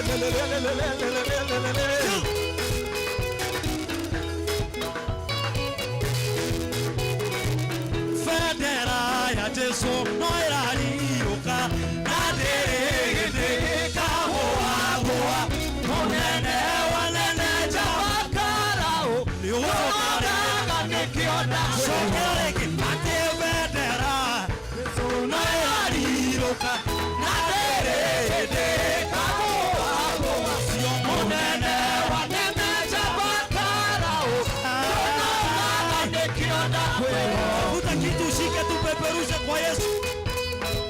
Tule. Peperusha tu kidogo tu.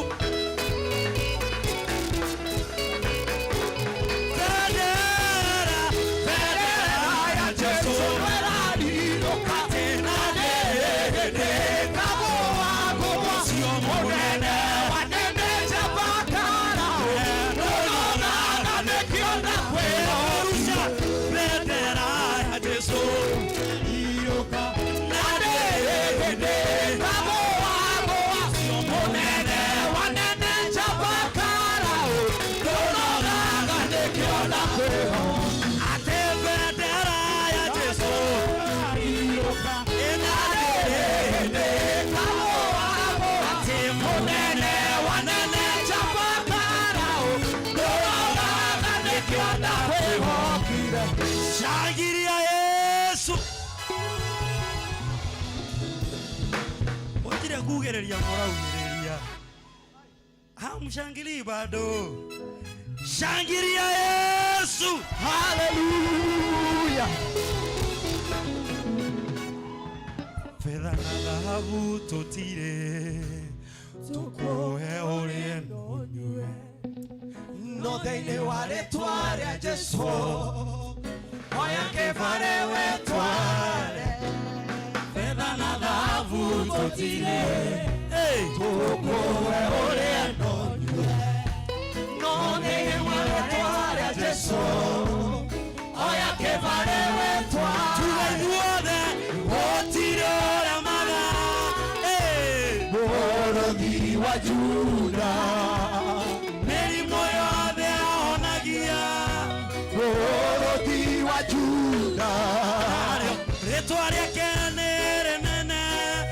Oro di wajuda Igwotire ora maga Oro di wajuda Meri moyo de onagia Oro di wajuda Atere toara kenere nene osioe Oro di wajuda Atana batako reide Ciake la ruto ake ate ine wale twale akwa inyue ore kagamane sogerarege atana bata koreire Ciake la ruto ake ine wale twale akwa ore kagamane gotire ore maga oro di wajuda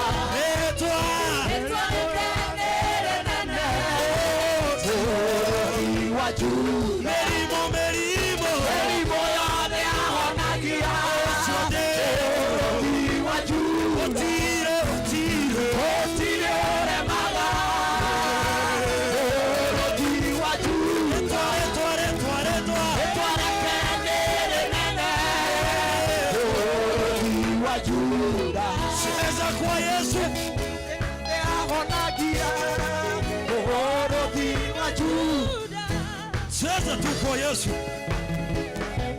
Ai. Wacha niwaoneshe sasa. Tole. tu. Tole. Mutire.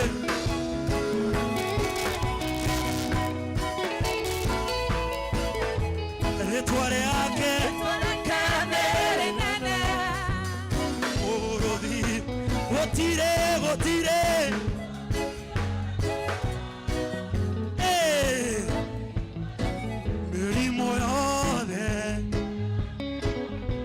Osio Jesu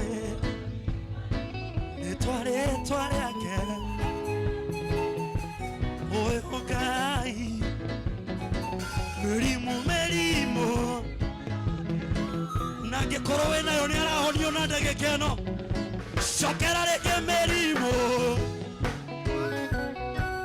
ũrothi gũtirĩ ũremaga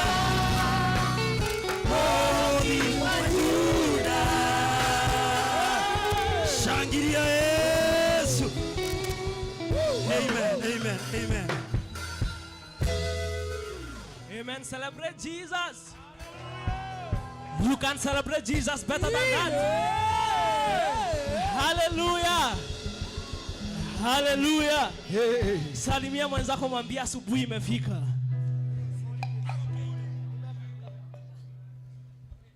Salimia mwingine mwambie asubuhi imefika. Na asubuhi huja na mambo mema. Hallelujah. The morning brings good tidings. Glory be to Jesus. Are you happy this morning? Are you happy?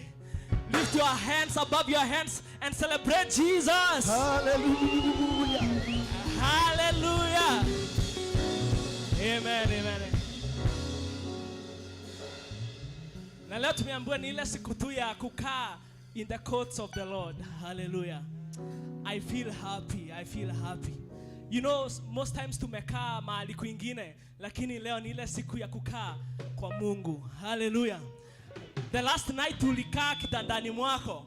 Leo nayo unakaa nyumbani mwa Mungu. Hallelujah. So I want to invite my lovely wife hapa hivyo. Hallelujah. Msaidie na microphone. Kuna microphone iko hapo? Haya, sawa. Kamera chukua hiyo sasa. Amen. Hey. Pigia bibi yangu makofi sababu ni wangu. Amen. Na ni kama yule mtu wa picha alienda. Hey. Amen. So you can lift your hands to the Lord. Tell him he's worthy of your praises this morning. He's worthy. I want to hear somebody pray. Somebody pray in a minute, please. In the name of Jesus. Shara braka shataridesh. Rika shatarara. Repaka sure braka shatarara. Jesus. May we not come out the same way we came in. Raka shararabadi. Riprokus katash. I want to hear somebody pray. In a minute. Another 1 minute. Raka shararagadi. Ripaka sharabagadesh. Hey. Oh, sharabagadash. In the name of Jesus.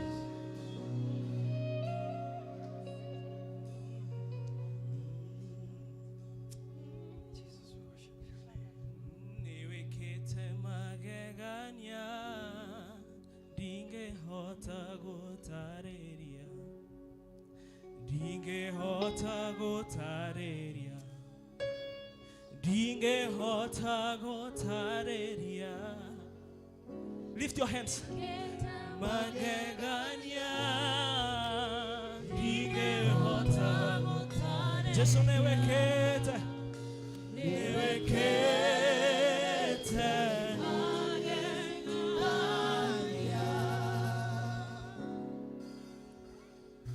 Dashia kuitire mehaka kono mode oh shaka nehinya wageshoka gyaku tokinyeti ha mwathani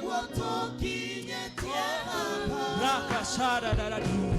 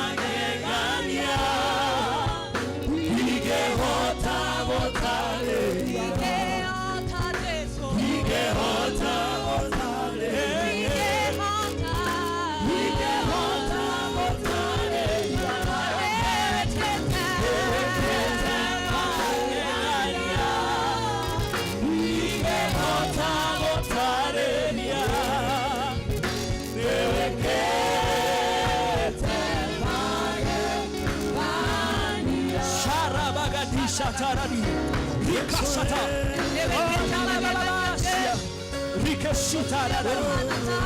He has done so many things. He has done a lot in your life.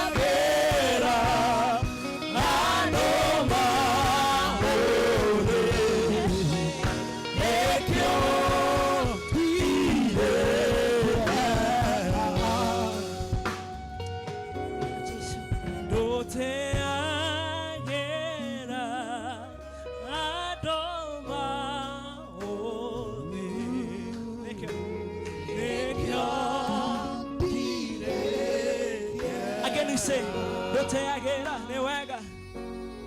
Doteagera, Ando,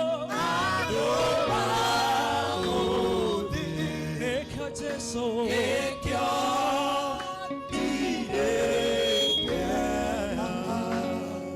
Doteagera Jesu, Doteagera, Ando, Sharabagadiji Shata.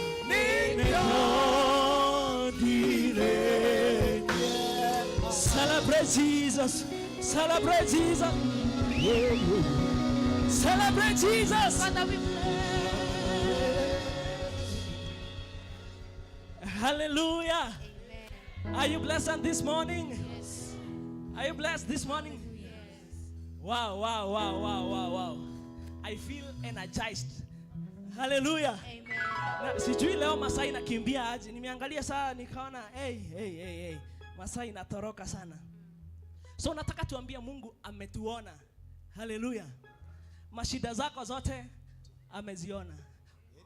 Kukua kwa kesha usiku mzima ameona jamani. Bible says that he will put a distinction between they that seek him and they that do not. Hallelujah. The good thing is that when the distinction comes, you are on the upper side. Glory be to Jesus. Amen. Your reward is coming. Hallelujah. The day the master is coming to distinguish you and the rest, then you shall surely know that he is the same yesterday, today, tomorrow, and forevermore. Amen. Please take the stage. The song says, Ameniona yes, Ameniona Yesu, Ameniona, Ameniona. We can try that. Ameniona Yesu, Ameniona Yesu, Ameniona, Ameniona. Again, Ameniona Yesu. Who said? Ameniona Yesu, Ameniona, Ameniona. Very good, we are good still. Makofi kwa Yesu sasa. Makofi kwa Yesu. Pole. Hatuna haraka. Tunataka sasa. Hey.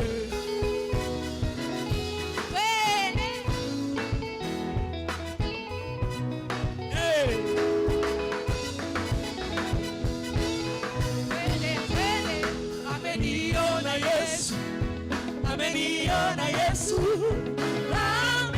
Ameniona, Ameniona, Ameniona Yesu, Ameniona Yesu, Ameniona, Ameniona, Ameniona, Ameniona, Ameniona, Ameniona, Ameniona, Ameniona, Ameniona, Ameniona, Ameniona, Ameniona, Ameniona, Ameniona. Kulia kwako, kucheka kwako, ameniona, use. Kulia kwako, kucheka kwako, amekuona, Amekuona, ameniona, Ameniona, Ameniona, Ameniona. Hata Azipraise amewaona, Ameniona, Ameniona, Ameniona. Haya, let's go. Kila mtu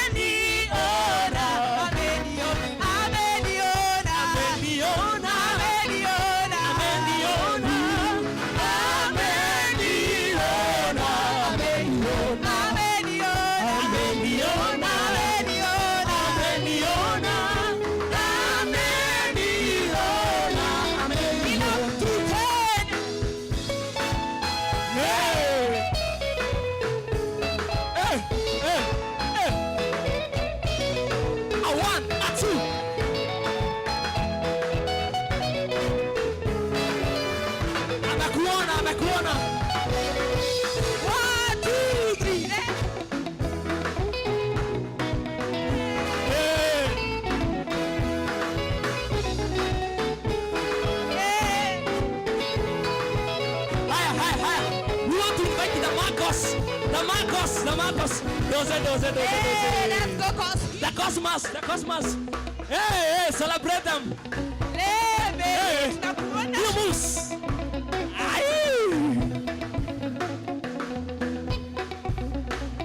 Your house, Let's go. One side for us.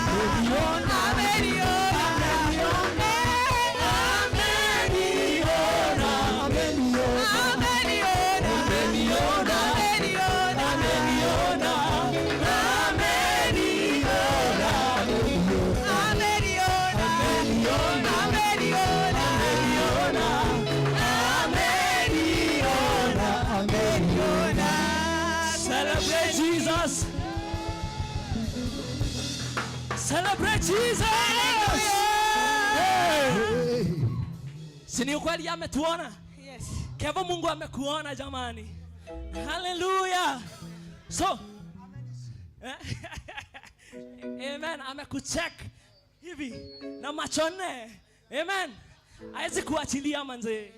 Glory be to Jesus. Amen. So there's this verse that says in the book of Ephesians chapter number 2 from verse number 8. Somebody on the screen can give us. And it's about what the man of God was speaking today. The saving grace of God. Hallelujah. For by grace you have been saved by grace. Through faith. And that not of yourselves. It is the gift of God. Turn to someone and tell him there's something called the saving grace. The saving grace. The saving grace. The saving grace. Glory be to Jesus. And this is the most important tonight. We can dance, we can jump, but as far as we get out of these doors, having not been saved, all is vanity. We have just been doing some gym. Hallelujah. Glory be to Jesus. And there's this song that has been ministering to ourselves, to the audience. Hallelujah. It is an upcoming one. It's an upcoming one. We are praying for it. Glory be to Jesus. Amen. And I don't know which key it is. Hold it. Nimeimba usiku mzima hadi sauti yangu imepotea, but we will do it. Glory be to Jesus. Hallelujah. Amen. It is Rumbik. Amen. Pigia keyboard is my coffee. Hey. Amen. Yes. Give us a key. Nahitaji neema yako. Neema ni grace. Nahitaji neema yako. Nahitaji neema yako. Milele hata milele. It's just that. Yes. Hallelujah. Oh. This saving grace is what we need this morning. Nahitaji neema yako. We say together. Nahitaji neema yako. Nahitaji neema yako. Milele hata milele. Neema yako ni nguvu zangu Baba. Neema yako ni njia yangu Baba. Tunapolala ni kwa neema. Tuamkapo ni kwa neema. Neema yako yatutosha. Nahitaji neema yako, sema. Nahitaji neema yako. Nahitaji neema yako. Nahitaji neema yako. Milele hata milele.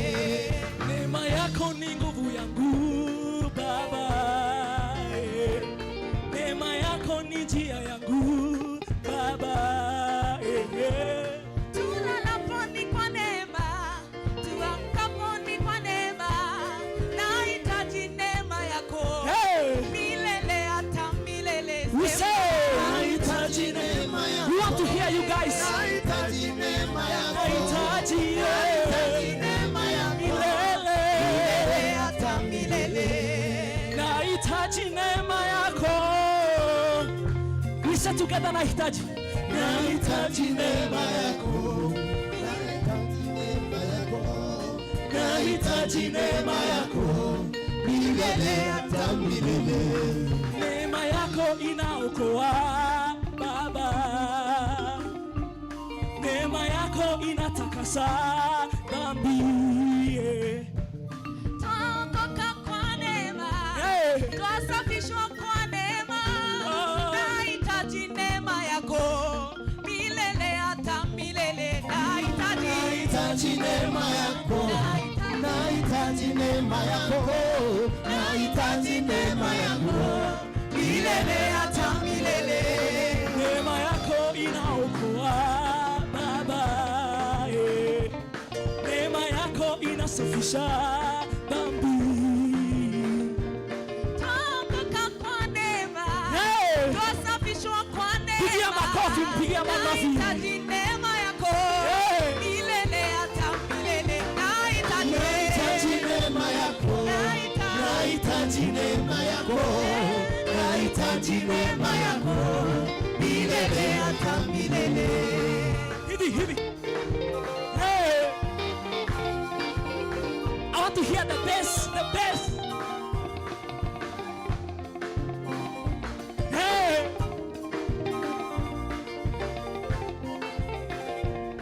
Hey. Nahitaji neema yako. Nahitaji neema yako. Nahitaji neema yako. Milele hata milele. Nahitaji neema yako. Nahitaji neema yako. Nahitaji neema yako. Milele hata milele.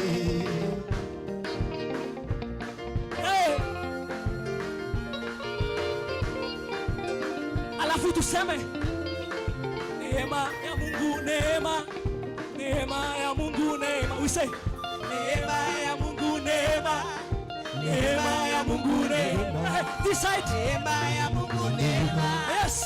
Neema ya Mungu, neema. The man in the house. Neema ya Mungu, neema. Neema ya Mungu, neema. Neema ya Mungu, neema. Neema ya Mungu, neema. The ladies in the house. Neema ya Mungu, neema. Neema ya Mungu. Ladies in the house, please. More volume. Hey. All of us together now. Man, higher. Man. Neema ya Mungu, neema. Neema ya Mungu, neema. Neema ya Mungu, neema. Nahitaji neema yako. Nahitaji neema yako. Nahitaji neema yako. Milele hata milele. Celebrate Jesus. Hey. Hallelujah. Are you blessed? Are you blessed? Keep praying for us. Na ikitoka ukimbie pale YouTube. Actually unaweza kimbia saa hii usubscribe. Oh, ili ikitoka upewe notification. Unajua mimi ni mwembu. Notification. Hallelujah. Glory be to Jesus. So God bless you. God bless you. Amen. Amen. Oh yes, Mr. Ciake karibu sana. Yeah.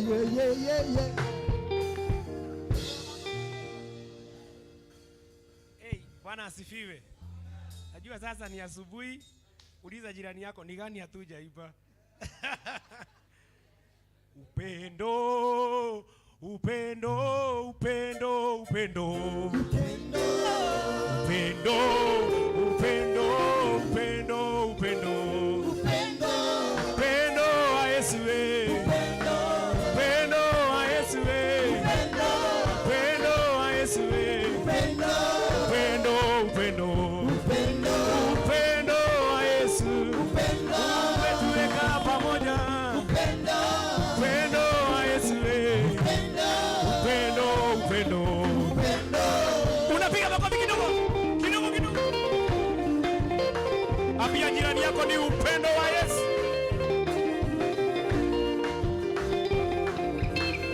amani, amani, amani, amani, amani,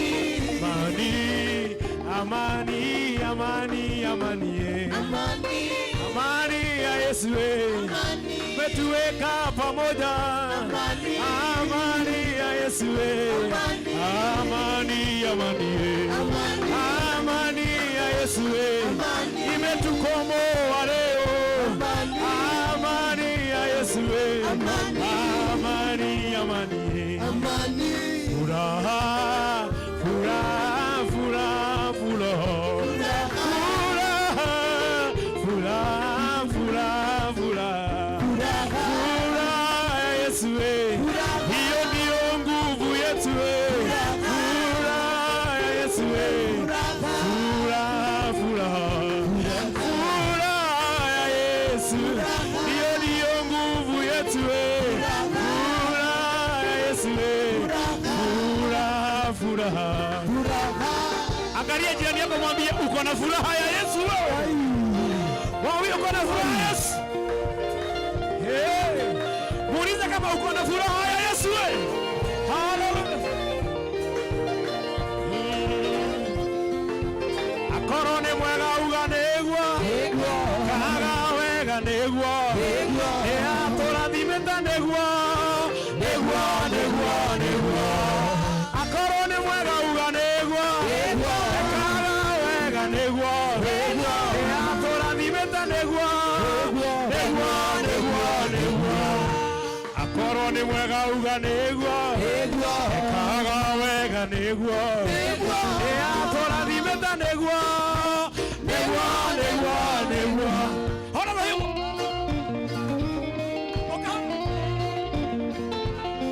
unapiga hivyo.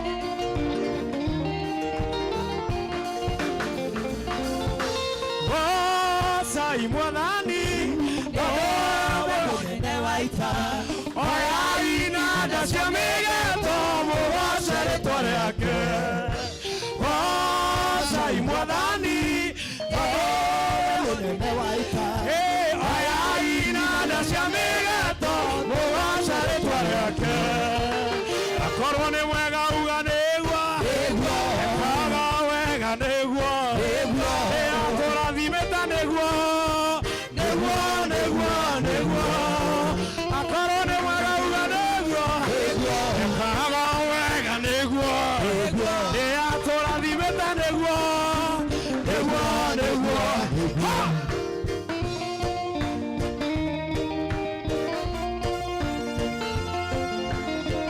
Anapora tu asubuhi, hakuna nguvu nyingi. Haya, hii ni ya wale wa kitabu kidogo. Hii ni ya wale wa kitabu kidogo. Wewe ni wa kitabu? Wewe ni ya kitabu? Dikereria ide moyolo wa morata wa gorire tegie kana kamorigo akejera ni kuderia arata kware thina munene na morigo are morito ona ningine kwaurete na irato itiajiganaga moigwe morigo ni kameria tia osamorata wakene Jesu wangorire ndemo mwere morigo akitaura moigwe morigo ni kameria osamorata wakene Jesu wangorire ndemo mwere morigo akitaura.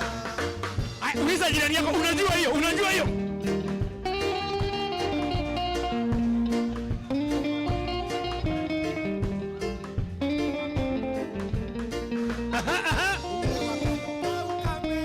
Kuimba pole pole, asubuhi hakuna kutumia nguvu hivi.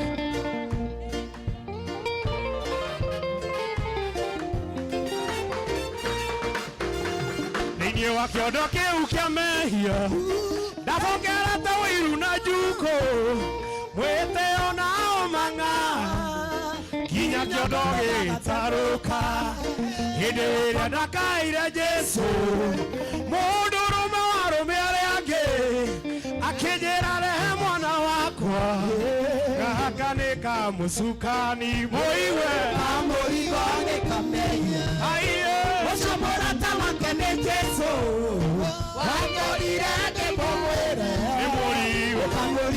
wakijaura oiwe amurigo agikamegia ecamura kana kene Jesu anyarire ndimumwire amurigo wakijaura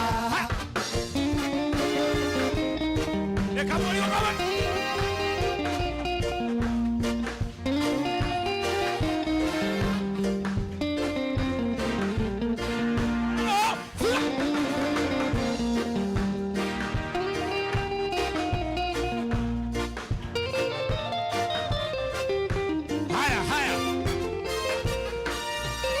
Orianone garia matuine na no viene vitesi tokendi che uoko muhuko dore kanane de titi Orianone garia matuine na no viene vitesi tokendi che uoko muhuko dore kanane de titi tanu iwa koreane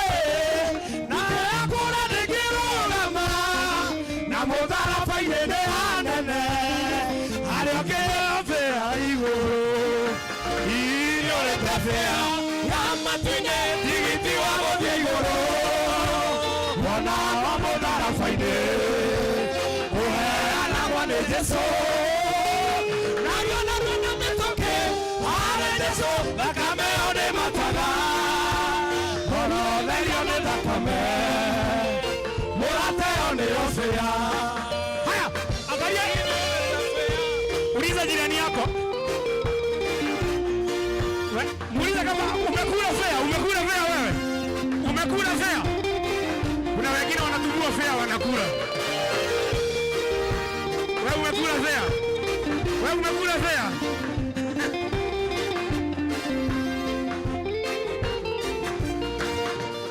Orianone gari ya matuine. Na no viene viteji. Tokeji kia wako mu. Kia wako mu huko ingia muko. Dore kanane bete titi. Orianone gari ya matuine. Na no viene viteji. Tokeji kia wako mu huko. Dore kanane bete titi. Baba bego. Eliove.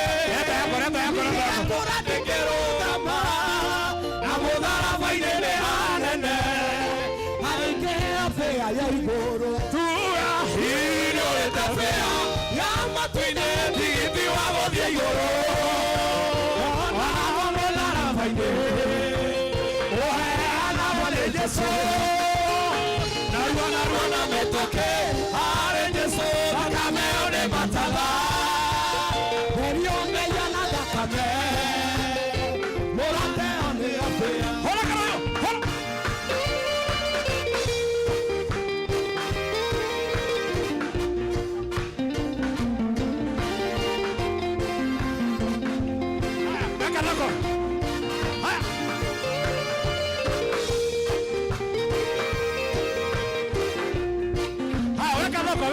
Weka yenye sasa nyingine sasa.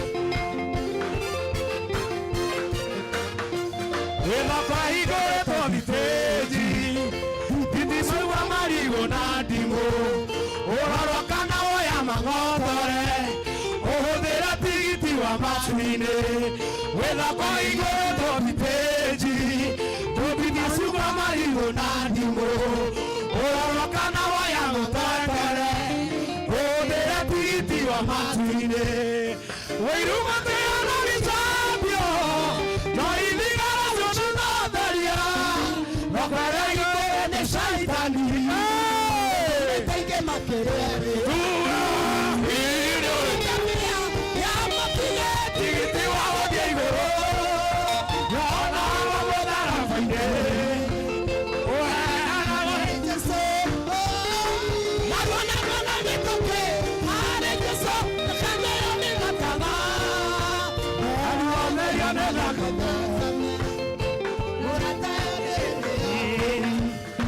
Wana ke kinyo kio ekumenyo ria wikaga ine mama do taria do otige kerigithanio wana ke kinyo kio ekumenyo ria wikaga Ire baba dotario Otigeri Ibadio Ona ke kinyokio Wakinyokio wega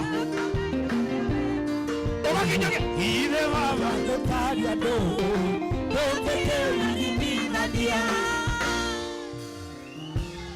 Hey tuendelee ama tusiendelee? Leo Natoire meri ya mihango ndie Yesari keno cia guthirania Thĩinĩ wa meri ĩyo nĩ kwarĩ ndũnyũ nene ĩrĩa endagĩrio ikeno na raha cia thĩ. Thĩinĩ wa meri ĩyo nĩ kwarĩ ndũnyũ nene ĩrĩa endagĩrio ikeno na raha cia thĩ. Rĩu nĩnyumĩte meri ya mĩhang'o ngarigithĩrio ũthamaki ngatuĩka waguo. Ningĩ nĩmenyete mũico wa meri ĩyo itũũra rĩrĩa rĩthiaga gũceana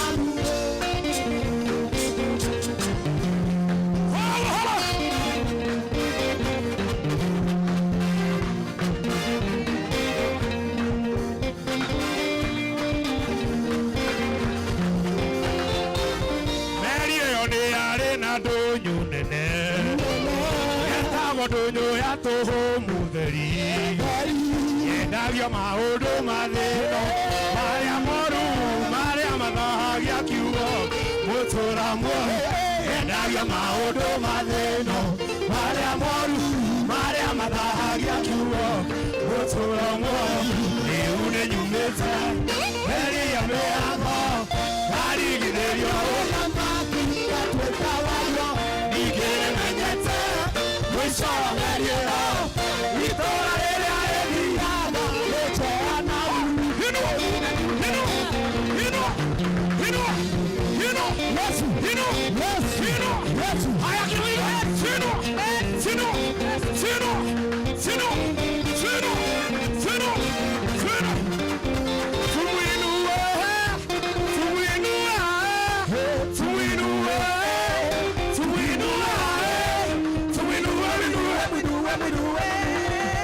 Yesu ni Bwana.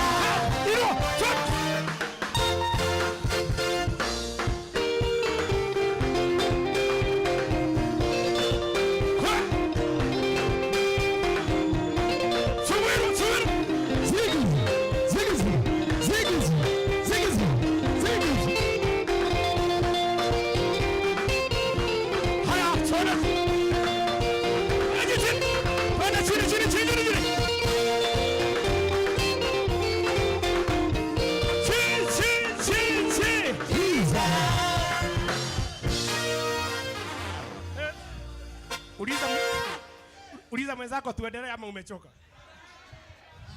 Tuendelee ama umechoka?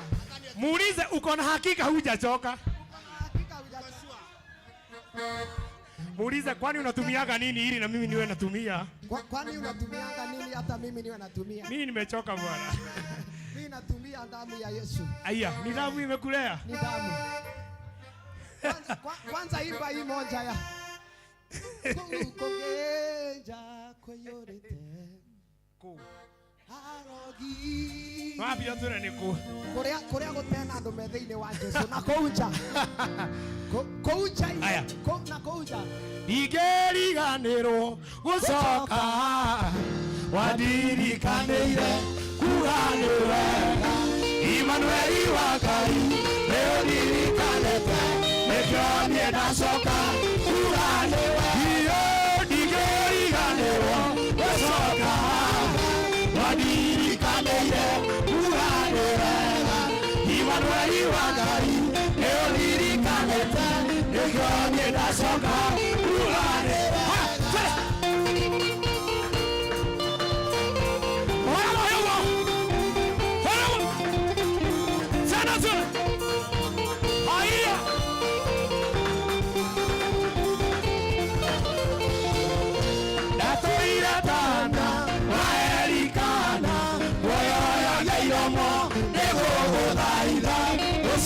Sianyona na siaikajoya kayora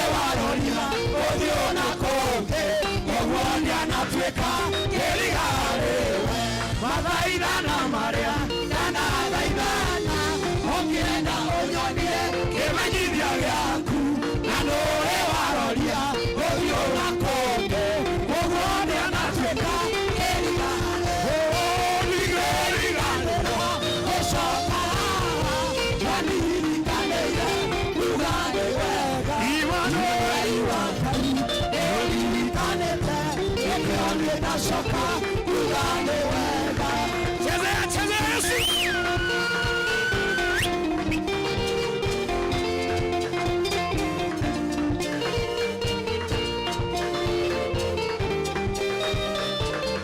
Kamila.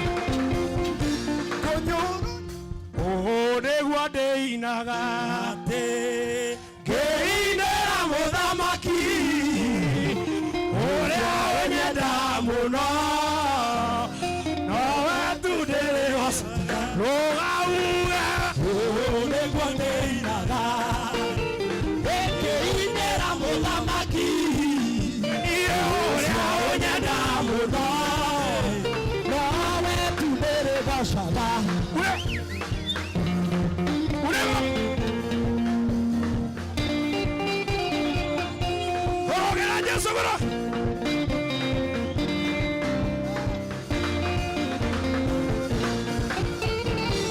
Njai-Ini Ciake ngĩkũgoca mũthamaki. Wachana na hiyo.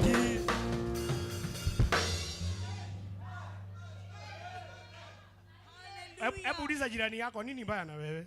Sasa nini mbaya na wewe? Nyimbo za Kizungu unajua zote. Kikuyu haujui kitu. Za Kiswahili unajua zote. What can I shall be the problem? What can I shall I do?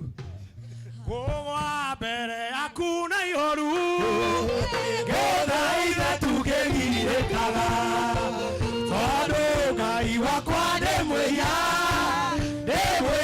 baba na wanyona ndoka gũthaitha ndĩnyihĩtie ũkandwĩre na marakara wanyanya ndĩrũkũngũrwo thĩ nawe nĩwe wakũmbanirie.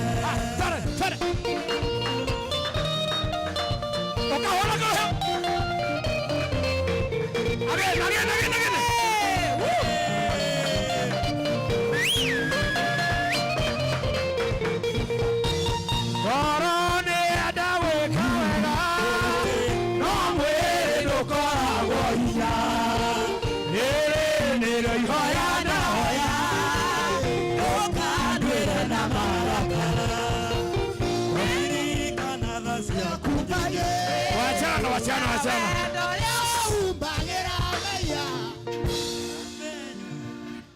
Muulize hata hiyo, muulize hata hiyo ujui. Hata hiyo nayo ujui. Muulize unajua gani tuambie tuibe hiyo. Unajua gani? Pastor unajua gani? Sasa pastor ni mambo gani umetulizia leo? Pastor hata tuelile mehia regedi. Yesu nakupenda kwa roho yangu yote, majaribu yakinisaidie kushinda. Tarara. Yesu nakupenda kwa roho yangu yote, majaribu yakinisaidie kushinda. Kwa vile ulishinda wewe umema, Yesu ulishinda, wewe ni simba wa Yuda. Ulishinda wewe umema, Yesu ulishinda, wewe ni simba wa Yuda. Haya, unapi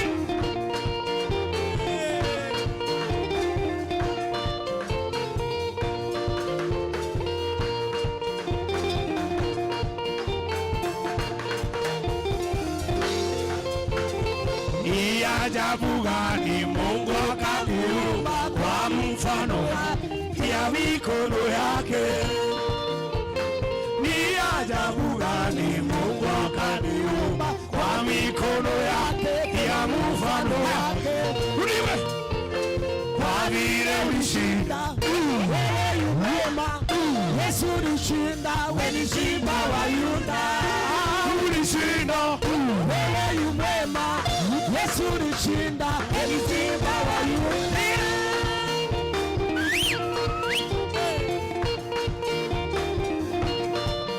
Bwana Yesu nakupenda, Bwana Yesu nakupenda, kama vile ulivyonipenda kwanza nakupenda, kisha tena ukatoa uhai wako nakupenda. Yesu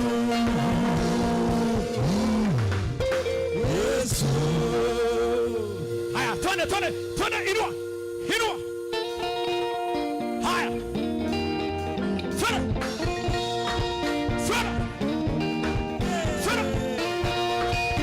Uangalie njia kama nalikuwa.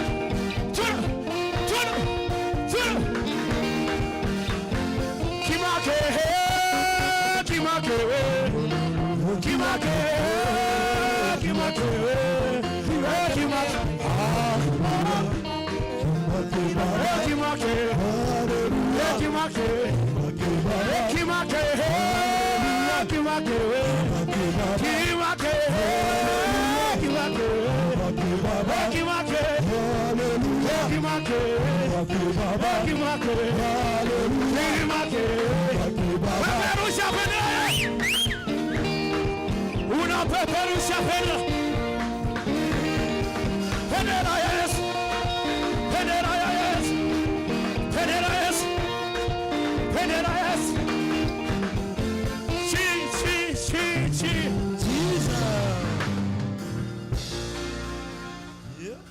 Hata tuibe ya mwisho ni nyinyi mmechoka, si mimi nimechoka. Ameniweka huru kweli, naimba sasa haleluya. Kwa msalaba nimepata kutoka katika utumwa. Ameniweka huru kweli, naimba sasa haleluya.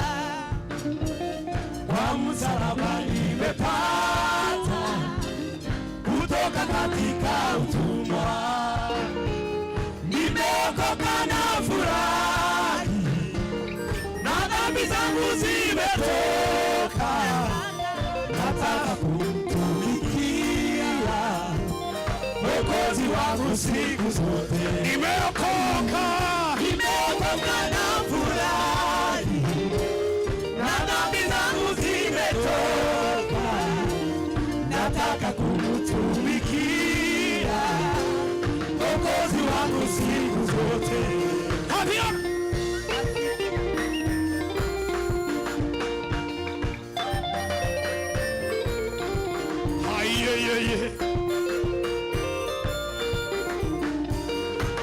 haya, unaona mimi zamani niliteswa sana na minyororo ya shetani, nikamwendea Bwana Yesu akaniweka huru kweli. Zamani nilifungwa sana na minyororo ya shetani, nikamwendea Bwana Yesu akaniweka huru. Ambia jirani yako, nimeokoka na furahi, na dhambi zangu zimetoka.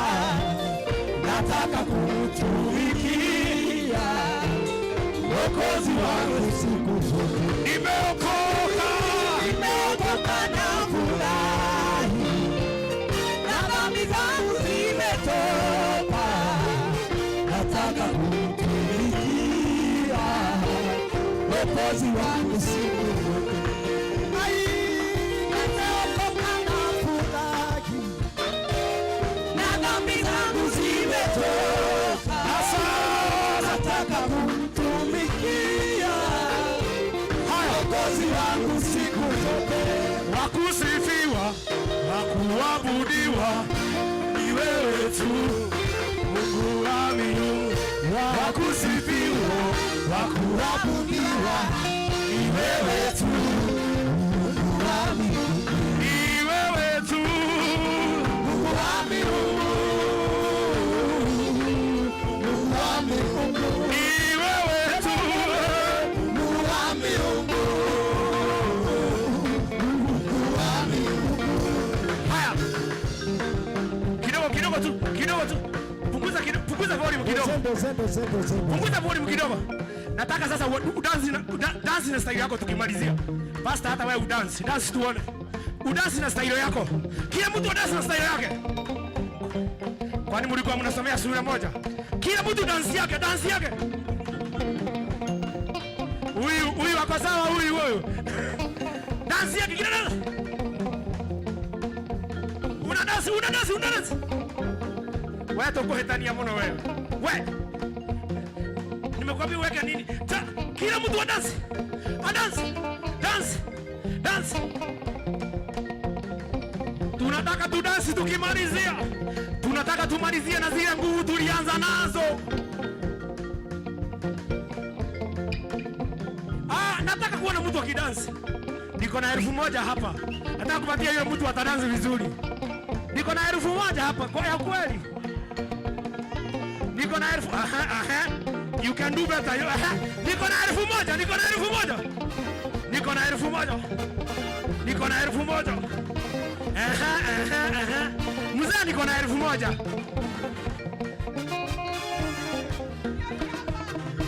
Ati niangalia wapi? Hii ni 1000 inafanya hivi. Haya, niko na 2000. Niko na 2000. Niko na 2000. Haya.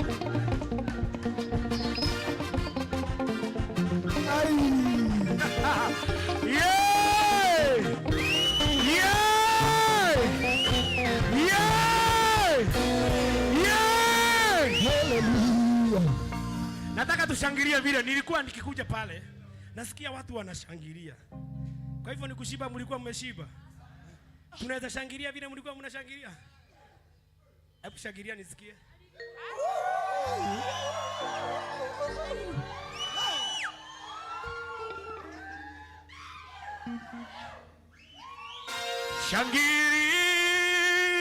Shangilia.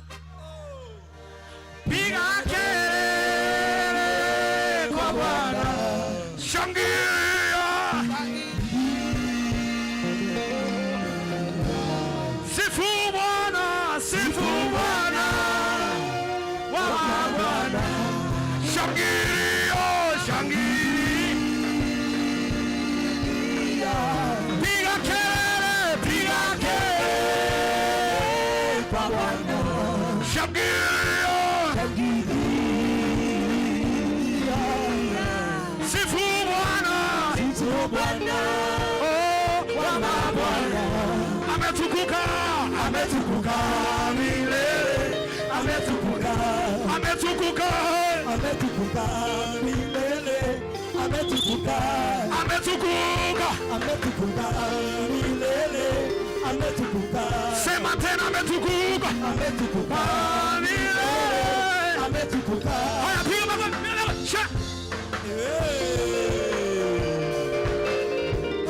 Tunashangilia tuna. Tunataka kumwambia Bwana, Bwana. Piga makofi, piga. Bwana. 1, 2. Bwana, jina lako la milele. Kumbukumbu la vizazi hata vizazi. Bwana, Bwana, jina lako la milele. Kumbukumbu lako, vizazi hata vizazi. Mataifa yote, sifu Bwana. Enyi watu wote Bwana, enyi watu wote muhimidi. Mataifa yote msifu Bwana, mataifa yote msifu Bwana. Enyi watu wote muhimidi, enyi watu wote muhimidi. Msifuni, msifuni kwa Mungu Bwana Mungu. Msifuni, msifuni kwa matari na kucheza. Msifuni, msifuni kwa mfumo Bwana Mungu. Msifuni, msifuni kwa migana na kucheza. Ametukuka, ametukuka milele.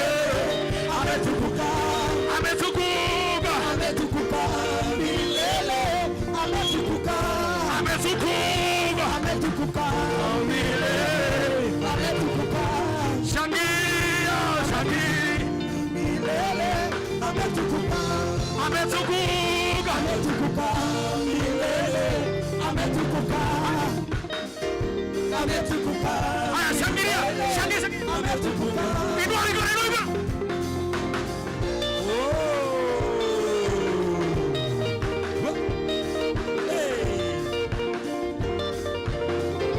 Shangilia, shangilia. Piga kelele,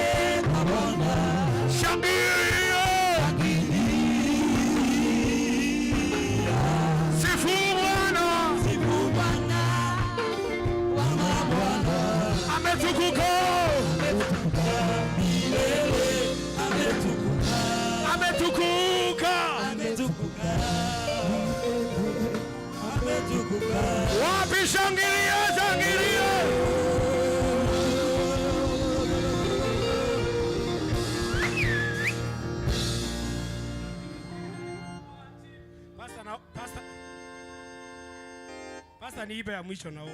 Afadhali uniombee niokoke.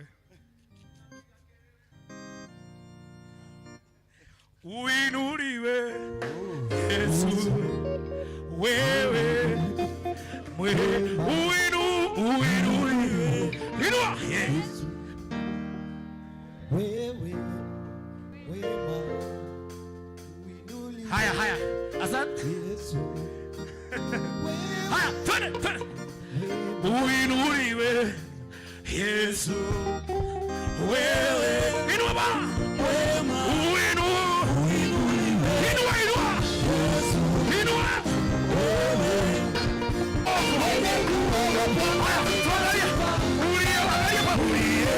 Vuma kwa upepo wako bahari kapulikiza adui. 1, 2, 3, wakazama kama risasi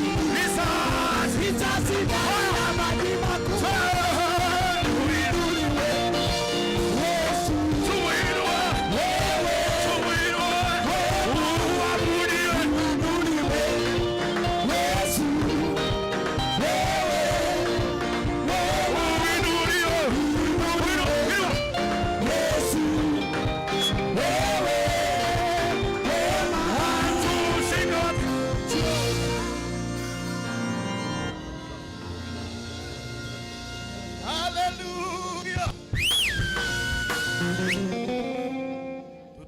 Kelele hatuachi. Wow. Tunapasa sauti zetu kama tarumbeta. Tunapiga kelele hatuachi. Tunapasa sauti zetu kama tarumbeta. Tunapiga kelele hatuachi.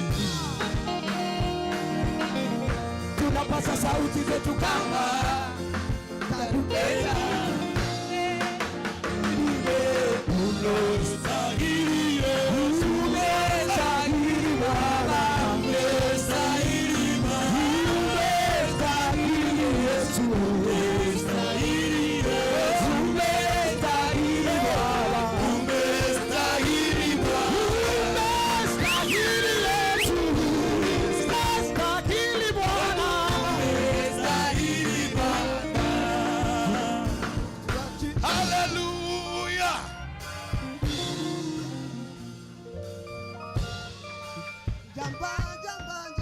Jambane Yesu.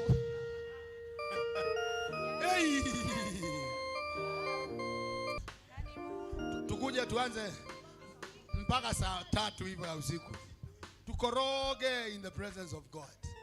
Glory to God. Amen.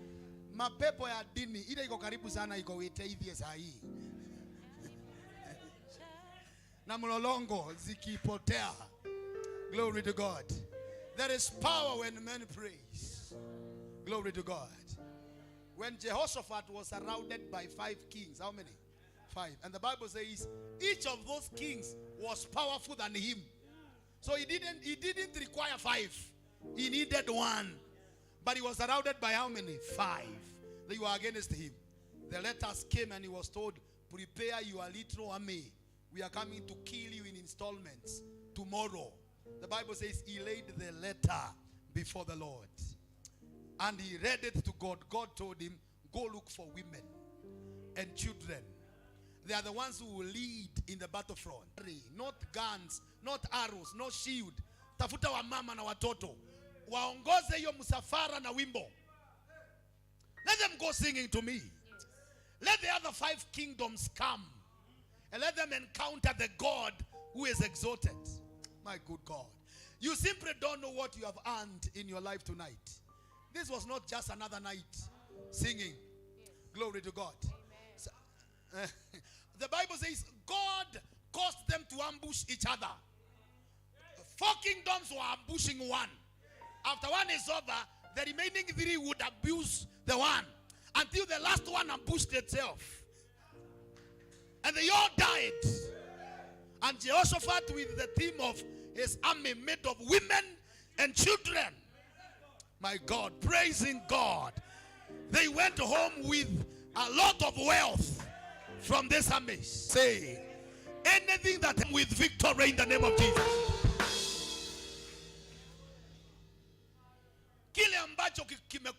nguvu na kimekushinda utaalamu. Umetafuta kazi imekosekana. CV umesambaza hazitakikani. Katika jina la kule unakaa umezingirwa. Kupitia sifa ya siku ya leo, ifike kitini cha Mungu kama manukato. My good God, ifike kitini cha Mungu kama sadaka.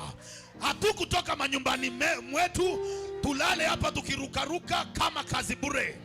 I rule and I say, because of the power that goes ahead when the name of the Lord is lifted. Oh, Sharakaya Nagadabania Karaba. May you receive victory.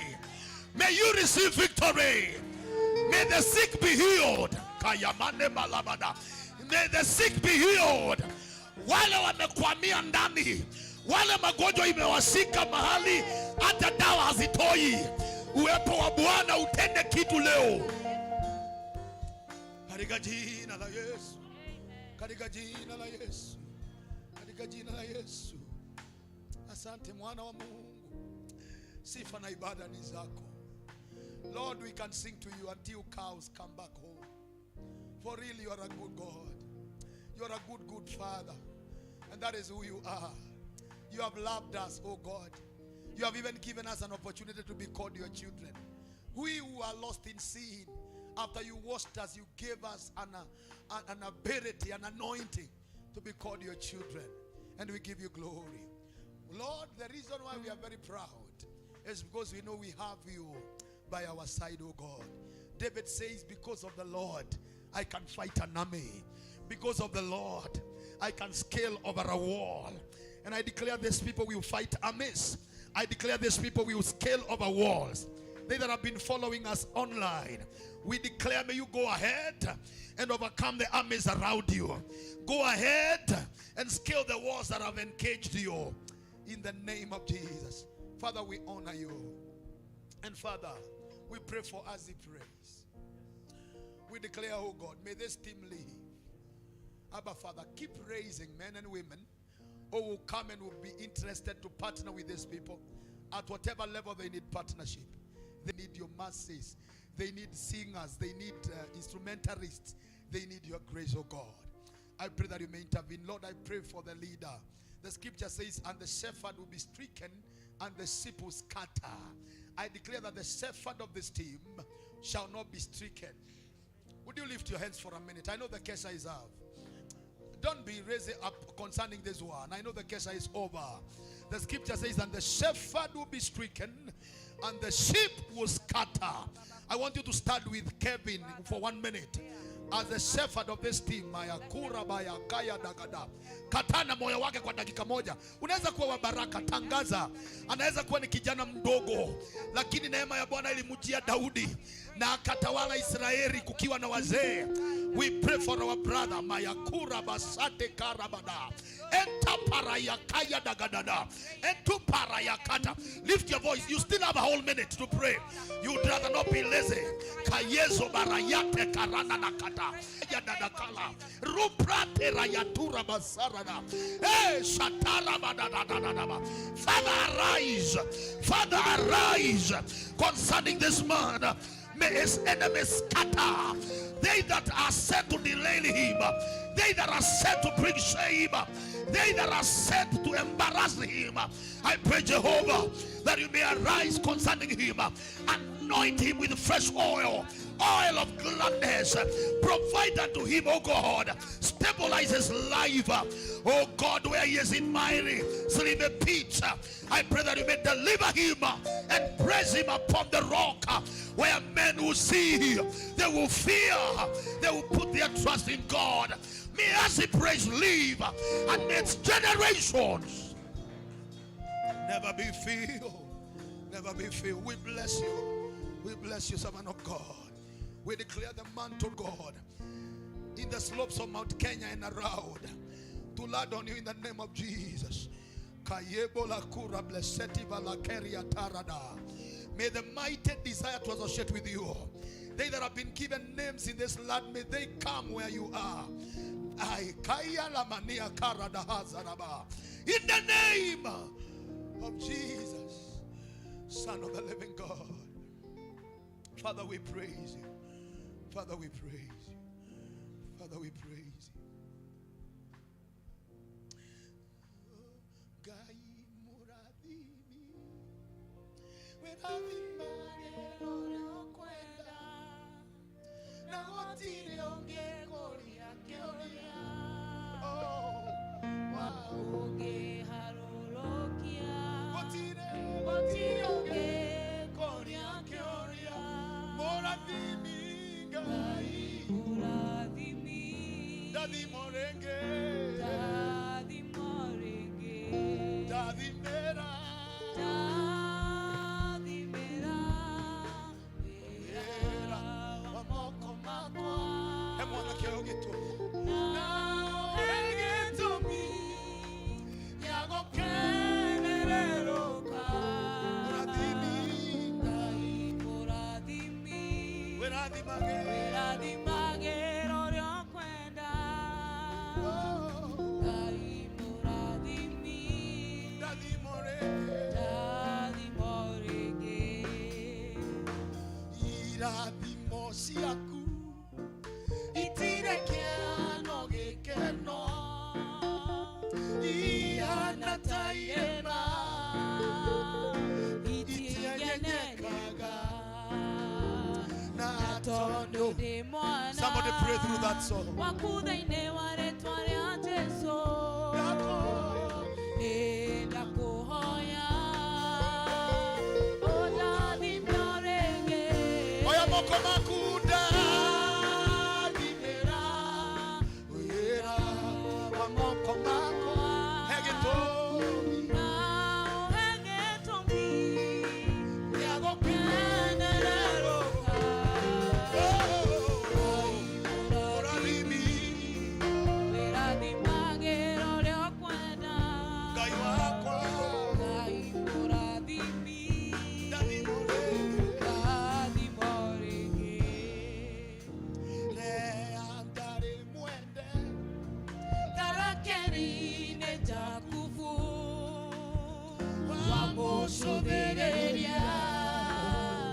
oke moiwera, le akiradimo, Agetweka nyina wa rorere. roa Israeli, Onae morege. gai wakwa, Dadi mera.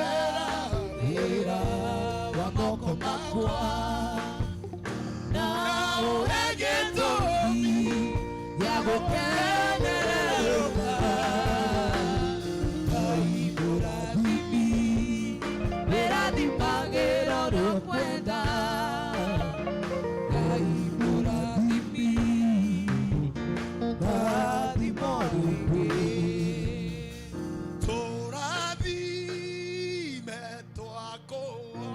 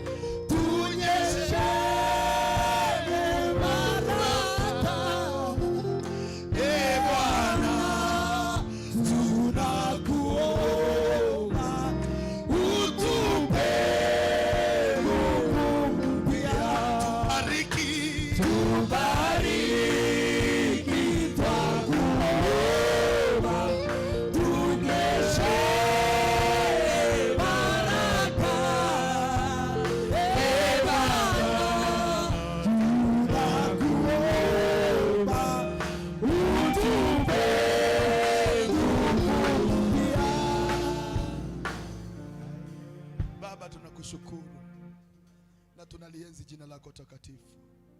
Sisi ni waja wako, tuliamua tuje na ili tukae katika uwepo wako. Biblia inasema katika uwepo wako milima huyeyuka, mabonde hujazwa. Ni nini hicho kinachoweza kukushinda nguvu? Hakuna. Na kwa hivyo tukiondoka katika uwepo wako kuna utofauti. Kuna utofauti.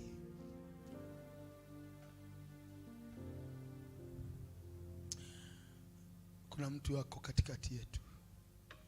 Bwana anaenda kufanya kitu kitakacholeta furaha kwako. Kitabadilisha hali ya maisha yako kabisa. Na ninakuona ukitumikia Mungu kwa furaha na kwa utele. I can see it in the eye of the Spirit.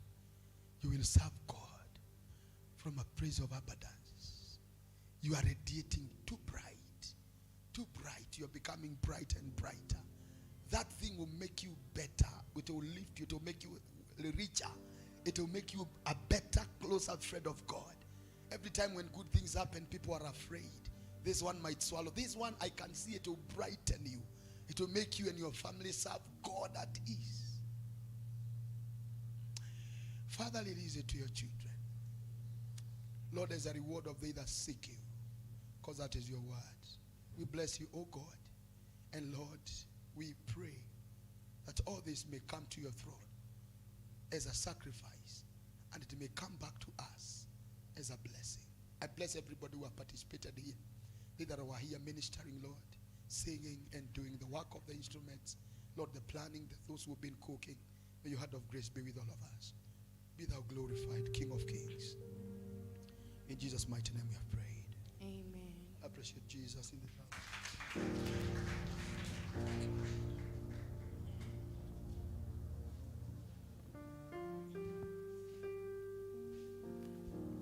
Hallelujah. We thank God. May God bless all of us. Now tea is being served. Don't just walk away. Please, we have prepared some tea with you in mind. In fact, there are some people who left and I don't know their tea is still with us. And we give the Lord all the glory. The meeting is not over. I am seeing people celebrating bread and others are talking. It's very good. We bless the Lord. We want to be served with tea. We say thank you as Utukufu Sanctuary for coming for Azipraise overnight season 1. And we shall have several seasons in the mighty name of Jesus.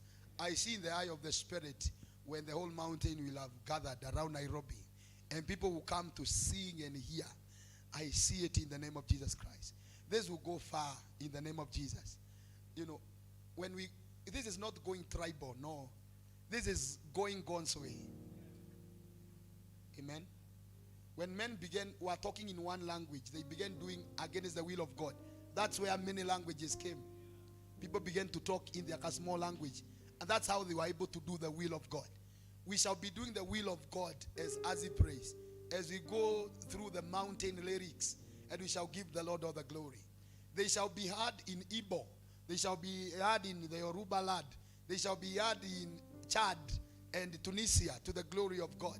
Why not? So we will go there and the Lord will bless us. There is a cup of tea coming, but as the tea is coming, we will receive the ministry from our own. Oh God. I was asking why you didn't include her in the list. I had that question, but I've been told she was to sing. It's a big blessing. A very heavy collabo is coming up. You will see it, I'm telling you.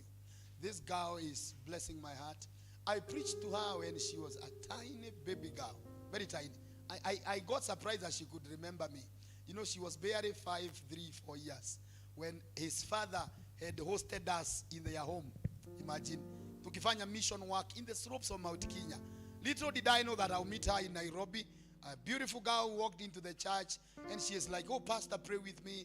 ABCD is not happening well. And we prayed, trusted God. Behold, she is here. Very happy and singing to the Lord. It's a big, big blessing. Glory to God. She has done very wonderful songs. I don't know which one she wants to do. There is one she did from this sanctuary, I'm telling you. This sanctuary is being seen in Mataifa up there. Sometimes, come here, my girl, and appreciate her in the name of Jesus. Hiyo imba hiyo. Ngukugosha ni wakire. Ama huko unataka hiyo. Ulikuwa unataka nyingine. Ni vile inanibariki. Ataimba mbili. Anyway, anza na ile ulikuwa umejipanga. By the way, si vizuri. Hebu asikize roho. Lakini sisi roho yako ndani yetu. Hiyo wimbo inasema nitakusifu sababu ulikuja. Kwa wale hawasikiangi Kikuyu. Anyway, do the one you wanted. You are free in your father's house. God bless you. Bwana asifiwe. I feel blessed. Wako na zote, si ndio? So I feel blessed. Actually nilikuwa nimeacha na hiyo story ya kuimba na nilikuwa tu sawa. But thank you so much. I feel honored. Thank you pastor so much. You are a blessing in my life and Azipraise for this opportunity. Nitaanza na yenye nilikuwa nimeambia Bito. Nitaimba nusu alafu niimbe niwokire. Juu hiyo ndio iko na public demand. But I want to introduce another one. Sijaimba hapa. My very first song. Nilimba nikiwa teenager. Si ni vizuri muisikie. Inaimba, it is very easy. It is a worship song. Naimba newega Jesu nekonoboya. Newega muno nekonyeda. Such newega Jesu by Paris Ngendo. Newega Jesu. Newega nekodoerera mbara shiode. Tigane wandio ingere nako. Tigane wandio ingere nako. Imepatikana? Ama yenye imepatikana tuimbe hiyo. Newega Jesu. Nisaidia, rudia tu after mimi. Newega Jesu nekonomboya. Newega muno nekonyeda. Newega nekondoerera mbara shiode. Tigane wandio ingere nako. Tigane wandio ingere nako. Danejero marima mariku. Ngoma ke hareriange nerere. Noitana kinya honga yoga dhara.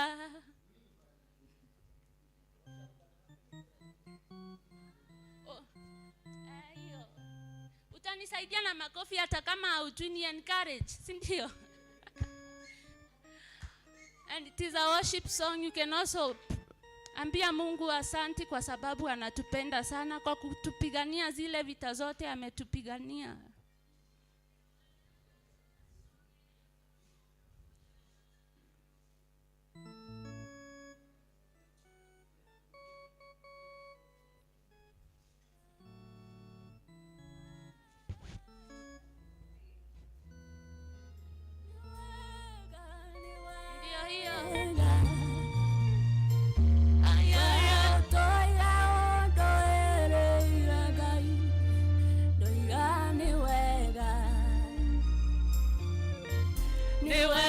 Jesu nekonoboya.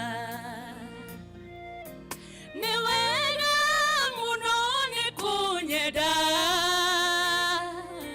Newega nekodoerera mbara shiode. Tigane wandio ingere nako. Tigane wandio ingere nako. Newega Jesu nekonoboya.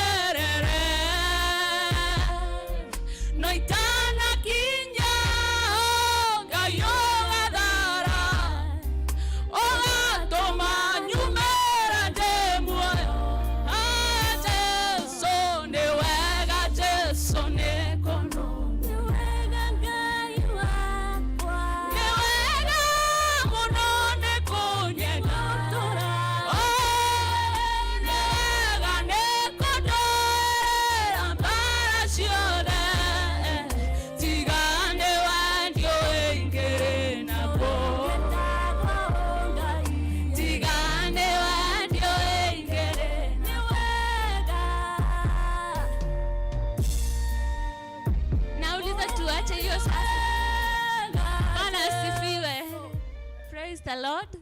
Nitataka nigusie niwokire yenye niliimbia kwa hii madhabahu na Mungu hufanya kazi. Bwana asifiwe. It's my own testimony ya kuria Ngai adutete guko at least ne turaria Gikuyu. It's my own testimony ya kuria Ngai adutete.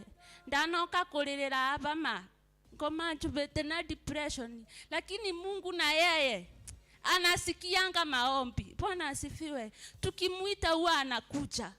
Bwana asifiwe. Mara ya kwanza kuimba hiyo wimbo nilipiga magoti hapa I was just overwhelmed by God's goodness. And I know God came for all of us. Bwana asifiwe. Mahali ulikuwa kwa shida, imagine kama Mungu angekuja. Where would we be? As I talk, I hope mmepata my latest song. Hii sasa mtanisaidia na makofi.